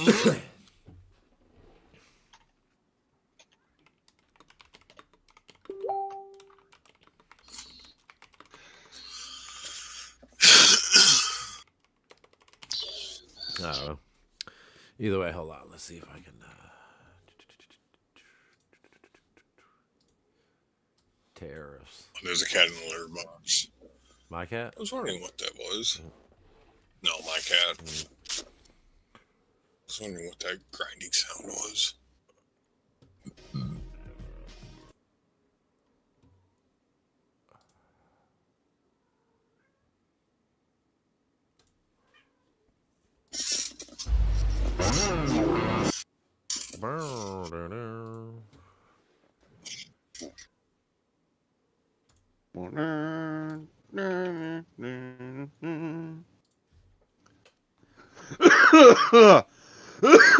Oh, you smoking the good shit, huh? No, I wish. Oh, I'll do it for you then. Here. I can't. Yeah, you can. Yeah, I was like, I know that cough. I have a shirt that says, "Don't worry, this cop's not from Corona." It ain't the Rona, we just stoners. Yeah, we stoner, not Rona. Hold on, I'll be right back.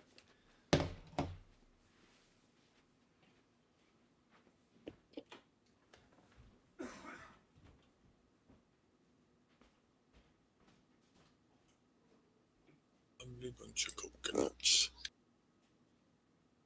Oh,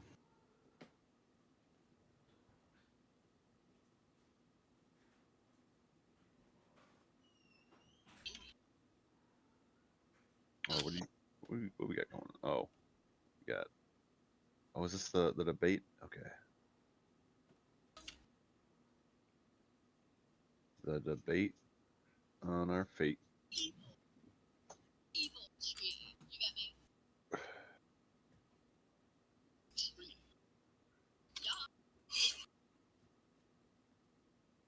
So annoying.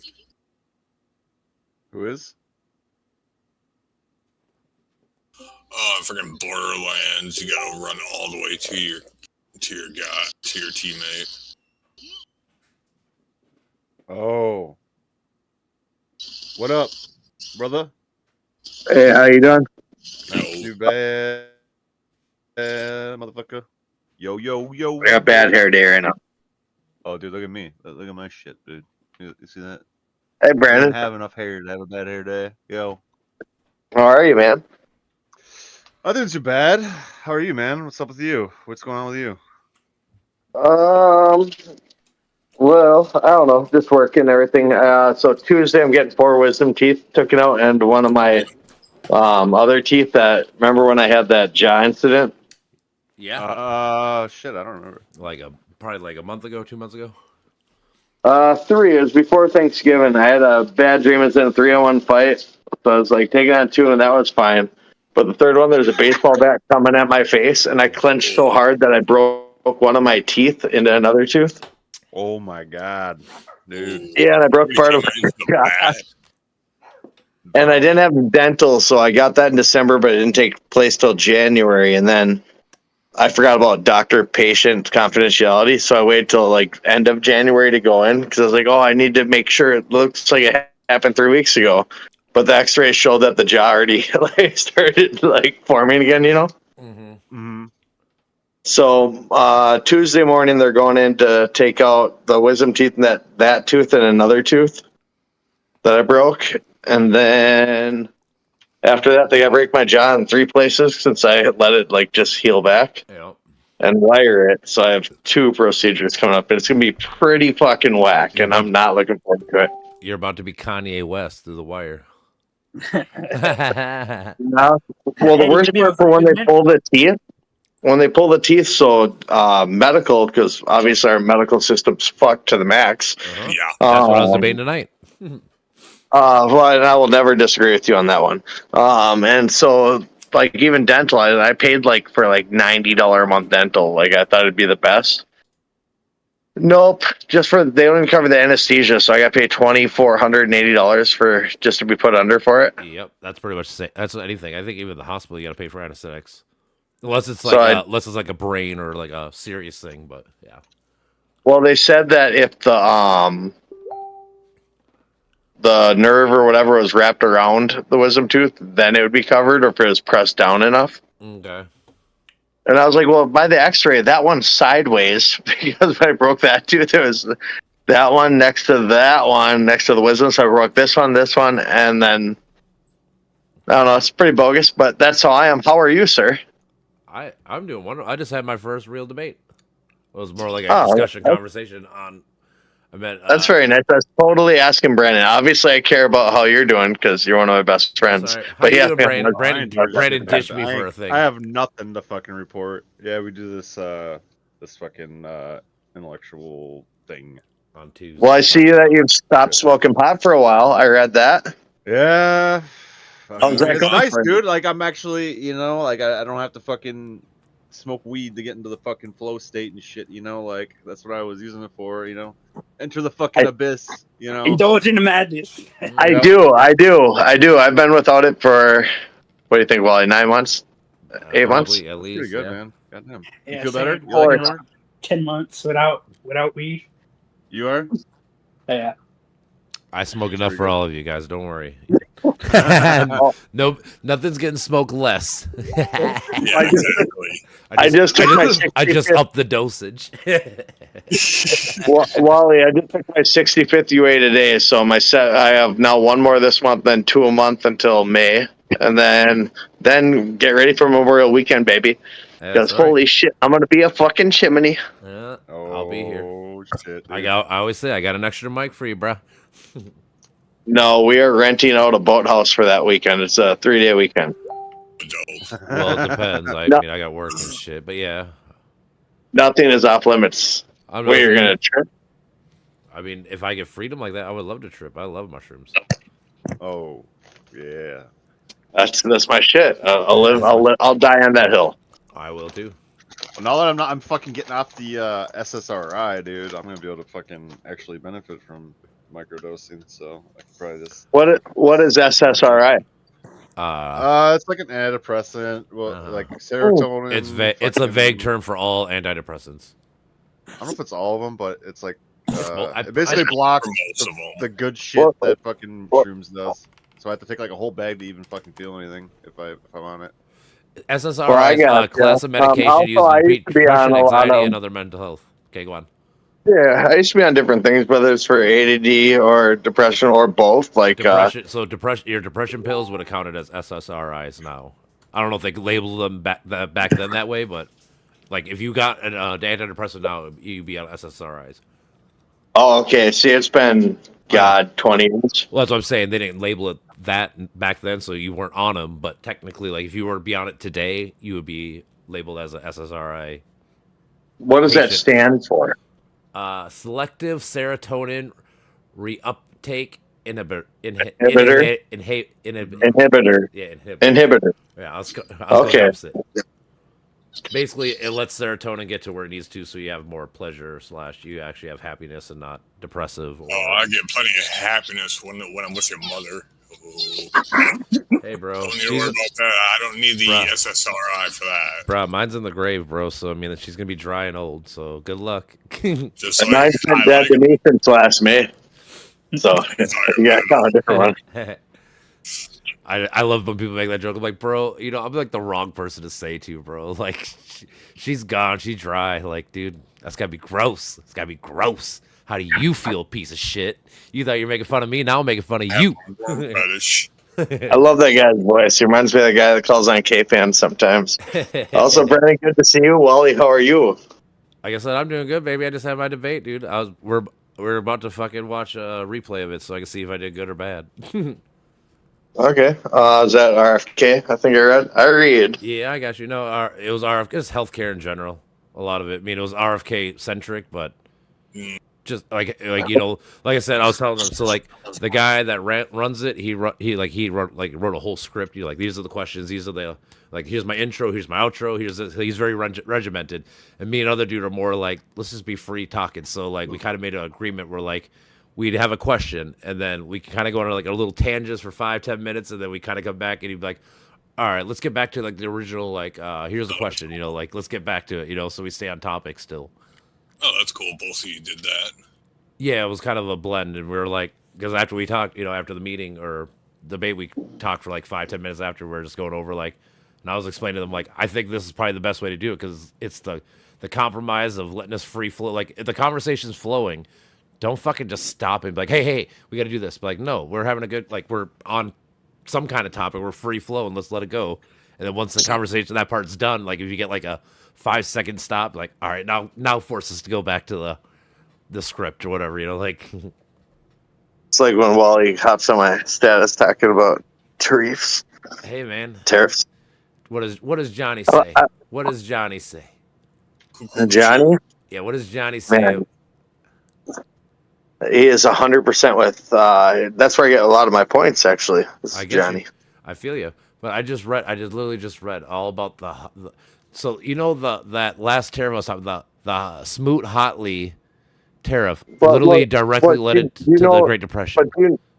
But yeah, okay. But then once that had to go through, right? So, these are literally just to put everything back in checks and balances, right? But we don't have them. We have them allegedly, like here, Mhm. But checks and balances we haven't had with our trade system in a long time. So just putting them in check and making sure they do what they said they were going to do. And then 30-day suspension for it. Well, no wonder. Obviously, we weren't going to do a 25%, in my opinion. I don't think we would on our neighboring allies, right? Why with would we? only 10% to China. Why would we? Well, why would we threaten it, or why would we do it? They're two different. I'm saying, why would you They're think two we different wouldn't do it? questions. Oh, because if they won't fulfill what they said they were going to do, then of course we do it. So now that they are fulfilling what they said they were going to do, now it's a 30-day suspension. Now we're back at the table. Now we're just negotiating. It's all business. Everything in this, besides relationships like friendships, father son, father daughter, like things like that. Everything is a business. Sure. How about this though? Let's say me and you are friends, right? Obviously. What if I said, I need That's different. I just claimed that out of it. I just claimed that out of it. I said everything okay. beside Okay, let's say friendship. I know. I'm saying, let's say you asked me to go fucking get $100 from a dude that owes you $100. Okay, right? Yep. And if I asked you to do that, I would expect you to get at least 10, $15 for it. No, that's fine. But my point is, now what if you asked me to do it and then you threaten me with fucking breaking my legs if I don't do it? That's what a tariff is. When you're saying you're threatening them to do their job they're supposed to do, kind of. I'm saying you're saying that they're supposed to do what they're supposed to do, which is fine. But I'm saying you're threatening them. We already have. It's an analogy. It's not a one for one. It's a hypothetical analogy. I'm just saying. That's an extremist view to put it in. Why not? Well, why don't you put it in normal view? Well, because that's the whole I point of thought you get arrested. The whole point is it's a hypothetical, so it stretches your actual thought process. Because when you're saying that this is the way it is, if you take it to the maximum thought, would you agree with that? No, you probably wouldn't. I don't ever want to go max right or max left. It's not about so no, I don't. It's like any hypotheticals are supposed to. They're the thought experiments supposed to make you think more than anything. That's not max. That's not max. Max is just telling them we're going to do this. Okay, and then, on max. Okay, ready for this? Same scenario, but you I'm saying same scenario, but you go. I'll never be your friend again if you fucking don't do it the way I asked you to do it. They never said they'll never be a friend again. They said if you want to be friends, let's go. I know, but you asked for a less extreme version. I'm giving you a less extreme version. You're looking at friendships. The country on country is not friends. Everything is a business between countries. We are allies. We've been friends with our neighbors. We are allies, and we've been close forever. What is an ally? Allies are friends. Allies aren't friends. Friends are friends. You are my friend. You're not my ally. I bet if shit hit the fan, you would call me your ally, same as I would call you. Nope, I'd call my friend. No, I wouldn't. If shit hit the fan, have I ever called you when shit hit the fan? No. I'm talking about like real shit. I'm not talking about like whatever. I'm talking about like when I've had like no, I'm talking big about, like, shit. Legit. I understand all that. I'm talking about like legit like anarchy or shit hits a fan. Like fucking think of like Walking Dead. When shit hits a fan, you could call your allies, your friends. You can unite and work together and build off people you trust and know. You just use two different terms. You use friends and allies. They're the same thing. I bet if I look up allies, basically a friend. Well, yeah. So an ally can be a friend, right? But you can also have an ally that's not a friend. Correct. The enemy of my enemy is my friend. That kind of phrase, Uh-huh. Although I'm using the wrong one specifically because it involves friend, right? But it's just everything can always change, right? Anything can change. Sure. How about this? Would you want to make your top trade partner and your neighbors not your allies? Would you make? They're not our top trade partner. We're our top. And in fact, if we ended up bouncing out of this and put the 25% tariffs, they would lose 40% of their economy. So it's more on the end of what are you going to do for us? Because that's how it has to be sometimes. So you're trying to be for a long time. You're trying to do might makes right. I'm trying to do what's right for us. Why can't we be selfish for once? Because we always are. No, but how about this? Do you think everybody? Do you think that people with more things have an obligation to help people with less things in general? That's a loaded question because now I don't know what you're talking about individually. No. Yeah. So to answer your question, no. You don't think that people should? No. You don't think that people and or anybody should help the lower people? So like, if you have $100 Nope, billion that's not what you asked me. Nope, that's not what you asked me. You I can't did. turn that on me. Sure, I can. Nope, you're not turning it on me. I'm You're saying not doing it. someone like Elon Musk with $400 billion doesn't have has no responsibility to give back some of that money to help society at all. Yeah, but here's the thing: I'm not an Elon Musk fan. I'm not saying that. I'm just talking about the idea. The idea of if you have a lot, you have a responsibility to help people with less. I'm saying, and you don't think America has been doing that? I know, but you're trying to say we should stop doing it. Oh, so you're talking? No, I'm not saying that. I'm saying we should start protecting ourselves as well and making better trade deals. And the only way to make that is having bargaining chips, and we don't have many bargaining chips. What do you mean? We have the top military force in the world. We have the outsource ultimate bargaining majority. chip. Dude, we outsource majority of our shit because our billionaires, which again I don't agree with. So trust me, I'm on your side on some things, but you're going to target me at all. We're left now, but I'm going to say this: do I think that our billionaires that are paying to outsource stuff to China should pay more? Fuck yes, I do. Right? We all agree on that, right?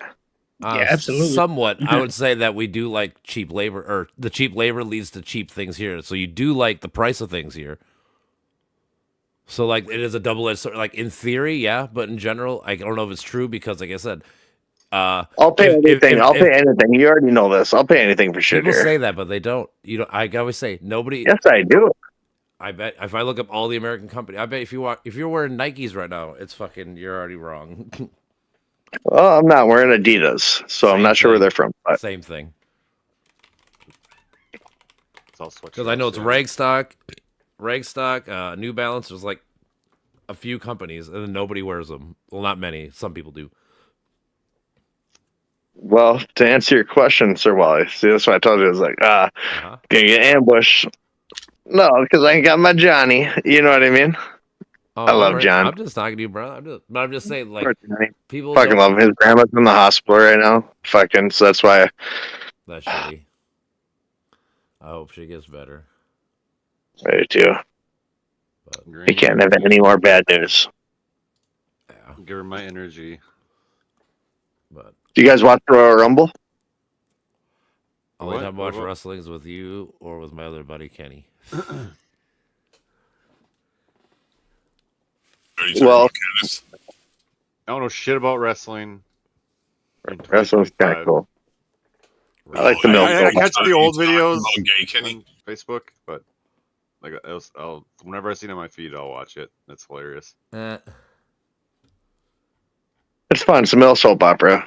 It is. Well, I like when girls are like, "Don't you know it's fake?" I'm like, "Oh, when's the last time you seen the movie? Do you know that's fake?" Who gives a fuck about how fake it is? You know, it's just exactly. Dude, those guys are doing some crazy shit. Regardless, you know, they're putting on a show. It's a show. Yeah, it's a show. What the fuck people are gonna expect?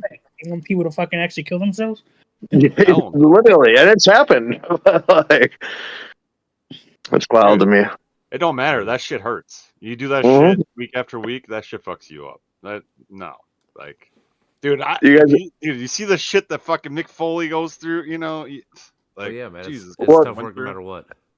And you've seen the mat exposed underneath that little mat they have on top, right? It's just plywood on top of springs. So you're still landing on plywood. Yeah, right, sure. dude. Well, that's what I'm saying. Yeah, you gotta learn how to embrace that impact. Because that that shit's not light work. No, it is not, sir. That's teamwork. Yeah.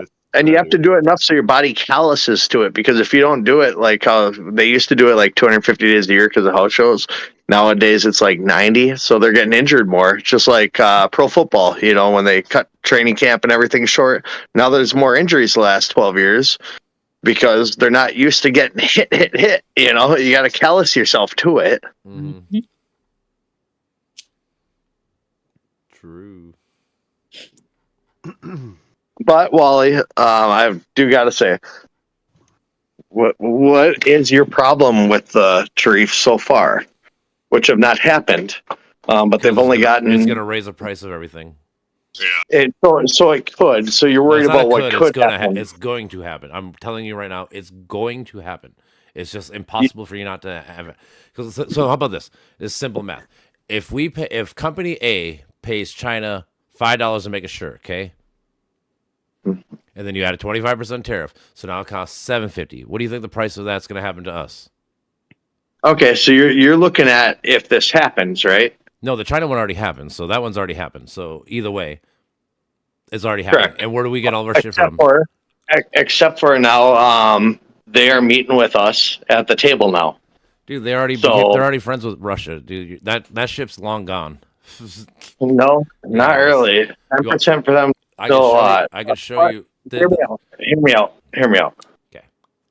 So you're looking at the outcome on what will happen if it takes place, right? I'm telling you what they admitted. Project 2025 said the last time Trump did tariffs in 2018, the average household saw an increase of $1,200 that year. I read it to Brandon and Mitch yesterday from their own website. And that's everything we're running. We're running Project 2025. So they admitted that the prices went up the last time it happened, which means why wouldn't it happen again with the same shit? So today, 6 years ago, I bought my house, and it definitely went up under another president. But it went up now. What are you talking about? My house went up. Everyone's house went up, dude. Stock market's at all-time highs. It was when Trump took over. All this shit was up. Correct, but 6 years ago. Okay. Right, it's midterm, right? Yeah, like 18. Today. Happy anniversary to my house. Is it today? Nice. Mine's September. Yeah, it is. It is. And I will celebrate with you when that comes. But my question for you is this. So you're looking at all this as if this is going to happen with Canada and Mexico. What if, now this part's my question. That first part was a statement. Mm-hmm. What if all this is to get them to negotiate better deals right now for us? Because now we got that was agreed upon, right? Mm-hmm. Happening right now. Mm-hmm. And they also now are spending how many billion is Canada spending now? It was 1.3. It was 1.2? 1.3, but yeah, it was agreed on in December. But yeah, it was 1.3. It was agreed on December after President Trump was Biden. Elected, right? Technically, yeah, but it was Biden that negotiated the deal. Okay, so he didn't do things for months and agreed on that. Okay, that's fine, and I love that. So that's agreed upon, and that's already now taking place now for a 30-day suspension of that. So now, here, just hypothetically speaking, right? Mm-hmm. What if America wins more on a trade deal now with Canada based on just doing the 30-day suspension? Then there ends up being none of it, right? Let's say it just doesn't happen because we get a better deal. And let's say same with Mexico, right? We get 10,000 troops rep, right? Now let's say in the next 30 days, they agree on something that's a better deal for us, right? Yep. So all of a sudden, if there ends up being none, right? We don't end up putting 25% or anything raised, right? Mm-hmm. We don't do anything, but we get a better deal. Isn't that a good business decision for our country? Yes or no? Sure. But yes or no? It's all. I just said yes. But here's my rebuttal, though. Trump made the last deal in 2018, so why is he talking shit about his own deal that he did the last time? He already did the deal. The current NAFTA deal that we have was Trump made in 2017. So he's talking shit about his own deal. So like, to me, true. Have you ever changed your mind about something? Because we're talking about a big change of your mind right now, right? Sure. What if he had 4 years, 5 years to think about it, and now that he knows his legacy is just now lying on what he can do for America, because he can't run, can't do anything. Well, they're trying right? to. Tennessee's trying to make it. They're okay, trying to. That's not here nor there, right? Sure. What if, just for the sake of conversation, and that is correct. You don't have to type it. I know what he's talking about. But what if that is just a good thing for us when it ends up within the next 30 days? What if good things happen for us with trade, and what if good things happen with China now for trade?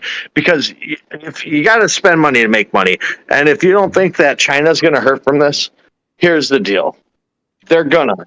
And once they hurt, let's say they just hurt for 2 months. We don't buy shit for 2 months from China. Okay. Yeah, but don't go on. Well, why do regular people have to hurt to make China hurt more? I believe that there's. What do you mean? So that way, in the long run, we actually get lower prices than we have now. You're never gonna get lower What- prices, what if bro. It you- never happens. It's never So happened. what if? You're never getting Yeah, lower because we've never had somebody do this. No, So it has what nothing, if? has nothing to do with it. It's because it's cumulative inflation. If I have 3% inflation this month, and then next month I have 3 more, it adds. It's 6, and then you keep doing that for a whole year. You're never lowering it. I can, like I always say, I can show you the inflation. The last time the inflation went down for a whole year was Obama in 2009. It was 0.3%. And as I can quote you, it generally happens because the last president from what they did the last 2 years before. That was your words, right? Well, yeah. Honestly, like I tell them, these people all the Obama time. 9, that comes from 07 then, right? No, Obama came in from after fucking the 08 crash. That's what happened. No, he signed the fucking the And the stimulus housing market package. crash came from the great bubble that came from Correct. Who? some man I love, Clinton. No, you're gonna blame Clinton for 10 years later having a problem? No, 10 years later. I love Clinton. Clinton was what? Dude, Clinton's the last time we had a surplus in this country. The last time this country made more money than it spent was Bill Clinton in like 1997.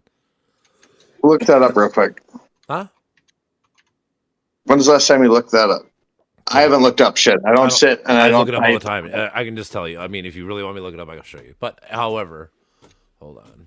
I thought there was one surplus year, maybe 7 years ago. No. American. And what year?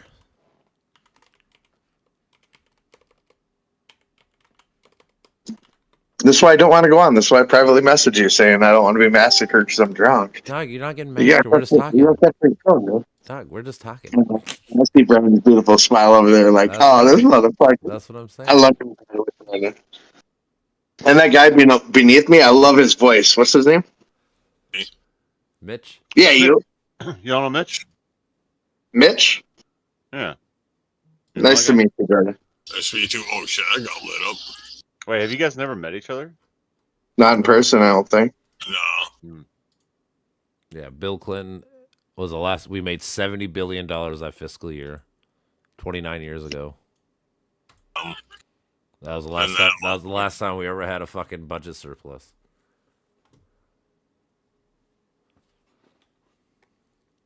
Well, my thing is, I love life. It's a beautiful thing. Sure is. I just, hang on, let me try and get on this tablet because I know I charged it. Mm-hmm. Because this phone has like 3%.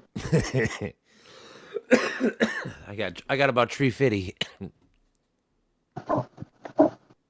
You guys can't see me, huh? I can see you.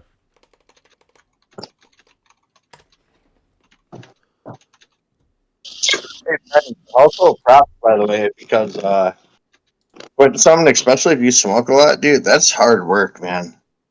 Who? Me? Like, you don't give enough credit to that kind of shit. Like, oh, smoking weed, dude. I'm fucking broke. That's why. That's part of it.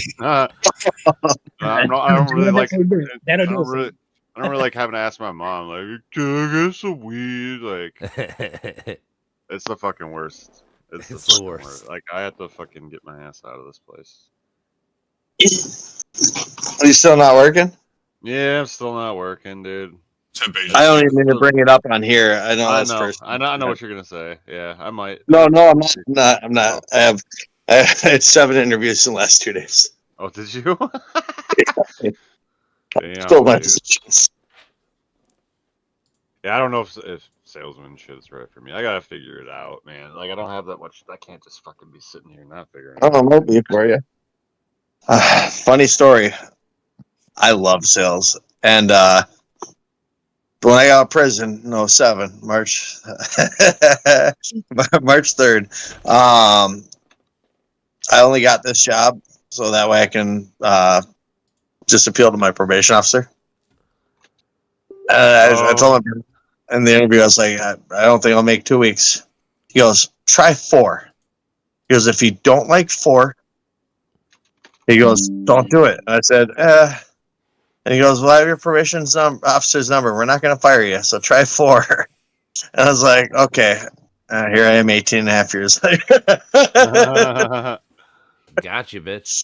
Dude, you get fucking, you find a place, that's easy to fucking do. You're comfortable. Comfort. It's not fucking with Or your got me out of real my life shell shit. where when I was sober, I can talk to people. Okay. Nowadays, I'm reversed, which is why you guys won't see me. Something happened to me in the last 4 years, maybe 5, 6. Now I won't talk to anyone sober, except for like work related. Or Wally, obviously, it's one of my best friends. Even though he's fucking super fucking hardcore left and won't ever meet the center again. What do you mean? I shall. Dude, same though. The Same thing though. is, the thing is, I'm more left than Wally is. I'm taking the facts. He is. That's why I always tell people, like, I'm not even that far left. The thing is, it's just a fact. Every time we have tariffs, prices go up. It's literally a fact. It has to happen. It literally cannot happen. But threat and tariffs are different. Yeah, but we're also implementing them too. We're also implementing. Yes, because then they're gonna believe it. You have to do it to believe it. It's like a company takeover when you acquire another company. Yeah, but why do a trade war with people? Why do trade wars? Why? Because it makes it more beneficial for us. No, it's not. You're going to be spending more money. It's literally less beneficial towards me and you. You're just pissing everybody off. Yes. Not if it ends up the exact same, except for they spend more money on everything we want them We're to going to spend. spend more money too, though. You keep forgetting that we're spending more money too. But we're also cutting funding everywhere, left and right. Yeah, which is some might be good, but most of it's probably stupid. On it, they're trying to cut all of Department of Education, like I told you they were going to do. I try to warn you about all these things. They literally try to sign an executive order to do it right now or like tomorrow. He just said it. All these things I try to warn you about are happening. They're happening in real time. What? So what? You don't think kids should have a right to have a fucking education? Yeah, hey, I do. But hey, you don't think they should? Hey, your kid goes to school, right? Yeah. Yeah. Obviously. Do you pay for that school? What are you talking about? Do you pay for that Call school? him by his name. Call him by his name. Evie or your kid? Yeah. No, just kidding. You forgot my son's name, Jason? motherfucker. I'm gonna kill you. It's Jason. He's hot. Joshua. Other J. I was thinking of Jason. That's his middle name. I'm gonna start calling Evie Flareon or Vaporeon. What are you talking about? Bro, I've been here doing this for hours. I'm tired. Yeah, but we're best friends. That's crazy. That happens. I forget. We can't talk about a tariff if you can't remember one of your best friend's son's name. Just for a moment. It happens to the best of us. All right, well, Thursday, make it up to him. Well, Thursday I work, so what do you mean? Yeah, buy him something. Oh, shit. Damn it, because they have the wing night, remember? Oh, at the whatever. I mean, Pizza Ranch. Yeah. I mean, I could try. We just have to be later. I don't get home Well, till yeah, 7:30. 5:30. Yeah, you don't. So I don't get home till like 7:30. Why? Well, I don't get out of the work till like 6:30, and that takes me like a half hour to get home. So you get off at 6. No, that's generous. That's what time Becky or Taylor shows up, and then it takes me 15-20 minutes to close tabs, finish stocking beer, whatever the fuck it is, and then I don't actually get done till by like 6:20, 6:30. It's by the time I actually get done. All right. Well, I'll meet you back your way again. We can meet at 7. Let's eat some food. If it's 7, yeah. Oh, if you do it later, that's fine. Yeah, because I have my shit Tuesday, so. Tuesday? And then after that, yeah, so that way if we do it this Thursday, it's one of the last times I can eat. Yep. And then. Yeah, dude. It's your Then last Tuesday supper. after for 4 days, and then the following week, that's when they got to break my jaw here, and here. Yep. Yep. Like I said, you're about to be Kanye West through the wire, baby. Damn right. Yeah, but you and what's your driver's name? Evers? Yeah. Her. Everest? Yeah, Mount Everest. I'm telling Joshua you didn't remember his name. Then you're going to have to tell him 2 more jokes. That's all right. I told him it was 689. Don't worry.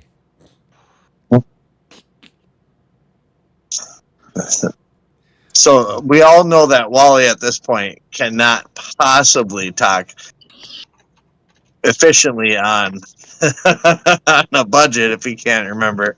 Shit. I mean, I've been streaming for like 5 hours already. I like that green light. Which one? I liked it when it was really green right there. Oh, it switches. I just let it go. However it be. I don't want. So you guys, You can go. have you guys been binge watching any shows at all lately? Nope. No, not really. I know Honestly, what to watch, bro. I gotta finish The Wire. I'm on season 3, but I should start binging it again. I binged like a season and a half like each time. The Wire? Yeah, you seen The Wire or no? No, I'm just googling it right now. What's it about? HBO. It's about fucking drug dealer people and cops. So like the cops are trying to fucking wiretap them and fucking inside outside cat mouse games and shit. It's fucking snitches and all that shit. Been there, done that. Pop, It's you like know. a super critically acclaimed show. Like It's like My House 2 years ago. Yeah, it's like the top 5 greatest shows of all time according to the internet.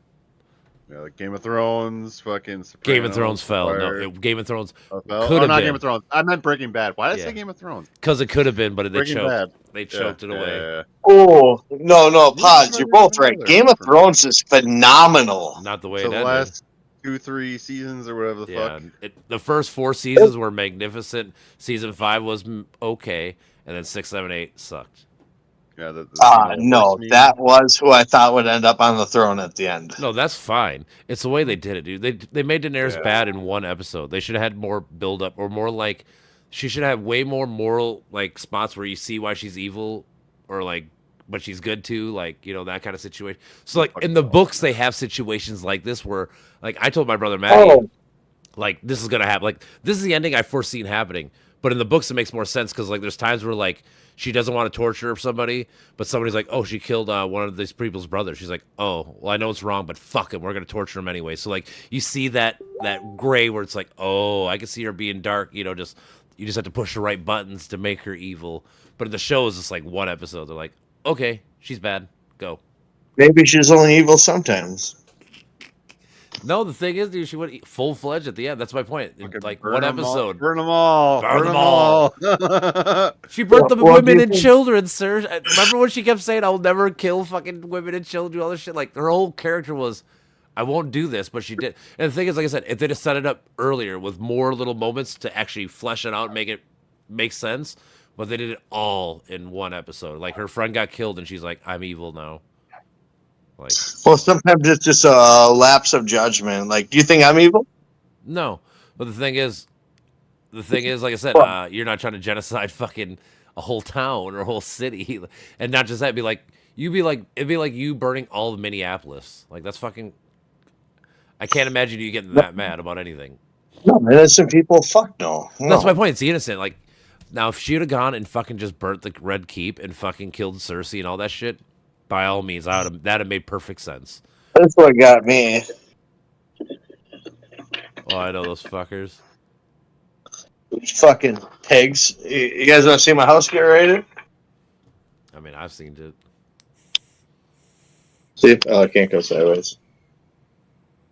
But, I mean, you also have, you give me choices.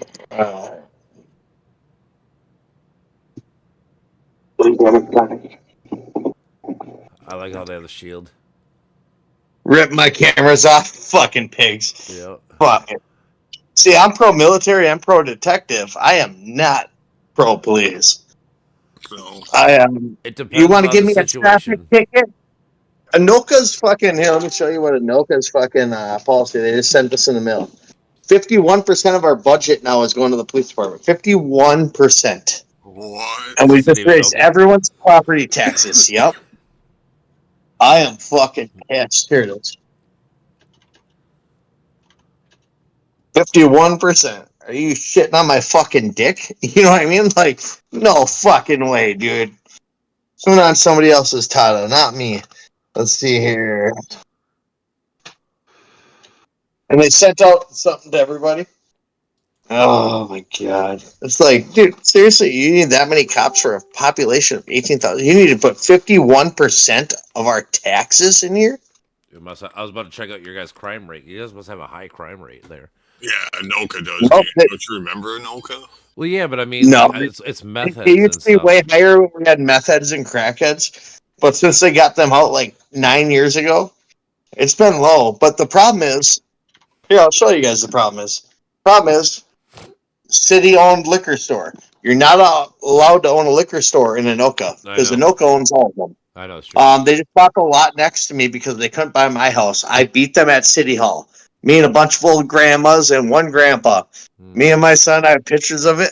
I went to City Hall. I beat them in City Hall because they're trying to use eminent domain on the properties. They're trying to rezone them so that way they could use eminent domain. And we beat them.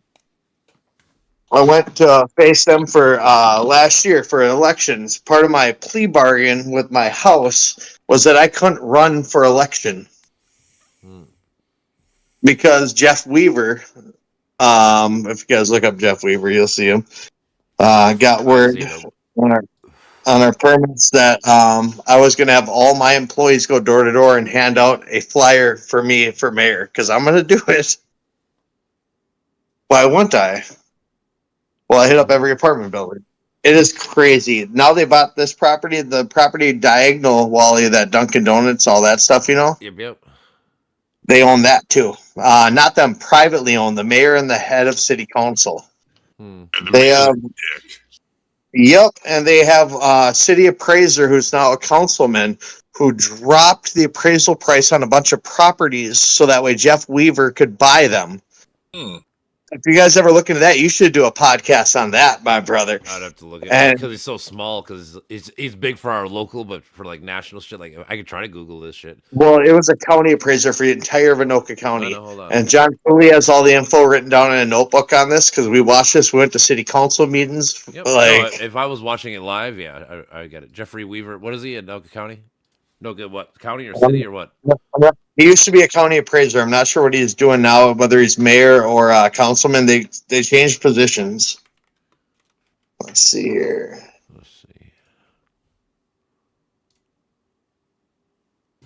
So, public safety now has 55% and 51% goes. Oh, hey, that Jeff Weaver guy, he loses his appraiser's license on June 30th of this year. He's had it since 1993. Yep, because he just made it to mayor of Anoka or city councilman. He's one of them. They made the plea bargain when I was in court for my trial last year. Part of my plea bargain is, hey, if you do 2 years probation, we'll let you off in a year, but you can't run for mayor. And I was like, okay, what else? They're like, that's it. I was like, okay, no jail time? And they're like, no. So I took the deal, obviously, you know, because I ran out of lawyers when I was fighting for custody. Yeah, he's a city council guy. Yep. So he just became head city councilman, and the old councilman just became mayor. Then again, it is crazy, bro. Yeah, John Cooley has so much. Yeah, it's super corrupt. And they own a lot of buildings, so they rezone stuff out here, and then now all of a sudden they own shit. Not oh man, if John was up right now, he could be a lot more coherent and like make sense of this. Yeah, I mean, I would like to see like where the papers are because like it's so hard for me to find online because he's such, like I said, he's local small people to like the internet, like the world and shit. It's hard for me to find anything. A walk diagonal. He put his name on that building. No, I bet he did. I'm saying I can't find it online, but I'm not disagreeing. I'm saying you're probably right. I personally can't find it. I've been looking as you've been talking to see if I can find anything.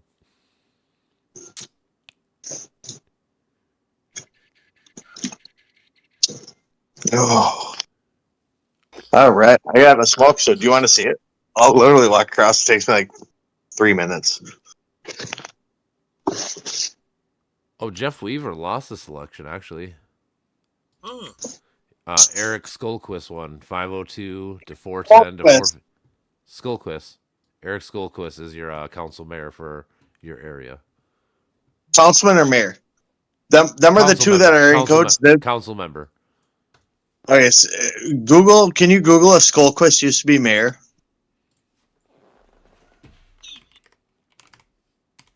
Him or his brother? him or his brother. There was 3 of them on all the properties that we found that they own. There's always one appraiser, and there's 2 brothers that own.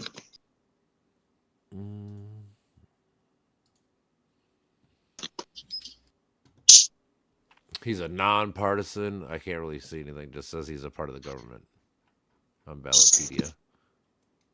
He's been in since 2022. It says. Wait. What did you do before that? So you see that? That. No, actually, what year is this? What year is this? What year is this? 2020. Yeah, he's actually the mayor right now. Eric Skolkus will be moving to the mayor seat, winning with 5,400 votes over Joel. 4,000, like 4,000 something, right? No, 2935 to 54. Yep. And so he went from councilman back to mayor, right? Yeah, he's mayor right now. Yep. Before that, he was councilman. Yeah, they do these weird shifts. It's fucked in Anoka. Yeah. And they're pissed because they bought. You guys see this empty lot next to my house? Mm-hmm. This whole field. They bought everything up till they ran into my house. Mm-hmm. I know. And then they didn't know that we would beat them in city council. Me and my son was 4 at the time, 3, and a bunch of old ladies. Yeah. So we got a cease and desist, and then we got you cannot even build commercial, and you cannot build zone 2 in this area. So now, unless you want a Rambler, you can't buy a house over here or a 1.5 star. Yeah. They offered me. They were like, because at the time my house was worth about at 205.5, and it was worth 195, and they're like, we'll give you 245. And their final offer is like 260, but they didn't realize I just finalized my child support, so my debt to income ratio wouldn't have even covered that because I pay 50 months, you know. Yeah. I was like, no way. I just fought them the whole way. Yeah.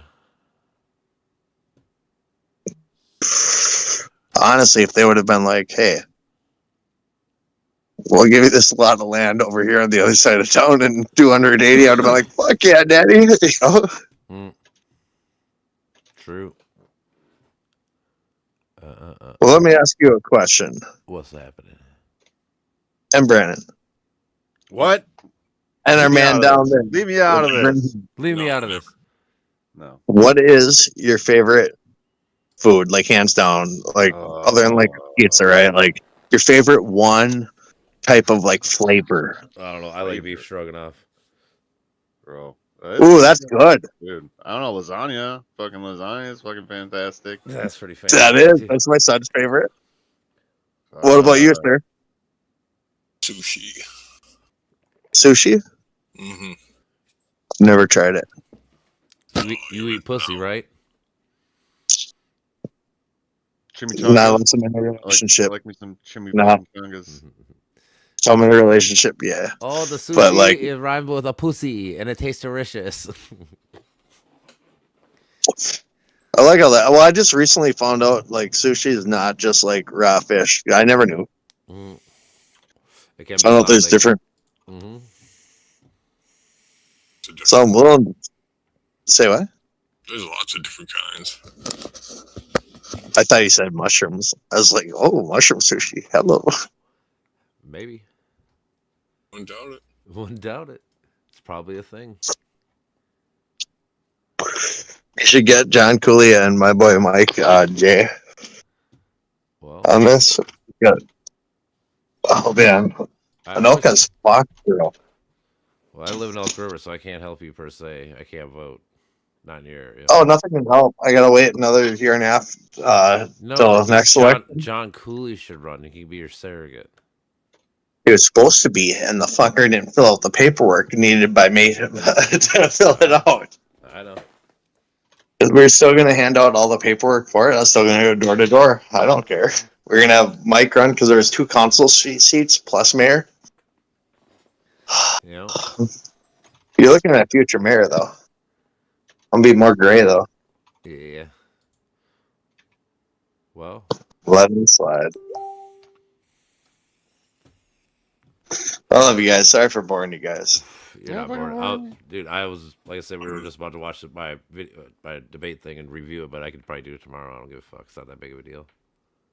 I'll watch some. I'll be it myself. I gotta do like laundry and stuff. You Trying to figure out what happens. Yeah. I can play it. I don't give a fuck. It's right here. If you watch my shit. I'm just fixing shit anyway, so I'll just mute myself and listen. Perspectives, there you go. followed by discussion, and we'll Love you. explore some of the key questions we have in this on these. I'm mute. Let's keep it sharp, focused. I love you as well, Brandon. Respectful. Oh, all right, love you too. Oh. All right, ready? Go. I love everybody. I Okay, try. So don't feel special. There's probably people I don't like, honestly, but that's all right. I won't. I try not to go out of my way to disrespect people for no reason. For no reason. I'm saying for no reason. All right. How's it going, gentlemen? How are you guys doing tonight? I'm doing really good, man. How you guys doing? It's good. It's good. Everybody talked at the exact same time. Yeah. That's how it goes. Thanks, Edit. How's your day Isn't going? that funny how it works that way always? It's going good, man. Today was my Saturday, so can't complain. Got some adulting done, but feeling good now. Yeah. What about you, Sweaty? How you doing? I'm doing pretty good, man. I'm in a good mood. Yeah, his you name's know, I Sweaty woke up this Orangutan. morning and ray of sunshine over here. No complaints, man. Another beautiful day. That's awesome. Dingiest Scrolls in the chat. He's going to be our moderator for this evening, and he says every day right now is my Saturday. Glad to hear it, Dingy. Nice. We're all a little jealous, minus the pain. Minus the pain. Minus the pain. So the first segment we will be discussing tonight. That's the dude who broke his foot that made us delay a week. That's why it got pushed back. It was supposed to be last Tuesday we did this, but yeah, that dude broke his foot. That's why he's like, oh, minus the pain, bro. Like, yeah, fuck that guy. That's good joke. How long did this go? 2 hours? Okay. Yeah. It was only supposed to be like an hour and a half, and then because this dude's East Coast, he's like, I go to bed, I have to work in the morning. He's like, oh fuck, we can keep going. It was kind of funny. Is RFK Jr. as HHS Secretary, Radical or Political Theater? Would his nomination have been possible in any other political climate? Anybody want to start it off?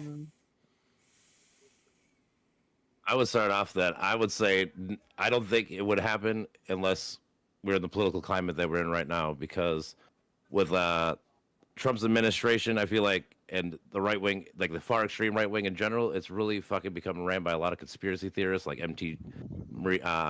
Marjorie Taylor Greene and people like that. And a lot of people are floating around a lot of anti-science. So, I mean, for him to come in right now as like the champion of kind of a lot of anti-science, I think right now, it makes sense that he got the nomination. And Sweaty? Can you repeat the question one more time for me? You are frozen He's like at me. the moment. Okay, He's like me. Let me just scroll up. RFK Jr. as HHS Secretary, Radical or Political Theater. Would his nomination have been possible in another political climate? I would probably say yes, just because of the fact that he himself did run for president for the same goal that he's teaming up with Trump with. He seems very dead center on addressing what he feels is issues in the country, you know, food safety, you know, not having healthy things in food, stuff like that. So I feel like he would have found a way either way. If that's his goal, he wants to make a change. He seems like the kind of person that'll do what it takes. Yeah, that's fair. I respect both of you guys' opinions on that. I know some of the pro RFK people believe that Trump's unconventional approach in governance allows outsiders like RFK Jr. to challenge the establishment.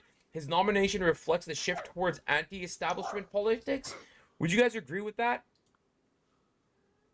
I personally would, because like think about like having like Elon Musk in there right now. He's never been a politician in his life, and he's not even American at all, and yet he gets to be in the White, you know, close to the White House and the top people. I mean, there's a lot of people.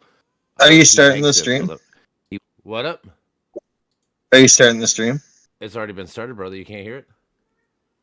No. Click on the view stream. I bet you can hear it then.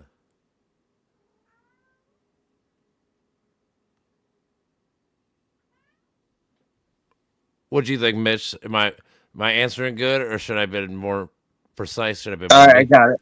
You got it, good.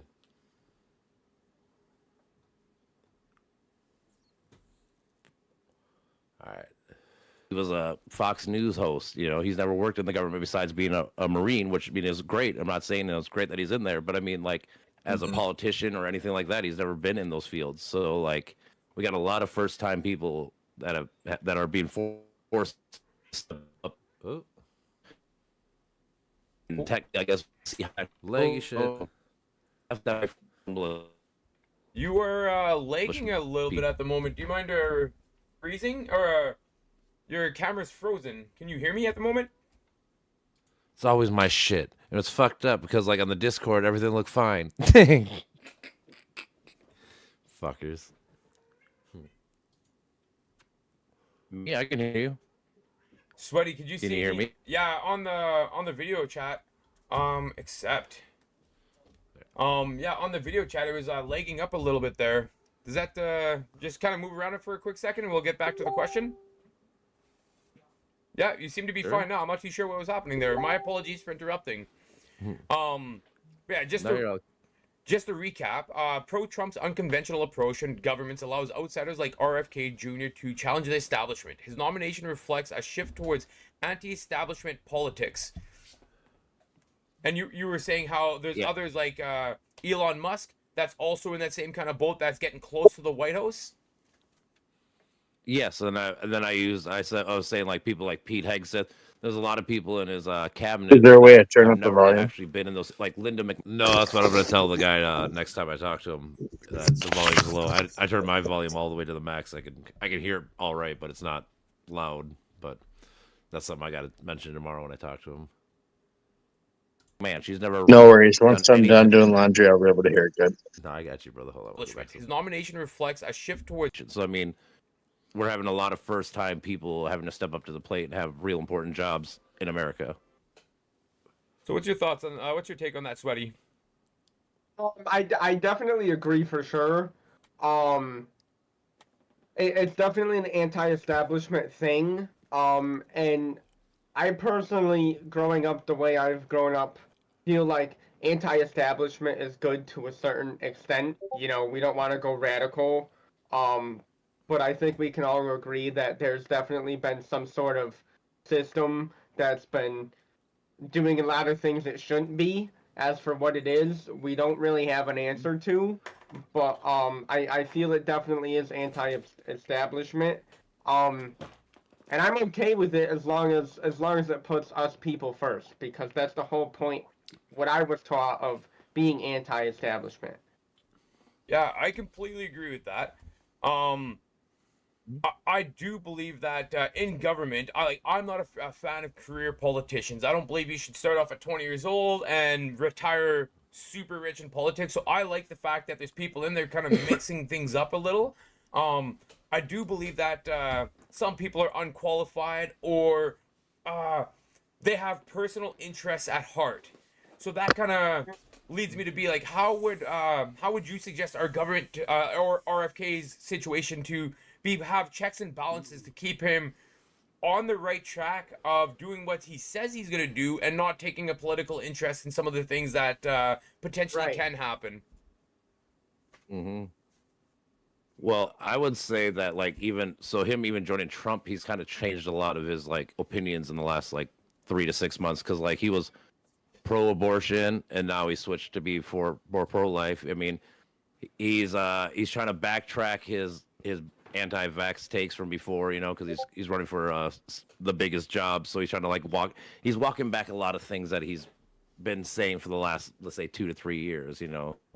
Yeah, no, that definitely is something worth questioning. I don't know if Looker, you want to play the video for reference. I actually did put a video up on his current abortion stance. But when it comes to like the vaccine stuff, that's the kind of thing I think is okay changing your views on, because it's science-based. So he may have thought this, and then he learned, hey, I was incorrect. And that's where I can give respect. But like you said, if you're constantly retracting and you know, doing and changing your views and, you know, trying to people please, then that's not okay. We're here to move forward, not backwards or, you know, anything crazy like that. So yeah, I'm gonna go to bed. Get the fuck out of here, Mitch. There, man. Love you, brother. What do you think so far, Brandon? I've been fucking zoning out. Fuck, dude. Let me watch this tomorrow or something. That's why we can I'm watch probably gonna tomorrow. head out too. That's all yeah, right. I'll go with you. I gotta fucking if I shut my fucking brain off. Oh, I get you. We can watch it tomorrow because, yeah, I just want to see what you guys think of the answers and whatever. Because you guys listen Absolutely, to me prep dude. and fucking shit. Like I said, because the guy was Once being that goes out, because they yeah. were being more cordial and fucking we're kind of trying to be like more of an agreement term. I didn't obviously like go fucking mean and be like this is fucking retarded. You know, it's like I'm trying to build bridges, brother. You know. Yeah, I know. Yeah, that's what you gotta do, Sounds, man. sounds like you're coming from a super far position. What do you mean? Oh, just your last statement. I didn't want to be mean. I'm trying to be cordial. Well, because it's like anything. Like sometimes I can point out like a lot of I could have pointed out what I have in my notes. I fucking could have pointed out like at No. one. I understand. You know what I meant. No, I get that. I'm saying like I could have brought up like I was looking at my notes stuff. Like I could have brought up like and make him try to defend like he at one point said that the COVID shot was linked to autism, which is not true. He also said that the COVID shot only affected black and white people and it didn't affect Israelis or Chinese people. Like there's a lot of things he said that was fucking crazy. And like I don't know who this guy is, by the way. RFK? This is RFK? Yeah. This is what we're talking about. Oh shit. Okay. I have no clue.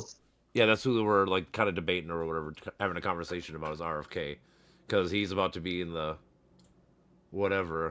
Health and Human Resource. So like, there is probably a potential downside of what could happen with the anti-vax guy being the head of the vaccine shit.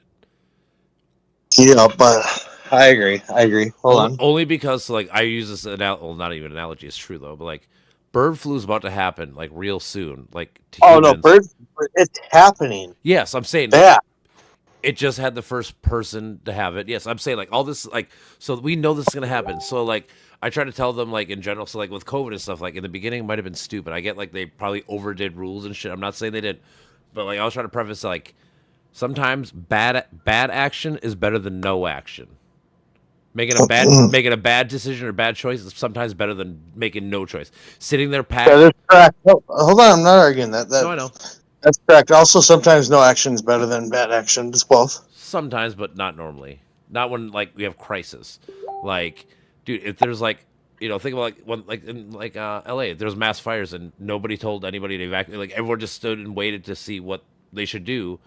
Even if you told people to fucking go 2 blocks over to the left, like it's still a better choice than no choice. Like there's a lot of things. Like I'm saying, I agree. I agree. Can you see me still? Yeah, I can see you, brother. Oh, I can't see me. Do you? You're on the stream thing. That's why you can't see it. You're on your phone on. Yeah, don't exit that because I'd like to still hear more. That's all right. I could go. But I got to ask you. So, how do you feel? Obviously, me and you have a lot of views on pardons, right? Pardons, yeah. And real, me and you both have similar views on that, actually. Well, and I believe if I can't get pardoned, I don't give a fuck who's getting pardoned. How do you feel about Pfizer's guy getting pardoned? Pfizer's guy? I don't know. They're all preemptive. So, like, I get the idea. It's on the same topic. That's why I'm asking. I got you. I'm saying, like, the idea is that you don't want. Because it does seem like Trump's very revengeful. Like, he's trying to go after a lot of people. So, like, they're trying to preemptively. So the schemes doesn't mean that you can leave your original core value, right, to defend something, right? What was that? So if your core value is about justice in the system, right, then your core value shouldn't be about pardoning someone, correct? Maybe. Like Hunter Biden, for instance. I mean, he probably shouldn't have pardoned him, but I mean, out of the grand scale of people that got pardoned, he's like the smallest because he is, because the Pfizer guy is the main thing, and I don't know if this is true or not. What and did this Pfizer? Is why. What did Pfizer do that's so wrong though? Honestly, because like We're all the No, the main, no, not the Pfizer guy. I'm talking about. I call him the Pfizer guy because he wanted us to take tests, and military people had to get tested. Dr. Fauci. Yeah, Dr. Fauci. And again, it's because I'm drunk, so I can't pronounce everything. That's all It's right, like, brother. I got you. But how do you feel about him getting pardoned before everything can come out? Well, they can still look at his studies and stuff. They just can't go after him personally. They can still have to go after like the institution and shit if it was really that bad. Yeah, and that's my thing. And I don't know if this is true or not because I look at everything you read on social media as a grain of salt, right? Drop that shit down, blow it off, take a shot. That's you why. know what I That's mean? why I read documents and papers. So I try to get to the real sources instead of just memes or whatever. I'm gonna go to bed, brothers. Peace Take out, it easy. Brandon. Love you guys. Oh, I thought Brandon left. Brandon, I love you, brother. Oh, no, I'm leaving now. I'm leaving out. Okay. Can you look up real quick if Pfizer just released its side effects?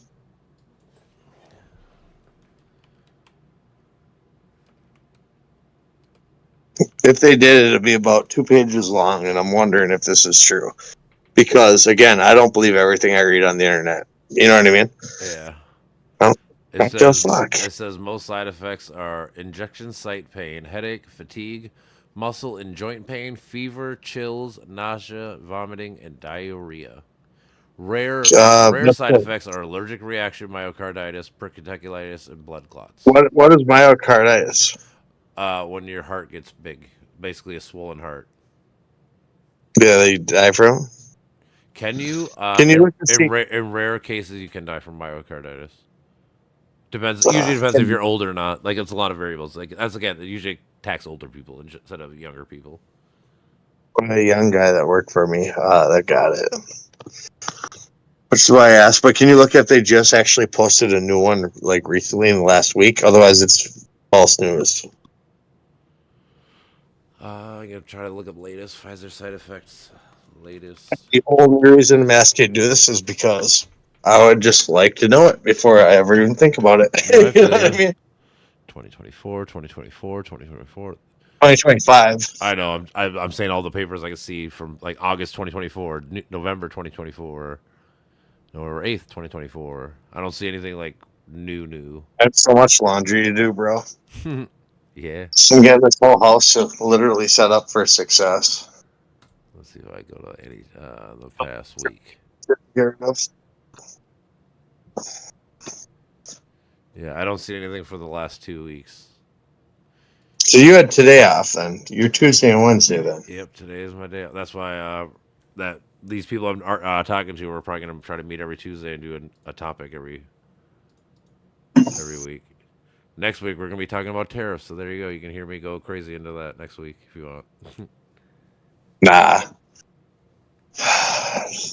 Because John and me, we don't think on the same days. So when we do, we drink on the same days. That's all right. Tell Johnny to fucking come argue with me about tariffs because good. I need because the thing is like when I post my like if you ever see my shit when I talk about debate prep, that's what I want. I want people to push and make me argue and have to look up the nuance of every topic and stuff.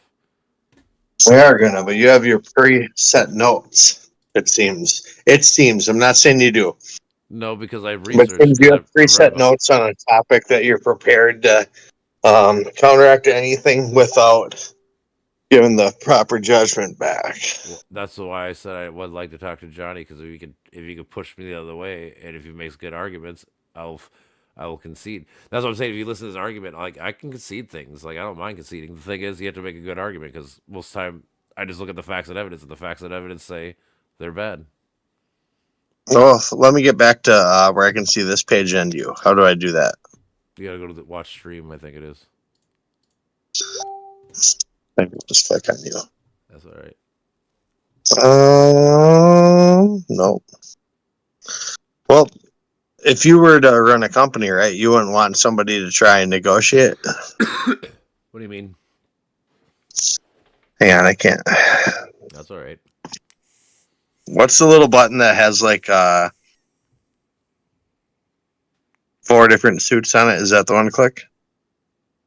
No, you. It should say like Look at next that. to my Oh, name. there we go. Next to my name, it I says just options. I got it now. Oh, that's perfect. So I can see your stream and me and you. Yeah. That's fucking sexy, especially when you're in my photo, bro. Right. Fucking stud muffin. Look at it. I'm letting them fly. Mm-hmm. I'm like a bird. I want to fly away.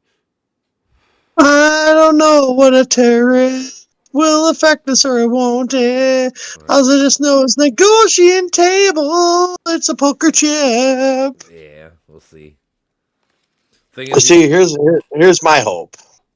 Mm-hmm. I've asked questions. You've asked questions. I haven't given any answer because I don't have one. That's all right. But my hope is that these, and I knew there was something bargaining going on because as a businessman myself, right? When you put 25% here, and that's your northern and southern border, and you put 10% across for what you publicly stated as a problem, but you know you're working towards something. Obviously, that agreement was not going to be fulfilled because it hasn't been. It was supposed to be done in January, correct? It is February now. I don't know what the actual deal was. I think they put a pause on it because Trump was becoming president, so they don't want to move forward, and then whatever. So like, I think they left it open per se. But yes. I mean, he had a say in everything. Him and Daddy Biden. I call every president Daddy or President Biden. Yeah. So I will call Mr. Biden Daddy Biden. That's all right. Either way, he had to talk to both presidents in order to make the deal go through. What? Yeah, respect to a presidency. Yeah, dude. You gotta call him a respectful name. Now, for me to call a man Daddy, that means he's higher up than me. So, Daddy Biden. He is. I mean, he's president of the Made world. this deal after Daddy Trump got a ceasefire. You know what I mean? Well, again, Across I the mean, world. there's some, but yeah, Trump did have some like part in it. But the thing is, correct. They were all done during Biden's term or whatever. So I mean, like Biden helped negotiate too. Officially done during his term. After he lost, nothing's actually done unless it's bipartisanship through presidents. Yeah, that's why nothing got done the last time and nothing got done the time before. During that time period, it was a fucking cold. I like to call it the Cold War era. Every time a president's elected from the opposite party since Bush and Obama. Yeah, since 2000, yeah. Yeah, I call it the Cold War era on our own side. You know what I mean? In a way, yeah. And I just really feel like we have to. We literally fucking have to. If we want to raise our wages here, raise what it takes here, we can't have everything so cheap from everywhere else unless we keep it the way it is, but it costs them billions to enforce the border, where all of a sudden then we can spend a little less. Now we're going to have to spend a lot now.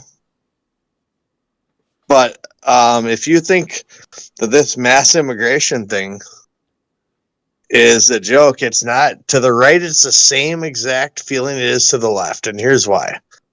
So the far left gets a lot of votes legally, right? The far right, if they can eliminate them same votes, well, that just helps with elections. It's all about elections for that part. Realistically, Latinos vote for Republicans. So if Republicans are smarter, No, it's legal, and I hang out with a lot of Mexicans, and I hang out with some illegals. My illegal friends hate Donald Trump. My friends that are here temporarily, and my friends that are here permanently, love Donald Trump. I know, but what's the problem though? I can tell you the problem is it takes 8+ years. Problem is the Democrats and Republicans need the votes. No, you're talking about so the problem is if we have an extra. You ready? 20 million people here. Let's say 8 million vote, right? Sure. One way. Okay, whatever. And 12 million don't. How about this? You know the last president who gave mass amnesty to illegal workers was? You're turning the topic, though. No, it isn't. I'm saying who was the last president to have mass amnesty for illegal immigrants? Here's the part. It was Ronald Reagan, a Republican. Because you know why he said it? Because it's good for labor and it's my good better for. half knows presidents. I know vice presidents. That's all right. No matter what, you should want to keep the ones that are not the criminals. If you want to deport the criminals, I think most people would agree. It's the fucking.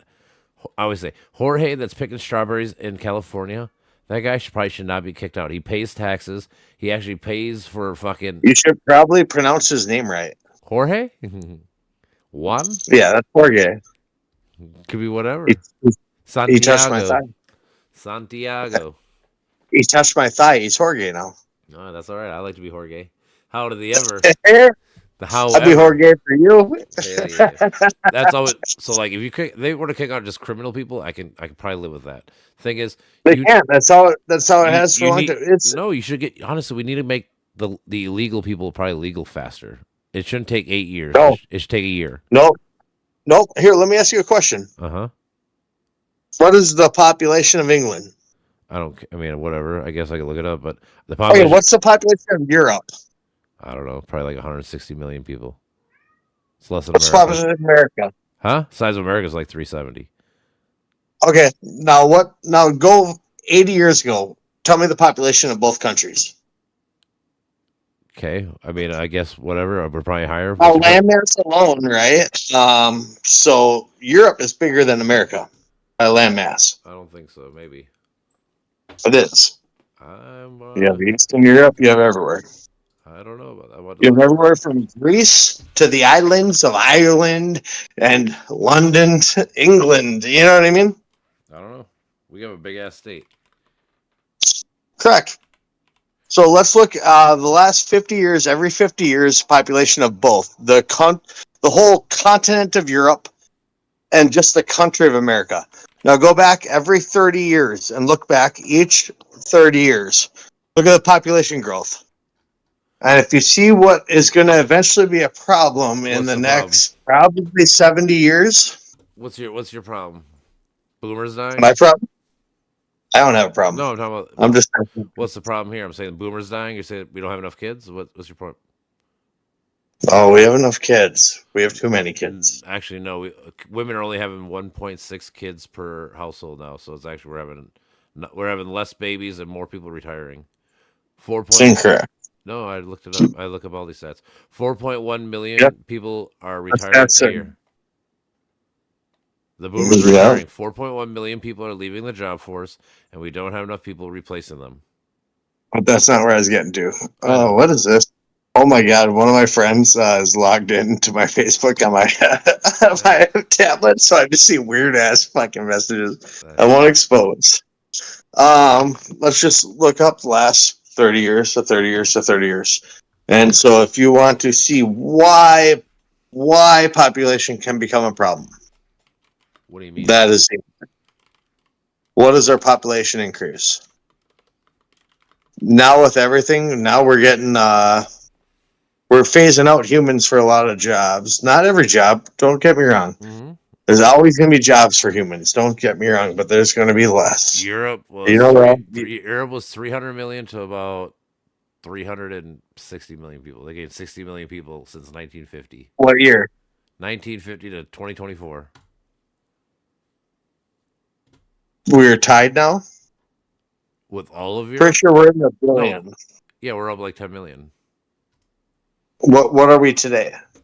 Like I said, like 370. We're only at 370 million here? Yeah. 335 was the last census in 2023, but we're up a little bit since. Thank God we're not India right now, bro. They only send their best doctors. They're the shit. Yeah. My dentist so America in 1950, we had 150 million people. And what Europe have? 300. Yep, correct. See how they haven't gone up? They got up 60 million? Yeah. Much. How do they go up 60 million, but we double? Now, here's the answer to my question. What? Mass immigration. So, if we continue to do this, what do you think our project? Go back another 30 years. I can see all of it. You want me to go, what, 2000? What year? Go back to 1950. 1950. I just told you it's 148 million. All right, let's go 100 years ago. I can't. This study only goes to 1950. Okay. Well, the problem with that is let's say we keep doubling, tripling, everything, right? We won't be because we're losing more people. No, we're gaining people every single year. If you look at this graph, we're plateauing right now. Like it's gonna stay Demographically, it doesn't matter. It's overall population. That's what I'm talking about. That's what I'm talking about, sir. Let's see here. It's taken us 07 to now to go 30 million people extra. So what's that? Okay. Well, then undocumented, you add another 20, 30 million? No, I think the estimate is 10 to 12. And I would go by that. I think that's fair. Yeah, I'm saying that's the estimated roughly area or whatever you want to call it. For adults? No, for all of them. They estimate about 12 million, 10 to 12 million people are illegal here right now. Oh, God, no. That's I myself know at least. There's no way in hell that I know 12 illegals right now. If they're all like in that one family, that one area, it makes sense, kind of. No, they're different. Some are Eastern European. I only know like maybe 3 are Mexican. 2 Mexican, 1 Ecuadorian. How about this? And Trump don't care about the illegal immigrants that are from Eastern Europe. You ain't seen one deportation of somebody who's white. Not yet. You will. We'll see. I'll believe when I see it, but I don't believe it. But if it happens, I'll say I'm wrong. I hope so. Maybe. Because trust me, it will. But we've been using Latinos since World War II. This is nothing new. Yeah, correct. Why do you think? We used them in World War II. We used them during the oil boom in the 70s and 80s, and we used them in the early 2000s for the constructions of homes. So we've been relying on these people for literally 100 years. So this whole idea is not new. There's just ways to get citizenship. So I have. Yes, but that's my point. Why do you? I'm not going to call them out by name, but I have friends that their happiest day, besides three had kids, that was definitely their happiest days. Yes, I know people like that too. But I'm saying that's the problem. Why is it we have an 8-year process to become citizens instead of a 1 year? Let me ask you a question. If you go to apply for one of the best jobs in the world and they have a waiting list, why do you think there's a waiting list? It's because it's the best job in the world. Sure, but the thing is a government, you could fix that, right? It's a fixable problem, right? Okay, so let's first fix our government. No, I'm saying, why don't you right now why don't you hire more judges to go through the cases to vet the people that are coming in? How about because the simple fact is, oh my God, am I getting gray on the top? Wally, is it gray on the top? I don't know. Or is that just the lighting? Could be just lighting. Is that my cat? Is that my cat? No, that's the orange one. That's the baby. Used to be a baby, but now she's huge. Well, let me just put it this way: 20 years ago. Well, fuck. I suppose we have to go longer now. We're older now. Long in the tooth. Got to remove them. Yeah, depends. Yeah, what age you talking about? Yeah, I know. It's so crazy, I know. Welcome to. And you know what? I thank God, and I know you don't believe, but I thank God all the time that you're a part of my life, brother. I love that. Yeah, I'll always be there for you, brother. My always thing on religion is, what's the harm in believing? That's my biggest thing. It depends. But I don't want to get in debate on that one. That's all right, brother. Oh. But damn, that cat's shielding you right now. I know he's chilling. He's just laying there. He likes to lay on my house and shit. What stock are you looking up? No, this is the population thing. This is where we're at right now. They estimate this is what it's going to do. It's going to plateau. You want to know something? Hey, can you look up something that I'm pretty sure we have a huge population of, which I believe in and I love? Because how much do you know about Vietnamese people? I mean, I used to work with a few of them, so I hung up for like 2 years of my life, I hung out with a bunch of them, but not really since then. Well, there's differences, obviously, right? Because the jungle, you know what the battle was originally about. Vietnam. Yeah. I mean, communism. The push of communism was the idea in general, but So the Viet Cong, right? yeah, And they're and the Ho Chi Minh so. Trail and shit. Yeah, I mean, I know it, but I mean, like, it's Do complex. you? I don't know this for a fact. I wish, since you have this up, you can Google this. I can. What do you I wanna do know? believe in my heart that we have a huge Hmong population here, and do you want to know why? In Minnesota or in America in general? Minnesota.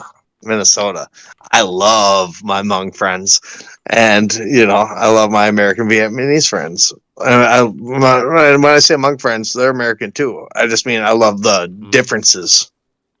In 2020, the Hmong American population in Minnesota was about 90,000, and it was the largest ethnic Asian group in the state. Yes, sir. So I love this because you know who helped us in the war, right? In that war? Yeah, it's Hmong people, right? Uh-huh. Because did you know that you can Google this? I'm sure I could be wrong. There is 12 family names for Hmongs, and you're not allowed to hang out or date others with the same last names because you could be related because the population only increased here. Yep. Does that make sense? What do you? Again, I'm just trying to see if it's what I'm trying to read something. I'm trying to see. There's 12 Hmongs. Yep, because there's Zhang, Shang. There is There's Chao, yeah, Chang, Is it 12? Chu, Fang, Fa, Hang, Cha, Is it Chang. 12? Is it 12? I don't know. I can't find in this paper. I'm trying to find this. Oh, here we go.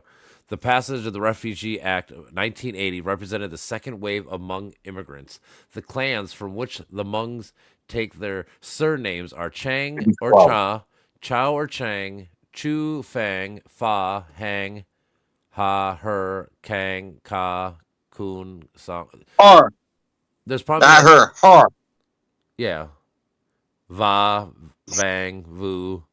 Let me count. Hold on. There's 1, 2, 3, 4, 5, 6, 7, 8, 9, 10, 11, 12, 13, 14. There's 15 of them. 15 names. Okay, 15.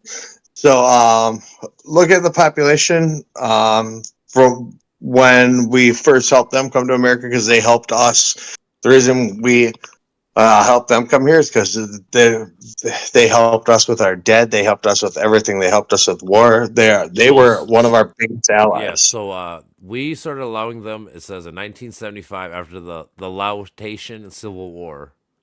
Laos. Yeah, but their people are called Laotian. It's like Lao Tian. No. It's called the Lao. No, it's called Laotian. It's not Lao, Lao, Lao. The company is Laos is Laotian. Okay, the Laotian Civil War was 1975. That's when they started coming here. And 75 population to now. I don't know. I can just tell you, like I said, in America right now, there's 368,000 of them right now as of 2021. How many in Minnesota? We're the largest population. I just told you. What is it? 90,000. What did I say before? 80. It was 90. Yeah, 90,000. So 90,000 out of 365 roughly are here. Damn right, that's my people. I fucking love them so much. Yeah. I just want to show some of my love. So, like, when it comes to immigration and everything, I get it. Like, trust me, I get it. No, but can it not be fixed or be better? Correct, but can it also not be where an open door policy happens? No, I'm not. See, what I'm saying is not. But I'm never advocating for open door. I'm saying we need to hire more judges to go over the cases. So instead of taking 8 years to vet and make sure they're legal, if we could cut it down to a year. If someone has to wait a year to come here, I bet they would probably wait a year versus waiting 8 years, or coming over here for 2 years legally and then waiting 6 years illegally, or like. there's. Well, you're looking at a lot of different things. So you're saying 8 years when that's not the accurate number. That is the average. And I'm looking also, up. You can Google it, dude. I can show you. it is since they did the open door policy No, it's been under like that Kamala. forever. No, it's been like dude. The last time we have any reform is forever, dude. In immigrant, like I said, what's the name? Like I said, Ronald Reagan in '86 was the last time we had regular, like, big immigration reform, and it was him legalizing them. I agree. I just have a lot of Hmong friends, and also out of that's only Hmong community, right, from Vietnam. I also have friends from Vietnam that are not Hmong. Well, for sure, yeah. And they're different. Yeah, for sure. You froze, by the way. You're frozen. I know. I can't do nothing about it. You look so hot, though, dude. Oh, it's even hotter. There we go. Yeah, I just feel like there's a lot of ways things can go appropriately, and yes, you are right on that. But what happened in the last 4 years, 5 years actually, yes, I get and you. then what happened 3 years before that? 4, With 3 years. No, end of Obama. But it wasn't Obama's fault. Obama kicked out more illegal immigrants than any president in history. Well, hold on. Did you just hear me say it wasn't Obama's fault? I know. I'm saying they called him the deporter in chief. Yeah.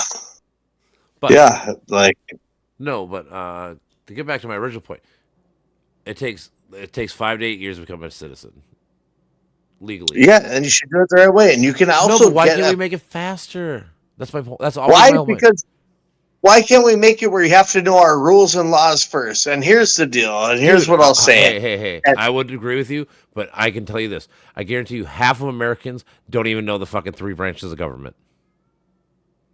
I ask people at the bar all the time, what are the 3 branches of government? And over half of them do not know. So most Americans don't even know what the fuck it is. So wait, your school system's been failing for a long time?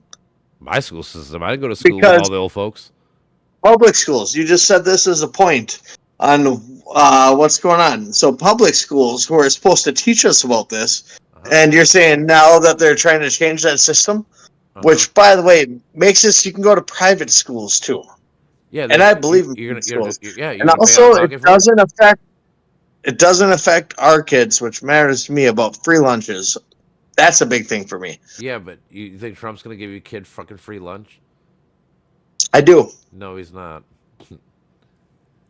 He's just not. Well, right. Why do you tell me he's not when he hasn't done anything to oppose it yet? Because do you think Trump's here to spend money or save money? I think Trump's only here for his legacy. I think he's here to fucking... And his legacy, if he can help the average American... He's not, though. He already said he's not. He even said it he just said it yesterday. We're going to be hurt. We're going to have to go through tough times. He's already telling you guys. Like, everything I've been trying to warn you about is coming to fruition, bro. Right in front of your eyes. Dude, tough times happen all the fucking time. I go through tough times all the time. Everybody does. Sure. You're going to have to grow. Okay. Your company can't grow without tough times, and our country is a company. And if you look at it anything other than a company, you're wrong. We can't keep living in the red.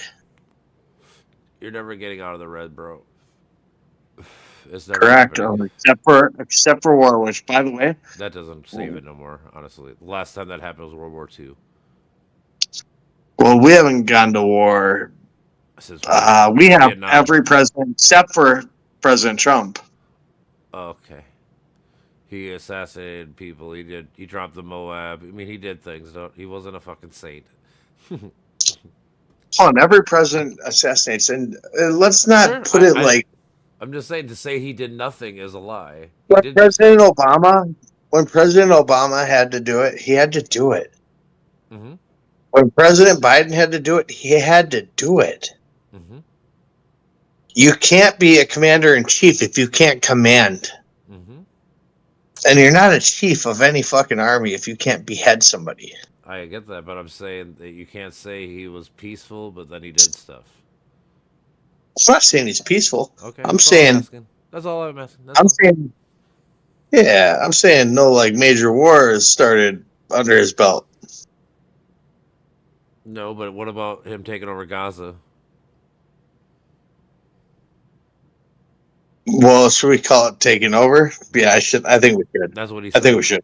What? So I think we should. Why?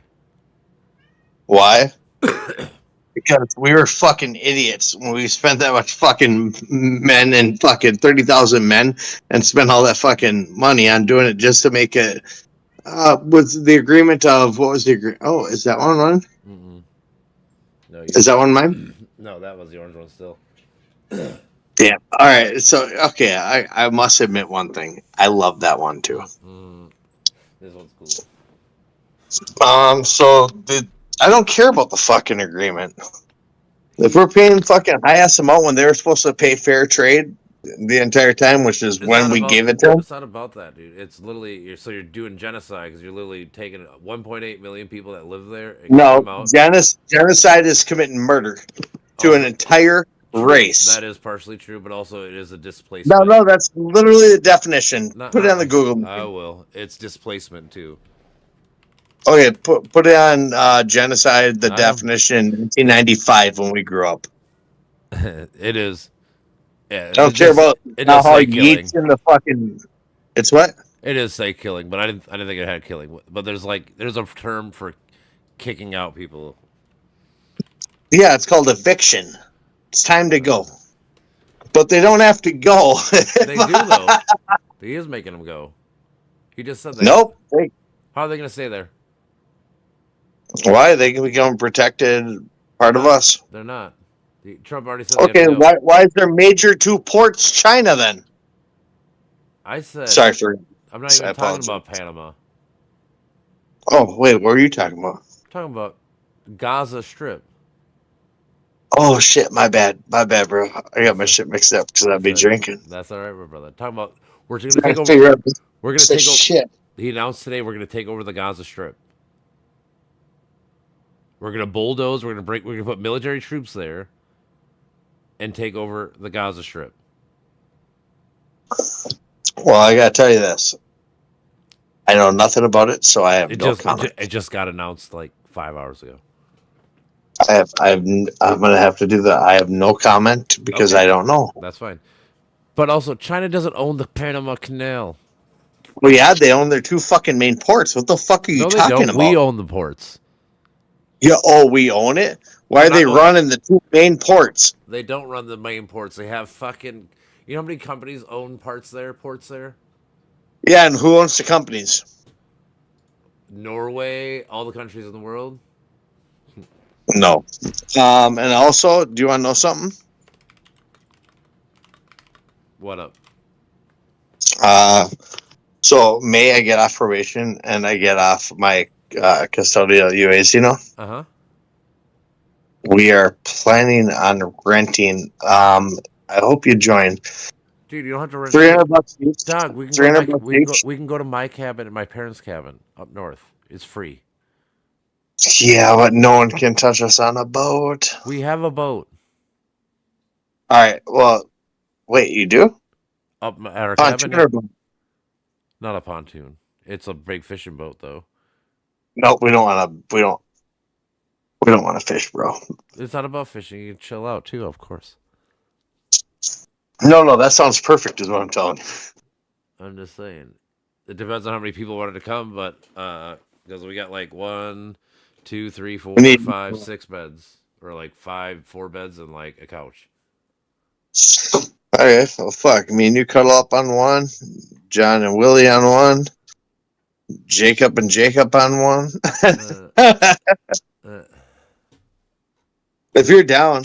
Well, like I said, as long as we plan it out, maybe I'll try to figure it out. I'm planning it now 4 months ahead of time. What is it? Memorial? Labor Day, whatever day it is? Real weekend. So 3 days? 4, but yeah, 3. Okay.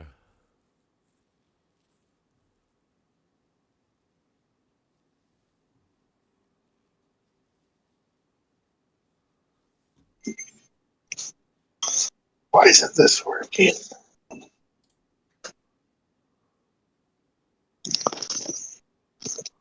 Yeah, that'd be dope. Because Plan on Wally. Yeah, Like we plan on I know. I get you, my brother. having some drinks, and then Mm-hmm.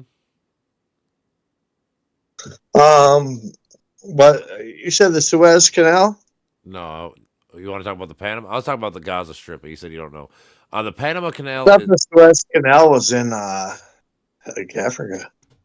it is. Yeah, the Suez is right by there. It's right by the Red Sea and shit. Oh, okay. Panama. Wait, what were you talking about then? I said Sorry, I'm drunk. I know. I said the Gaza Strip, but you don't. You said you don't know about it because it just happened. It's brand new. Yeah, where's the Gaza Strip? Israel. Refresh me. Israel. Oh yeah, nope. Israel needs it. Yeah, nope. I'm fully forced. You want to talk about our biggest allies? I get you in principle, however, Their populations, it was decreased a lot over the last 200 years. Also, have you ever thought that maybe we're not 2025? Maybe we're 1,020. Different. Who knows? However, you're going to displace 1.8 million people. You're right. You should just kill them all. Right? Genocide works better. Maybe, but you probably can't do that. And the whole thing is, again, you're trying to be anti-warship, but you might go there. I'm not anti-war. I never said that. I said I'm anti-Americans at war. Yeah, but he said he might put troops on the ground to go there and take it over. So, like, that is. He wouldn't have to. He would just have to say that, and then they would agree to be like, "All right, I'm sorry," and they'd move. Where are they going to move to? Nobody wants them. Lebanon, Syria, Jordan, and Egypt already said they don't want them because of fucking. It would be and disenfranchising. Saudi Arabia, who is trying to become one of our allies, which I have a very strong disagreement with, but different topic. I mean, you got to give props to people that are trying to join the West. So I do, but I also don't believe in murdering. I know, but that was the old regime. That's not the new. Like I'm saying that I regret talking. Oh, that wasn't from the new Crown Prince. No, the new Crown Prince is pretty fucking. Like I said, he wants to be Western. He is, and 5 months into his thing, Google it. I'm pretty sure he's the one that had the person killed. Okay, who? Wally, I hope you remember. Like, I don't care about like what happened in Europe and everywhere else. You realize I do care what happened. Though. It does affect us, though. We're the world. Correct, but you realize I care about Israel, right? You realize I care about Israel, right? Sure. I spent my younger years as a fucking piece of shit fucking hailing that fucking arm in the air. I'm never again in my life gonna not stand for fucking Jewish people. Well, sure, that's cool. I was a stupid. Yeah. I'm saying, but like Saudi Arabia, they said that if Trump takes over fucking Palestine, that they're gonna basically go back to being more stupid instead of fucking trying to join the West. Like, you might lose an ally like that too. Like, could be really bad. Like, it does affect us.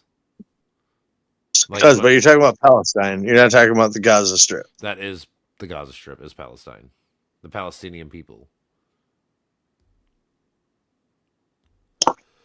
All right. I'm never with my Google machine when we talk, so I got to look some stuff up too. You can do whatever. Whatever you tell me to look up stuff, I type it in just as much as Like, I'm fair and balanced, brother. I try to look up everything you tell me to look up. Picture of Eric and Wally sexy together. Mm-hmm. Are you ready? Yep. What's AI coming up with? Oh no, I actually just got an alert. It says snow possible in the next hour. Yeah. Oh shit. What's our username to get on this? What do you mean? Stacy Gustin wants to join. Oh, Tell her to go. Tell her to go to my Facebook page. There's like a fucking billion things that has an invite page. That's how. You're not friends with her on Facebook, are you? I don't know, but she can still go to my Facebook. It's open. I don't have it not open. She's been on the run for years from the feds. I'm bringing her back soon and paying for the lawyers. Her warrants are 12 years old, so I'm getting my one of my best friends back to the States. Well, she's in the States. I'm just next to her. It's far enough to not extradite. Let's see here. Ooh. But it says YouTube right there. Where's your one that says Discord? There we go. Just copy that link and send it to her. I think the links are all good for 7 days. So if you click the newest one, it's been less than 7 days. That's what I was on the phone with before. Because I am paying for a lawyer to try and discount everything, try and get her a year house arrest, like all that shit, you know? Uh-huh.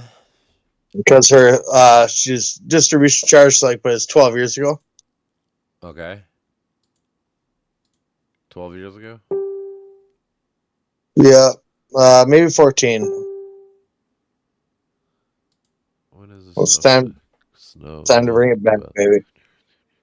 25, 10 to 50% show, less than 1 inch. We're only gonna get like 2 inches at most. It says less than an inch during the day and less than an inch at night. At least here. I got 1 to 3 inches. Oh wow! Like I said, but I'm driving the truck, so I don't care. No, like I said, but in general, my said at least in Elk River is well, like I said, less than a half inch during the day and less than a half inch or less than an inch during the night. So probably. I'll give you less than an inch. Thank you, brother. Appreciate it. That's all I can take. Oh man, I have an inch for you. Let me get the Stace in here.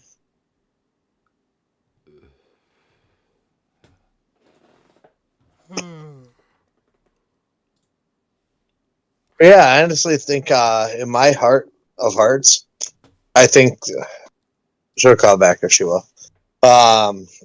I think in my heart of hearts, this is going to be really good, the Therese, because all she did right now is set a stone, which means here's a stone. You agreed to it. Meet it right now, and in 30 days we're going to talk. Yeah, but what are you gonna try to do next time? Like that's what I'm saying. Like, but this is your ally. Why are you trying to bully? It's like bullying your friend. Not. No, we've been losing. So if you're putting what are we 80% into a friend, what are we losing? Here's the deal. If you're putting 80% into a friendship, right, all the time, they're putting 20, 30, you ain't really getting much, right? Sure, but if you want to build them, want to get them to 50, here's how you do it. You do it the right way. You do it the proper way. You make them also enforce you as you enforce them. So if you need, depends what you need. What does Mexico need right now? They need no armed fully automatic weapons going into there, which, by the way, I blame our CIA. You know that. Like, we blame all that. So we're targeting cartels as, which I believe we should. That's fine. Like I said, if you were to only kick out like the gangster people and shit like that, I could get down with deporting the gangster fucking Latino people or whatever. Like that's fine. I get that. I can get down with making sure every vote actually counts. They do. When the left wants to flood votes in, and the right can just. They don't. Here's the deal. When I say I get down, it's not saying I agree with. I know. I'm saying I get down with what they're doing, and what I feel they're doing is the right is getting rid of illegal votes, right? Because remember when it says no to yes? Dude, there's not that many people voting illegally as much as you think. It's not a problem. The last two elections. I'm only thinking of. I know, but the last two elections were the most audited elections ever. This one was. Both the last two have been. The last two had fucking like 8 billion court cases against it. So they counted it like by hand like 4 times. They counted it with machines like 4 times. Like, dude, it was the most audited. Same as this. Like I'm saying, the last two elections have been the most audited elections, and we know that there's not pretty much any fraud. Like there's some because there's always gonna be a little fraud, but it's like 100, maybe 1,000 votes, not fucking hundreds of thousands, million votes. But it's always fraud. Don't you remember when I was voting and I was able to vote twice? I just said there's some fraud, but it's never as much as you think it is. It's not. Well, it's not election changing fraud. If I can vote twice, you know what I mean. I guess. I mean, the thing is, anybody. Yeah, they could. Again, I'm only Anybody thinking could be a from the murderer far too. left and the far right. I'm only thinking, yeah, of course. You could be a murderer. You would do Oh, yeah, it. anybody could. I know. I'm saying, Under the right circumstance, everyone will. of course. There's nothing wrong with that. They're just protecting like what's yours. Well, that's not and murder then, protecting. technically, but yes, everybody could kill. I guess not everyone could. I mean, I guess I don't know. Murder is different because it's defense. It's non-defensive, but like defensive killing is not murder. Would you kill for Evie? Yeah, but that's defensive. I'm saying. Even if it wasn't defensive in the right circumstance, would you kill for Evie? Yes, you would. Yeah, but I'm saying my whole point is it would be it would be somebody like grabbing her or like I would be defending her. I'm not saying like I would never be like. But that's not even defensive, life or death, right? It is for her, or it could be. Exactly. Mm-hmm. Yeah, I'm saying. I didn't know. I'm just saying, but I'm saying killing for defense is not murder in the sense like it's not murder. Like murder is the unjust killing of somebody. If I have a reason to kill somebody because like they said like they're hurting my girlfriend or you or like like there's times to do it because it's more defensive. Yeah, so a reason. You're right, a reason to. Well, yeah, it's not unjust. I have a justified reason for actually having to kill somebody because they're going to hurt my friend. Great bodily harm of people I care about. Trust me, I agree. I'm not pro-life. I'm not pro-choice, right?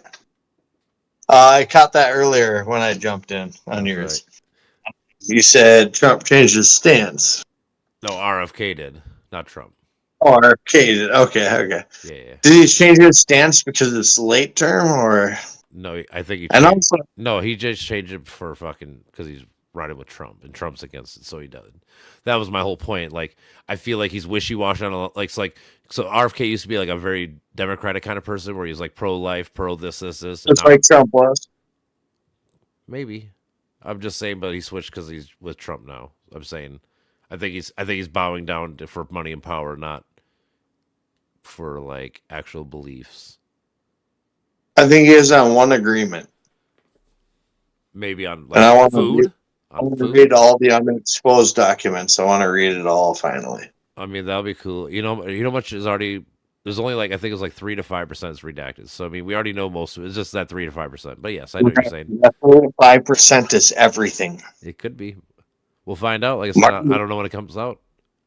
I think one of the greatest speakers of all time, the Reverend. Are you serious? Everything needs to be.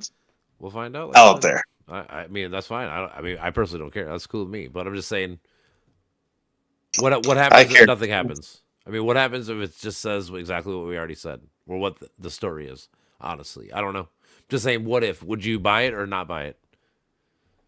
I'd buy it. I think between the three, and I think the reason they picked 3 of them is because one of them are going to point something out to be so corrupt. Well, but the problem is that it's going to be corrupt in the 70s. 60s, yeah. That's the thing, 60s. They're not even alive anymore. Nowadays, we're going to be like, oh, we expected that. And the problem with that is, going forward, then it's okay. It shouldn't because then all of a sudden we've seen that this happened, so now every time it happens, I mean, what'd you expect? And that's bullshit. Yeah. I think our government's fucked.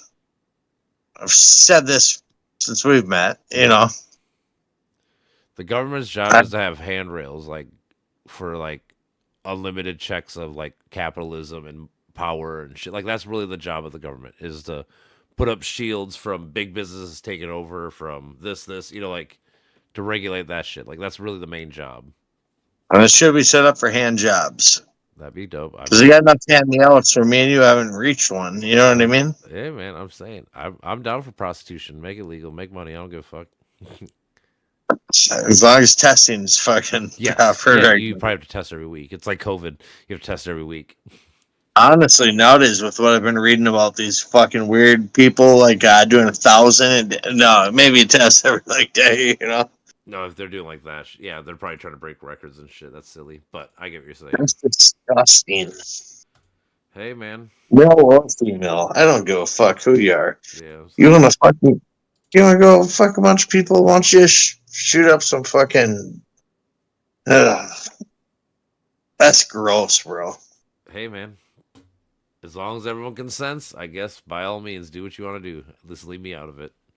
It is Yeah, gross, but by though. the time you sleep with that many people, I know. by the time they catch something that's there, they're going to give it to somebody. That's fucking disgusting. Well, I guess if everyone tested before, everyone's clean. I guess technically. But Oh, not if, like them girls all of a sudden like fucking 1,000 dudes in or 100 dudes, whatever, in a day, and then all of a sudden bang someone. One of them loads. You don't think is fucking gross? Mm. I think every single one of them dudes' dicks should be cut off. Yeah, they're all gross. But like I said, they leave me out of it. They all agree. I guess let them be. I don't even give a fuck. Yeah, but they should be like They be nasty by themselves. Do it. Go. like Auschwitz. Just tag them, you know. Yeah, I don't know. Like I said, Well, they are gross. But Again, that's a bad joke. I get it. I get it. I get it. I get it. you're all good.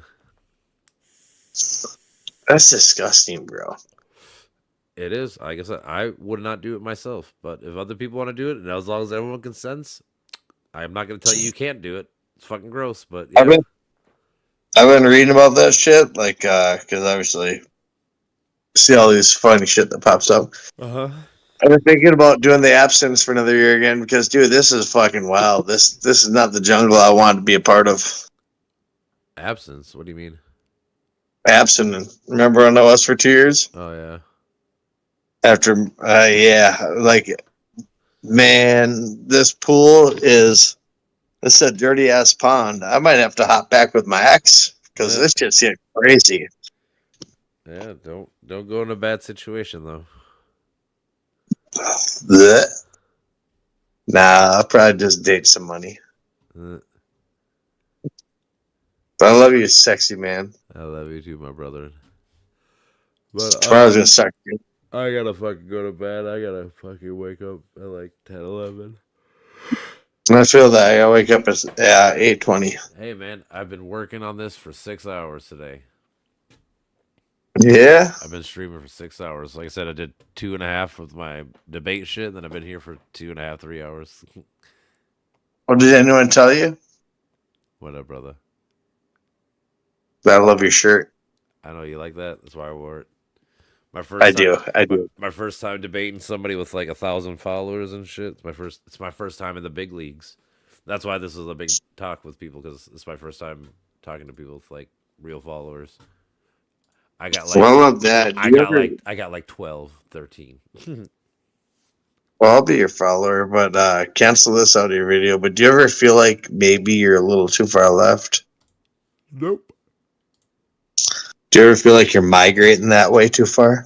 Nope, because I stay in the center. Because anytime someone brings up a good critique of the left, I will call it out with them just as easy. Like I said, when you listen to our talk, like when shit happens, I don't mind saying like, yeah, that's stupid. Like I have no problem. But I do need facts and evidence. Like I need, show me something or bring some evidence that actually supports it. That's always what Cause like I said, I look up tariffs and I look up the last few major ones that have happened, and none of them are good. That's why I don't condone them. Because if the tariffs were to show that it was good, I would be supportive. But they don't. What if they're bargaining chip? Well, we'll see. Because like I said, I don't like bullying your allies. But what if your allies are making more off you than you are off them, and they're not truly an ally because they're also not enforcing military? Since 9/11, Canada really hasn't done shit for us. But besides that, and they were one of the first people on the ground with us. We give them that. They've rolled with us since fucking the beginning of NATO. They were there on D-Day and shit. So Canada's been actually really cool with us for a long time. Because if anyone fucked with Canada, they fucked with the United States of America, so no one ever will. Same as, how about this, dude? Mexico's so cool with us, dude. Like, when Hitler called them to attack us, they said no. You know, like, they could have flipped right then. But it doesn't matter. The whole point is they would have had Germany's backing, and then they could have fucking had Germany enter the war through the South. Like, they could have done this. They had the opportunity. I know, but I'm saying, but the whole thought, they could have done it. They could have allowed Hitler to plant troops in Mexico and go up south. Like they could. Like me going to fight with 4 high schoolers. What do you think's gonna happen from the south? I'm gonna fuck them up. Come on, man. Well, I mean, this is Hitler, dude. This is Blitzkrieg and shit, dude. Like they'd have came with like weaponry. Like it could. I'm just saying, dude. This is, like I said, Do you think America would beat Hitler 1-on-1 like instantly? Like I don't know. At that time, not 1-on-1. We had Russia, we had England, we had a lot of help. Just saying, like in a 1-on-1 straight fight, we might have actually lost. Not necessarily we would have, but it would have been a very good fight. Like it would have been actually like realistically, like think about like boxers. It would have been like prime fucking like Floyd Mayweather versus Manny Pacquiao. Like it would have been a really good fucking fight. I think at that time in 1940. Floyd Mayweather. You take him? Hey, you can't hit him.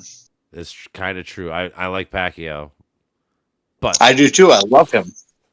I'm just saying Pacquiao just needs a couple good punches because at that time, like I said, both in their prime, they were both good fighters. But yeah, The problem is you're gonna punch him.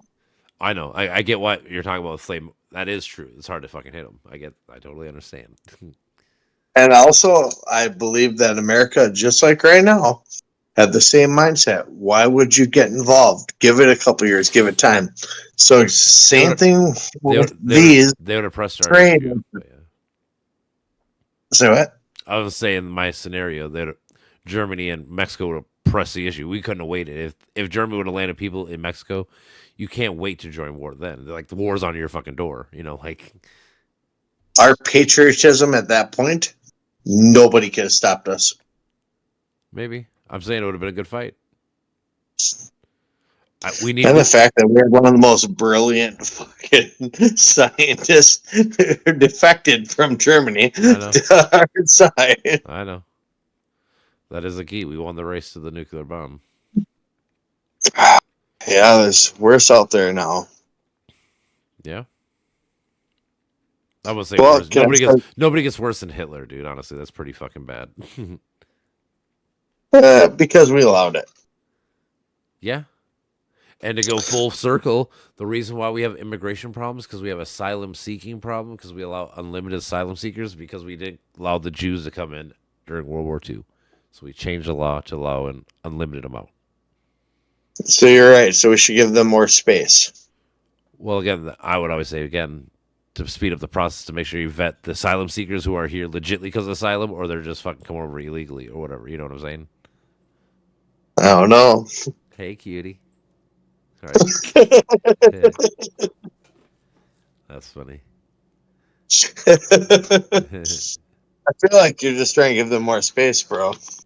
More space? No, I'm saying that the ones that are like here to work and be good people, that we should keep them and give them citizenship, or at least figure out a pathway to get citizenship faster than 5 to 8 years. Are you saying the ones that have filed the paperwork to stay here? Sure, them. I'm saying the guy that picks your fucking fields, the guy that fucking cleans the houses, all the people. I'm saying the people that actually work. I don't have a field. I'm not saying you, obviously. I'm just saying in general. But I'm saying the people that are here working, actually adding to the GDP. I just want you to know this isn't a lot of rooms. I know it This is. is the show. That's funny. Well, no one's here squishing my grapes. And I'm not here to prevent anyone from squishing grapes either. But there is a process. Yeah, but it's a that I have long friends process. that my friends fucking brutally did. Mm-hmm. I know people They've gotta do. shortened that process in the last fucking decade. All they have to do is just apply. Apply. For 8 years. What's wrong with this applying? And not even that. It's not. Not even that. I just gave you the problem. The problem is we allow unlimited amount of asylum seekers. It's in the law. You're right. We allow. Yeah, why? Why though? We can change that. Because there's wars everywhere. We want to get every single person out of this war, which is why, what has our population done in the last 70 years? Remember that? Sure. I love that smile, by the way. When I started my question, me and you are going to bounce back and forth because, oh no, where'd you go, beautiful? Hang on. Hang on. I got to push this button. Push. So, me and you are going to always bounce back on this because you have a good point and I also have a good point. And this is the problem that politicians have to deal with and not us. But as you defend your good point all the time, I'm also going to defend my good point because if there ain't 2 points, we're just a pencil.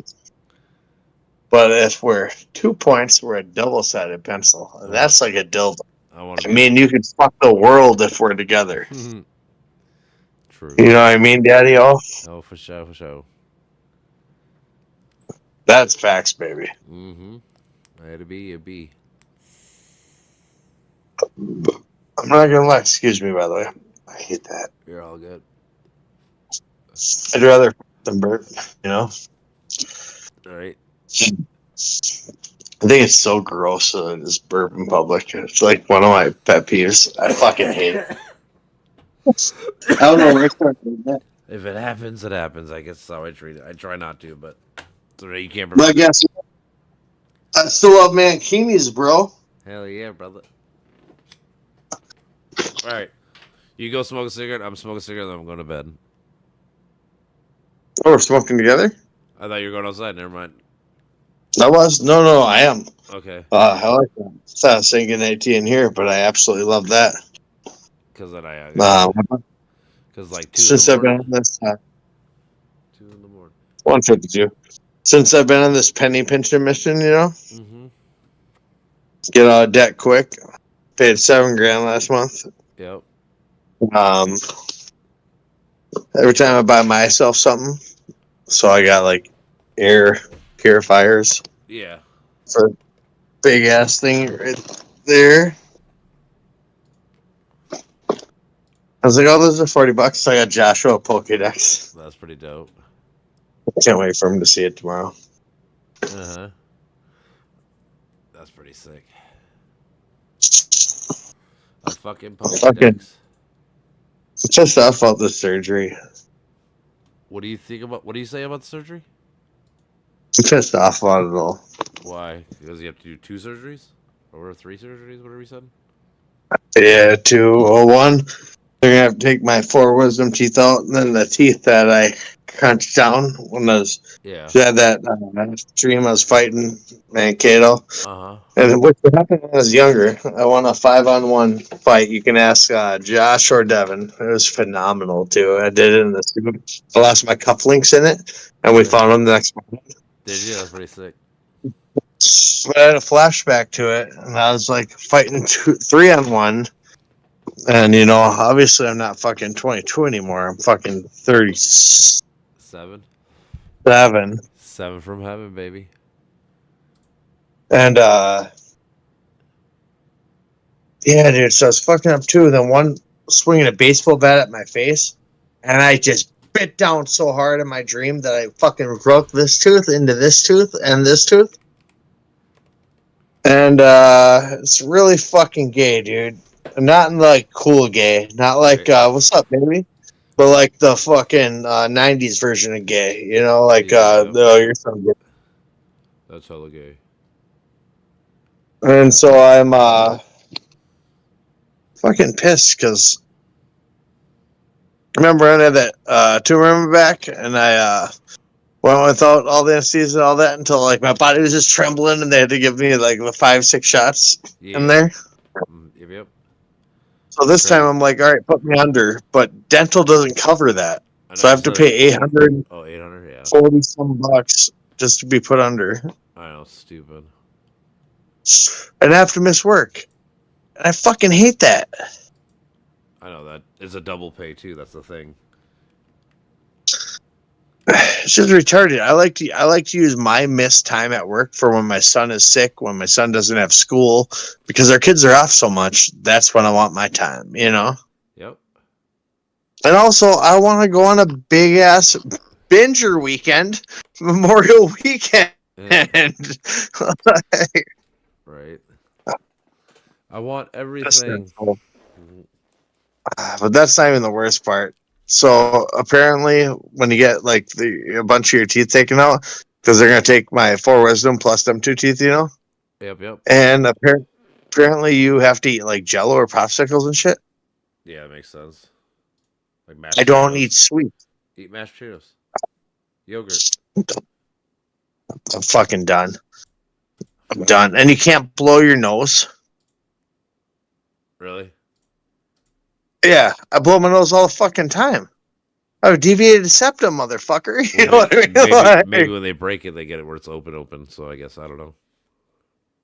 They can't break it. They're taking this out before the break, Yeah. so that way it doesn't affect the break. And so then, I don't know. It's just fucking stupid as fuck. Yeah. When they break it, dude, I think I'm gonna wait till May, just so that way. Okay, break my shit. I'll be numb for a week. You know what I mean? Yeah. I get that. I'm afraid. I'm actually afraid. Don't be, bro. You'll be fine. You'll be all right. Um, It sucks. I had 4 knee surgeries like 8 years, dude. I know it sucks. I'm fine with that shit. I'm just not fine with like anything that associates with these because I'm always because of my Tourette's, you know. I know, but don't worry. So I'm always like I said, if you tell them, they'll help you. I guarantee you. Just be honest. Tell them what the fuck they'll tell you how to take care of it. we'll see. But my nurse, I'm pretty sure they're fucking my surgeon and his nurse. Oh my god, that ass, bro. Nice. Like as they put the anesthesia, if she just sits on my face, I'll be fine for a while. Num num num num. Yeah, I'm supposed to. It's gonna snow, but we're supposed to go out. Me and my girlfriend tomorrow after we drop the kids off at school. We're supposed to go to like a noontime date and have fun. Ooh, where to? Like the Mad Hatter? No, I don't know yet. We haven't decided. Does she like Usually we go to like a breakfast place.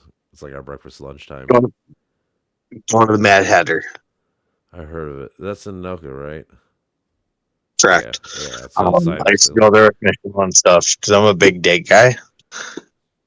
Not obviously with like, I mean, I'm not in a relationship with obviously, but like, go there. It's great, dude.